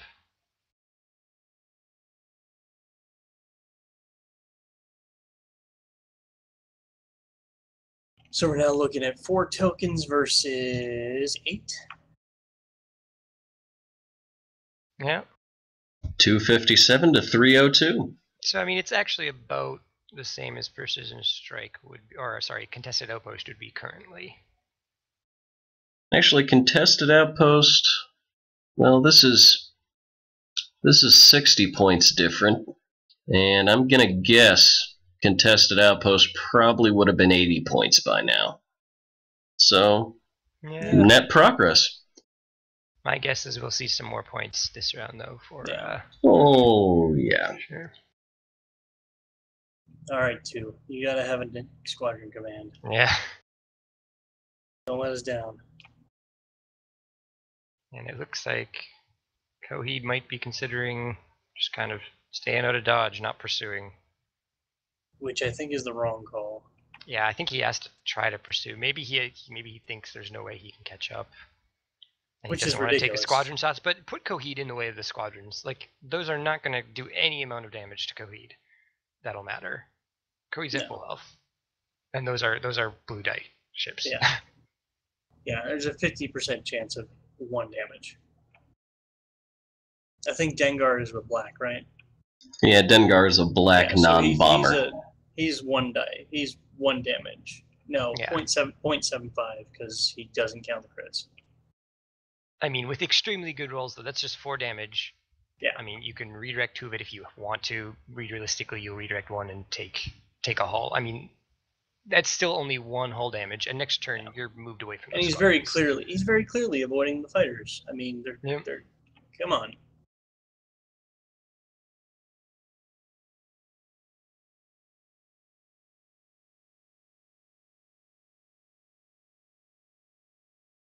Double maneuver tool there.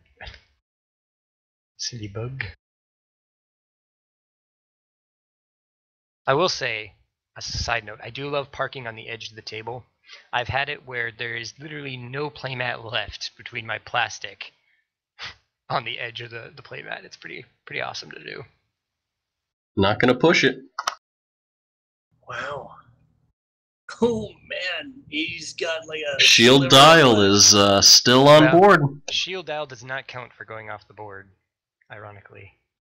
Oh, boo. Which is why it's funny when I've Shield had like, dial my does plastic, weird I've things. had my plastic base lined up exactly on the edge. The shield dial's off, but that doesn't count. And so that's like the closest you can get is when you're just right on it.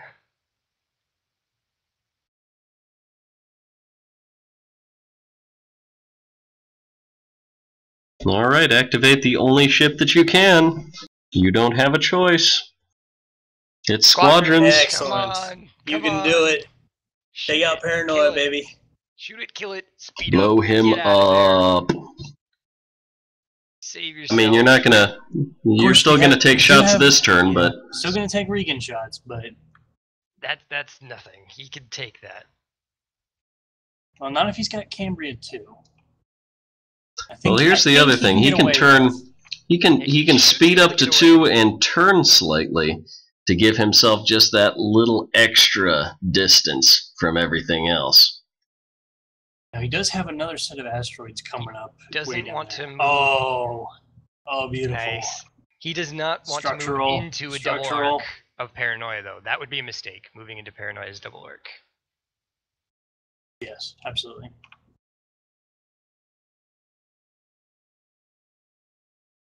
Let's see what it is. Flip it. Flip it. Oh, It's no, been I'm sorry, that's flipped. an advanced. Oh, that isn't advanced. Unfortunate.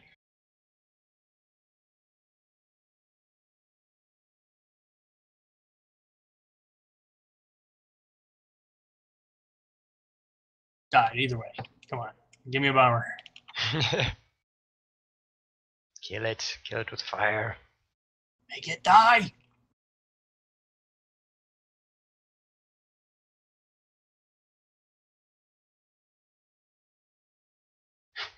Only 98 points away from 400.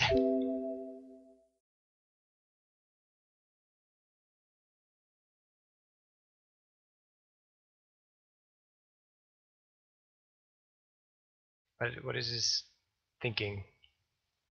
I don't know. They may be discussing whether or not that was an advanced. Now the advanced is the one that's toggled. Mm-hmm. Yeah, they had a flipped up damage card. I think that should be flipped face down. He doesn't have a redirect on the ship, so No. anything's going straight to hull.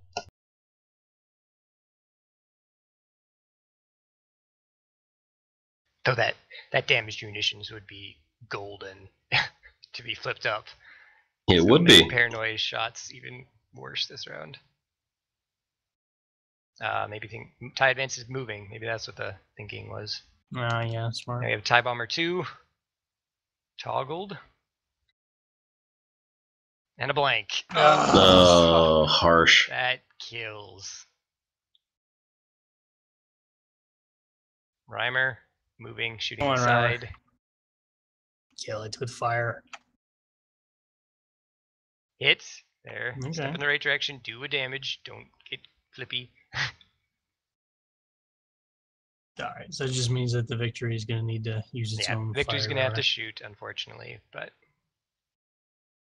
what, a red and a black out of this back, or 2 red? It's 2 red, 2 red. which we've seen double blanks Oh, before. fickle red dice. Here we go. There There we we go. go. He's got it. Thank goodness. And that's a good thing for Caribbean. Now he just needs to make sure that there's no multi-arcing shenanigans as he gets the hell out of Dodge. Now he should take a shot at Inferno, I believe. He set up his squadrons to try to Nah, intercept I them. say go for Cambria. You got a black range on that. That's only 1 dime more. I mean, it is a black die, yes, but he used his concentrate fire to re-roll his red. I suppose he wanted another hit to. He wanted cut another out, hit to but- flip because it But even then, mattered. he No, has it didn't another matter. shot. hmm Why we should save the concentrate fire for a reroll? Going for the 15 points. Actually, Inferno does have 1 damage on it. Yeah, and it's shieldless on those 3 sides that matter. Yeah. Yeah, okay, yeah, I agree with you. Go with the 2 red. Because the squadrons can finish it. Could get very lucky with the double damage. Yeah, you could finish him here. Oh no, he's got the evade, so you can make you reroll. But, I mean, yeah.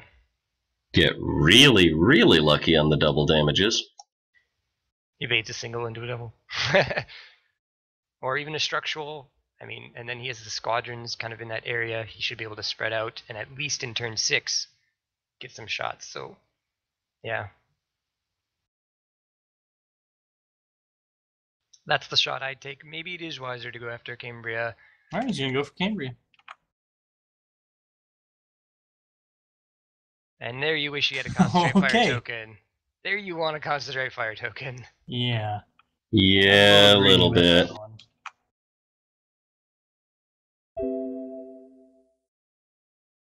Fickle, fickle red dice.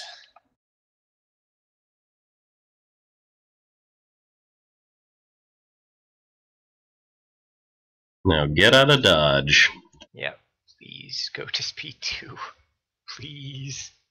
Yeah, because you got to survive a ram here from paranoia as well. Yeah. You can It'll bet he's do- going to be throwing Did he any just- damage that he physically can. Did he just redirect that? Yes, he did. Yeah. What the? I assume he's probably thinking he'll take squadron shots, maybe. Get Probably. hit by squadrons. Because he's going to run into that cloud. Oh yeah, it's speed 1. Yeah, good point. Even then, I'd much rather be trying to go for Inferno with a squadron. Mhm. It's closer to death. Go.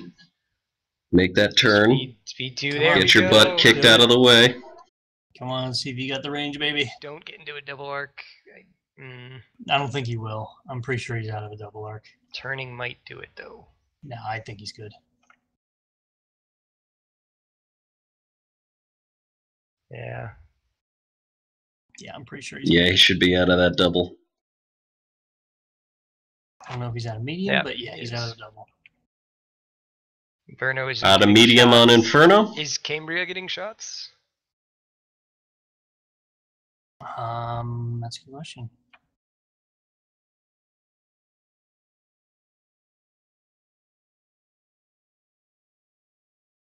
Yeah, Cambria definitely isn't getting shots next turn with speed 1. So, I think he survives. He's going to be taking paranoia shots this turn. That should But he can live through that. Yep, that should be it, and he should survive. He also has his brace, so he can brace 2 attacks, or 1 and then 2 next turn if needed, but I don't think he'll get shot at next turn. Paranoia has a navigate as well, so that's even less damage coming in.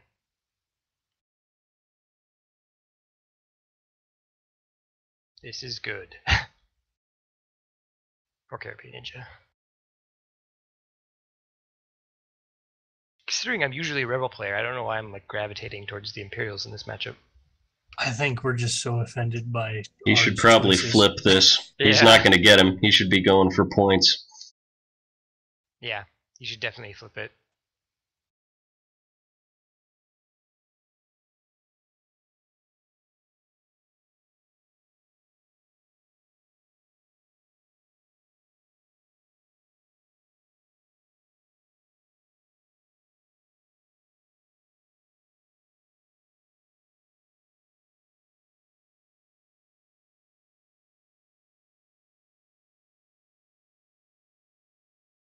It is now 4 hours and 30 minutes into the game. Yep. Chooses to flip. Coolant discharge. I think that's you can't attack more than one ship per turn.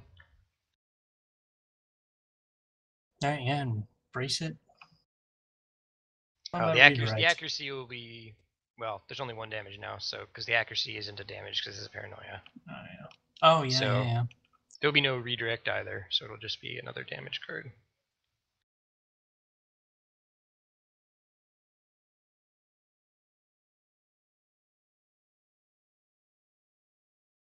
Cool discharge. That's something fairly minor, if I remember correctly. I think it's you can't attack multiple ships. You can only attack 1 ship per turn. Yes.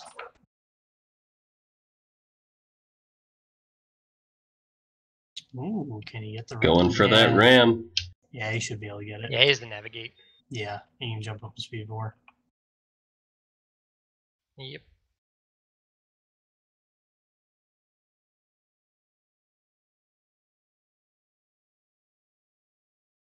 I mean, you don't need to get fancy here, man. Just Just kind of. boop it. Lock it in and thump him. That'll do it for sure.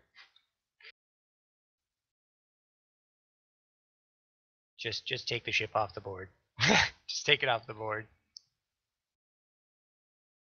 Yep, we get it. You overlapped. Considering it's not getting shot at by anything this turn, I would just take it off the board now. Actually, he's just obstructed himself using Inferno. But Inferno doesn't get a shot out of medium. Oh, it's out of medium? I thought it was and inside. and from that flash, Cambria is 2. So yeah, that is basically the game now. Get some squadron shots these next few turns. The next turn, I should say. Bigsby At is this so point, it's good. all whether or not he can keep his ships on the board. And squadron shots.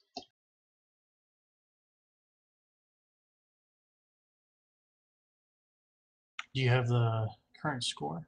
It is 272 for Ardaedhel to 346 for CaribbeanNinja. Ooh. So that is 74 margin victory currently. Yeah, puts it about 7-3 if I remember correctly. I think it's just over the 7-3 line. Just barely. 70 points is the threshold for 7-3. So gotta hope that Inferno's going to try and stay on the board here. Gotta hope that there are no losses for squadron-wise. Mm-hmm. One single squadron would be enough. Yeah. Yeah, Inferno. Conversely, one completely round of fine. bomber shots could be enough. Very true. Yeah, Though there's some bomber shots from 2. If he should, based on the trend, have a squadron command next turn, and that will allow the Reimer wing to shoot and move into position to allow his other squadrons to shoot at the end of the next round. So there's still a possibility of Inferno dying, because it's going to be predictable where Inferno is going to stay on the board. Now Cambria could go as well. Yeah, versus here. that's possible. You could just stay in position and take Cambria. Inferno has less shields, but only by 2. Inferno has a damage though. Cambria does not. So that's Yeah. 3 less damage you need to do for Inferno. I'm Feel just that's looking at better the- target. I'm looking at the range from 2 to command the squadrons. Yeah. Well, he only needs to command Reimer. That's the main True. thing. Get Reimer into position, and everything else will just blast away then. Absolutely. Because How is it taking this hard to move a ship that barely matters? Just keep him on the damn board. Come on, people. It's frickin' late. There we go. Locked it in. Captain ITC says, shouldn't it be 341 for CaribbeanNinja since Paranoid does not have SW7s?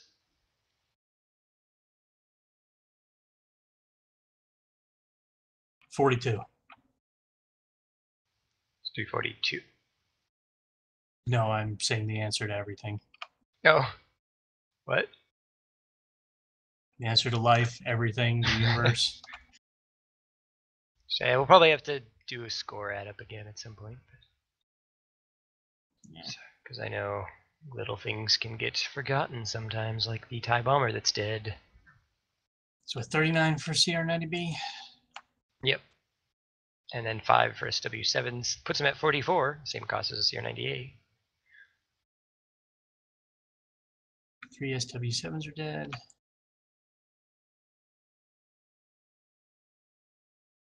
And then Han and Dash. Which are 50. Yeah, it's 341. Alright. So does that now put us at 69 margin of victory? 68, I believe. So yeah, that's now down to a 6-4. If we are. Or no, reading 69. correctly. 69. Yeah. So. Wow.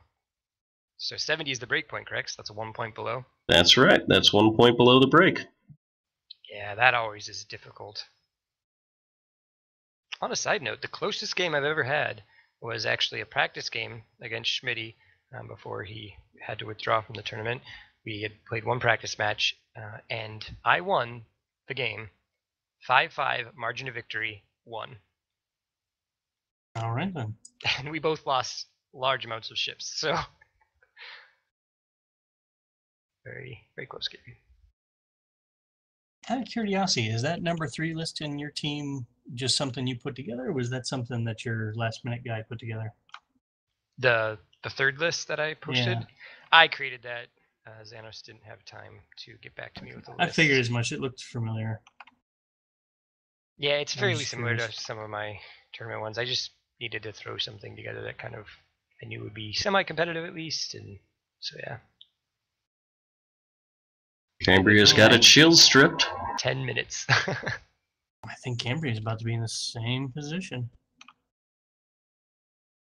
Got some bombers moving Oh, in. here we go. Get them in range of the boosted comms. Though that station is going to obstruct shots if Cambria moves too much. Yeah. So I think the bombers are going to have to shoot, and then Reimer will have to jump ahead of Cambria so that it can give the Reimer ball to those other squadrons. I think maybe. he's definitely going to move Cambria first, but I think you're going to see enough commanded squadrons here to take it down.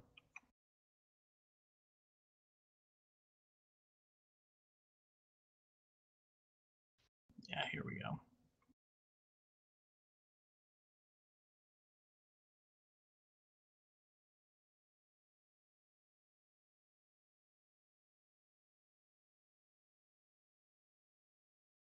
Four Turn hours and 6. 38 minutes, and we are finally on frickin' turn 6.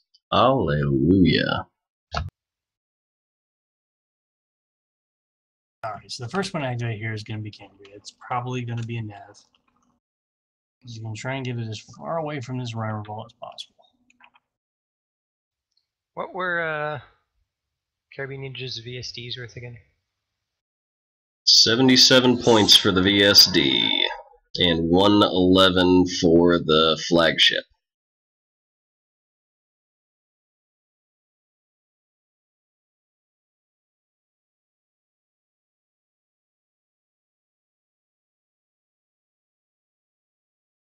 Oh yeah, he's got the boosted comms easily.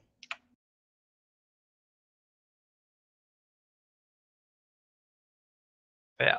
Everything gets to party.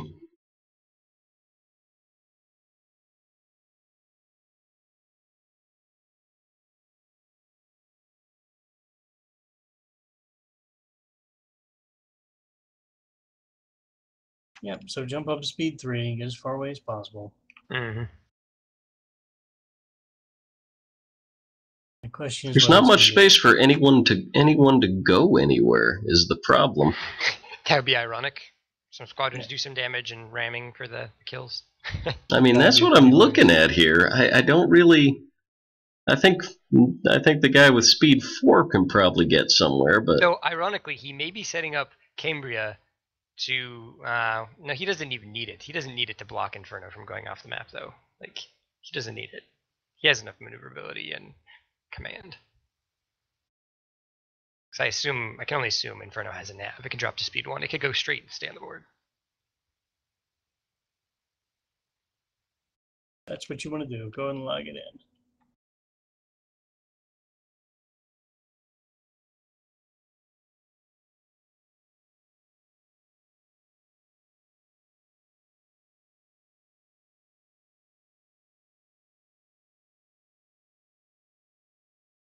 What are you doing? Shots, I suppose. At the fighters? Hopefully not. Really? Hope not. No. Fucking we got the template out. really? So we have the template out. You gotta be. Yeah, you're moving. Move. What do you? Don't you dare! Like, just. Just move. God. I think this game has been a classic example of overthinking. Mm-hmm. You heard it here first, folks. Overthinking makes you make bad moves. That it does.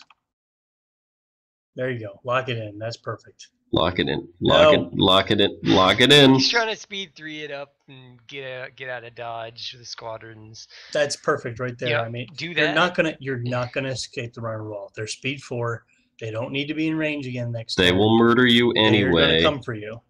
They're gonna come for you. There's nothing you can do about I it. think it's not necessarily just the Reimer ball, but trying to stay out of the Reimer ball and Reimer being able to give range to Suntir, Howlrunner, and Dengar, and allowing them to get shots as well. Yeah.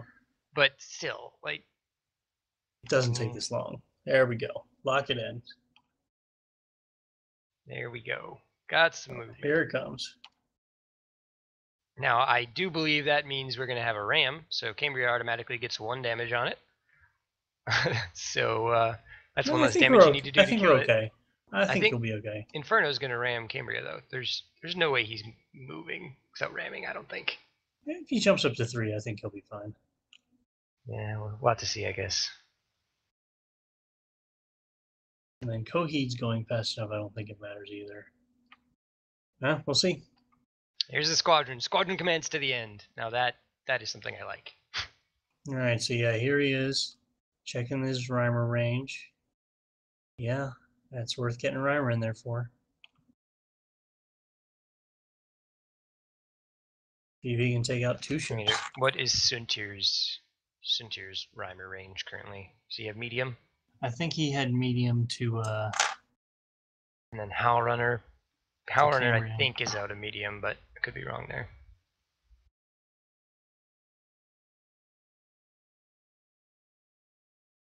And you should be shooting the rear to avoid the redirect. Yep.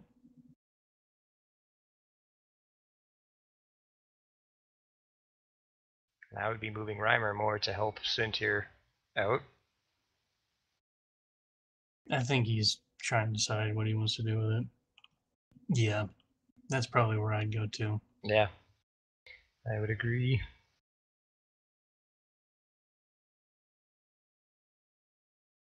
By Reimer now, though, you've got 3 perfectly good bombers that you can activate other than Reimer. That Reimer doesn't have to move Well, it's the same and if Reimer shoot. shoots than if a different bomber moves and shoots. If Reimer, I mean, technically. I mean, yeah.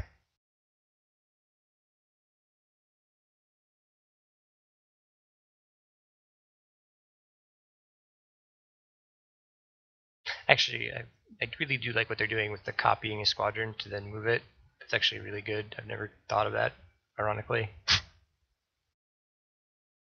copy it, move the copy, delete the old one when you're done. Because it's always Okay, like, oh, interesting. I gotta undo and then like. Yeah, move this and- makes sense. Going for an Inferno, because Inferno's not going to be able to escape. 1 hit, Is he going? Why is he going for Inferno? because it's already damaged. Yeah. Oh, I see it. 2 more bombers, go. I don't know why he shot at Cambria last turn then. I think he's going to try and get both of them. I don't think he's going to be able to do it, but I think Oh, he's if he gonna try. does, congrats to him. If he can do enough to get them to ram and kill each other, oh, I would laugh so hard. Oh, There's a hit crit. That He's is gonna have great. another- Kaboom! Victory points. That'll put him at 7. Yeah, and then he's got another bomber he can throw at Cambria, and then he has Soontir and Mauler to try and finish it off. If he does this, that would be great for him. I will be amazed. Bombers for the win. And that brings him to an even 400. Now, that is going to mean that Ard is not going to worry about keeping Inferno on the board. He'll just run it off the board to avoid ramming his own ships. Oh my! And that is to the rear. That is another victory point. And Injured crew. 2 cards.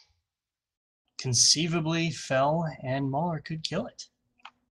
It is possible. I would have... Yeah, it's difficult. It's really difficult. I think taking the shots, like that exact same shot on... with both bombers on Inferno, or sorry, Cambria would have been better, because then he's forced to try to keep Inferno on the board. Now Inferno's dead and hasn't moved yet, so it can just fly off the board. Because if it was forced to ram to stay on the board, it could possibly have killed another ship. Looks like he accidentally duplicated Bomber 1.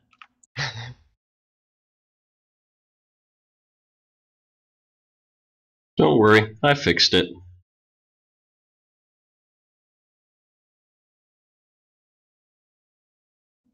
Oh, injured crew. Discarded a redirect. Alright. And free flips. He'll take that free flip. Wait, what Wait. the? I guess he has a shot on Inferno. He's going to take a flip. Inferno's dead. You might as well flip it. See, I definitely would have shot at Cambria with the other bomber then. Because this, Yeah, well, yeah. I guess he would have evaded it. He would have evaded it, so... Yeah, he would have. But even then, Which he just did. I think Cambria being dead is better than Inferno being dead. Yeah. Just because Inferno has yet to move. You know what? I'm just happy. Actually, I think he gets to spend it before does, their yeah, evades. He does. He does, technically. They might not catch it. Good call, good call. No, it looks like they did it right. Yep. Alright, good. Yeah, there's the extra tokens. I just want to thank all of you that are still watching this. You guys are troopers. And thank the guys in the booth, JJ and Truthiness. Always a fun Thank time. you so much for hanging out with me. You are the only thing that has kept me sane. I could not imagine doing this 5 hours by yourself. Yeah, That would have been horrible. Not happening. If I had to do it by myself, this would probably be the last game of the week. Ever. Are they just skipping straight to squadrons? Maybe.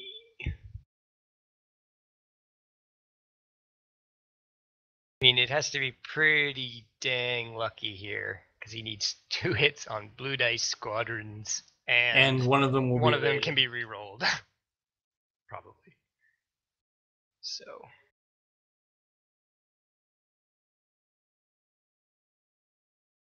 It's time the dice gods gave some luck back, though. Yeah, no kidding. Alright, so Oh, come on, at least run Inferno off the board Actually, first. This is interesting. Yeah, you should have ran Inferno off the board Yeah. to clear up the space for Coheed. It won't matter. He has navigate. It's a CR90. Whatever. Yeah. Just move and be done. Just don't ram yourself. Which he might do. I think he's about to do it. Go straight, you Jump. should Just clear. Just try to jump and then be like, whoops, guess it doesn't. That would be Alright, funny. There we go. There you go. Lock it in. Take Lock a it in. safe. Just take a safe move. Do Lock it in. Be done with it. Lock it Oh. in. Oh my god.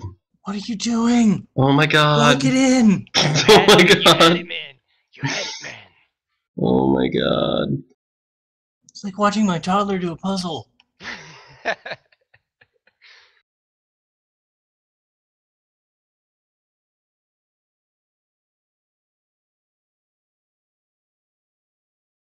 I swear to god.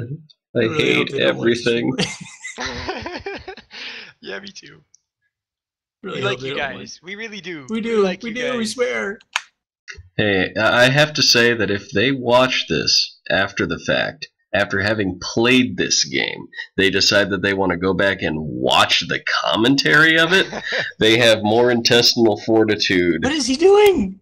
Okay, speed 3, sure. Okay. Okay, I He's see what maybe okay. screening? I don't know if that even successfully screens anything. It doesn't. It does not.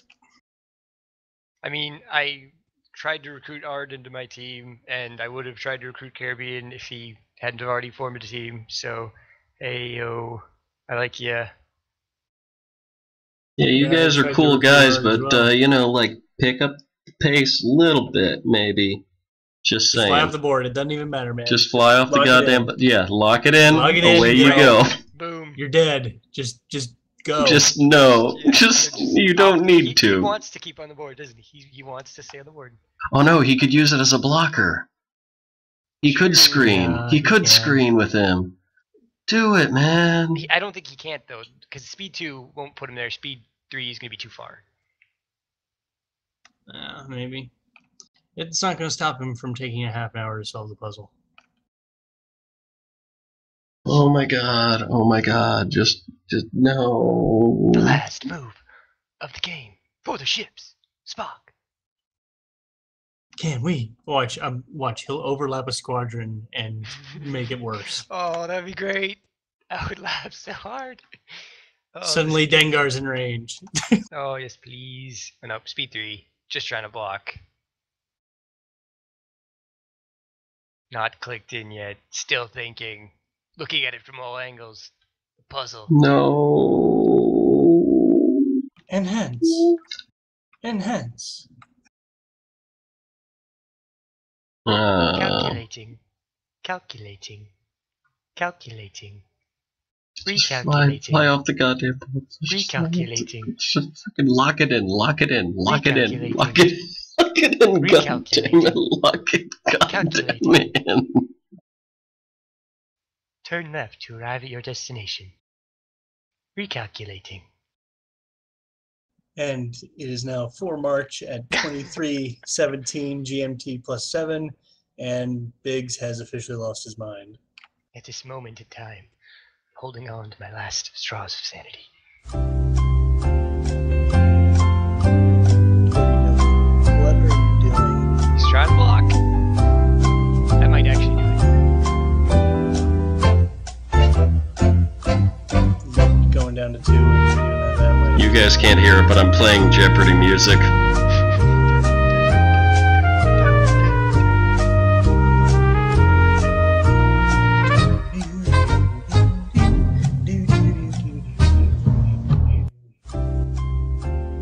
I feel like just briefly.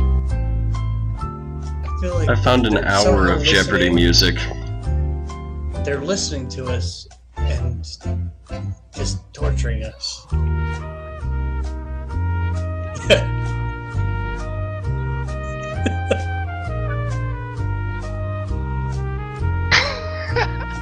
Just lock the damn thing in. Every time. This is the third time the Jeopardy theme has begun playing.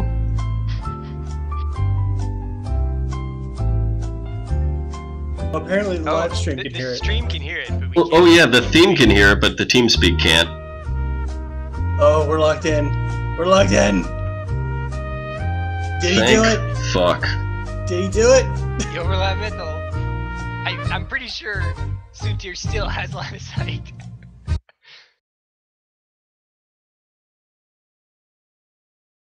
Yes, yes, he does.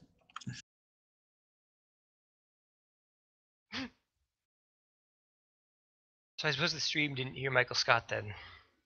Music probably overpowered it.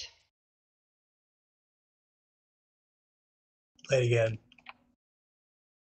Gotta think really hard before putting Miffle down. Gotta make sure he's put in the right spot. No, God! No, God, please, no! No! No! No! Alright. Ethel's good. Thank you, everyone. All right, now we see if the Roll lucky the shot. frickin' mythal dice already. If this like downtown Suntier shot through traffic murders this CR90, You'll laugh. I will die of laughter. Yeah, the evaded downtown shot. I know. Oh, please, please. For all that is good and holy in Armada. It's the Death Star shot. It's the Death Star shot. Do it. Yes. Oh, there's one. There's Reroll one. for the evade. Reroll for the evade. This was Mythal, wasn't it? This was Mythal. So that's No, okay. this is Soontier. Oh no! Come on. I kind of Come on. drew the Soontier thing just to see if it would work. Ugh. Disappointing. Well, that's game. Thank God. I think. Man, that would have been epic. All right. So what was the final tally? 272. 430 to 272. Margin of victory 153. Maybe I'm doing math correctly, which is kind of unlikely, in all honesty, on a Friday night after a week of school. It's 158. Enough for an 8-2. Congratulations. We have survived. On that note, I will go walk the dog. Good night, everybody. Go to bed. Or drive. So wait, Ninja won, right? Yes. Yep. Good. Game of the week. And You he saw it here, definitely- folks. I got a He picture definitely for played it. I put a picture up. There's a picture now. Caribbean Ninja wins. Good job. Yeah. And he definitely deserved to win out of the two playing here. He Yeah. made the better decisions. He made some questionable ones. He had some really bad dice rolls, but I think he had a good plan going in, and he made the better decisions of the two. I agree. And Captain ICE says, not ready for the doubleheader? Oh, fuck you. So I had a much better picture for art. Caribbean was kind of like the picture that I put together at the last I love minute, that but art, though. Like, that is one of my favorite. it is a art that we beautiful have for bit this of game. art. But I had a lot more of a funny picture for art, so I'm just gonna put that up real quick and then switch back to Crip. Oh, hold on a second. Let me actually get to Switch. Haven't had it up this whole time. And there you go. There's Ard's picture. Load faster. I've had it up, just muted.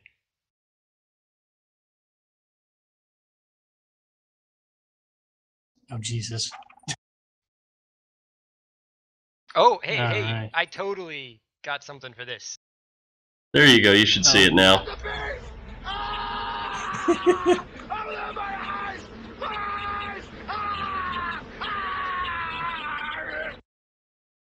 So yeah, I didn't get to use the wonderful joke that I had planned. It was instead we get this lovely art, which is still good and lovely. Congratulations, Caribbean Ninja. Good game. Very good game. Well, kind of. Good night, everyone. Oh Get God! some sleep. Oh God! Did you just see what User Art joined put? your channel. What? Well, I was making fun of you in chat, but then I decided that I could just come over here and make fun of you instead. Oh, don't listen to the Oh commentary. God! Don't do it. Don't do it. It's not worth it, man. Oh, that was grueling. We- I'm going to bed. We may have gotten a little punchy in the booth. I'm A little quite bit. sure that you did. We were. There's A little bit punchy on our side, too. We've been streaming for 5 hours now, and everything is without booze, and that's very disappointing. Yeah, you and me both. Now we were about halfway through. We were both like, "Yeah, this is probably a really boring game to watch and comment on." 'Cause both of our turns took forever every time. Yeah, Riken zombie ships and bombers. Yep.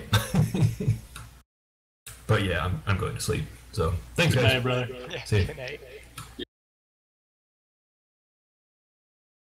All right. Good night, everybody. Yeah, good night. User disconnected from your channel. User disconnected from your channel. Till next time. Disconnected.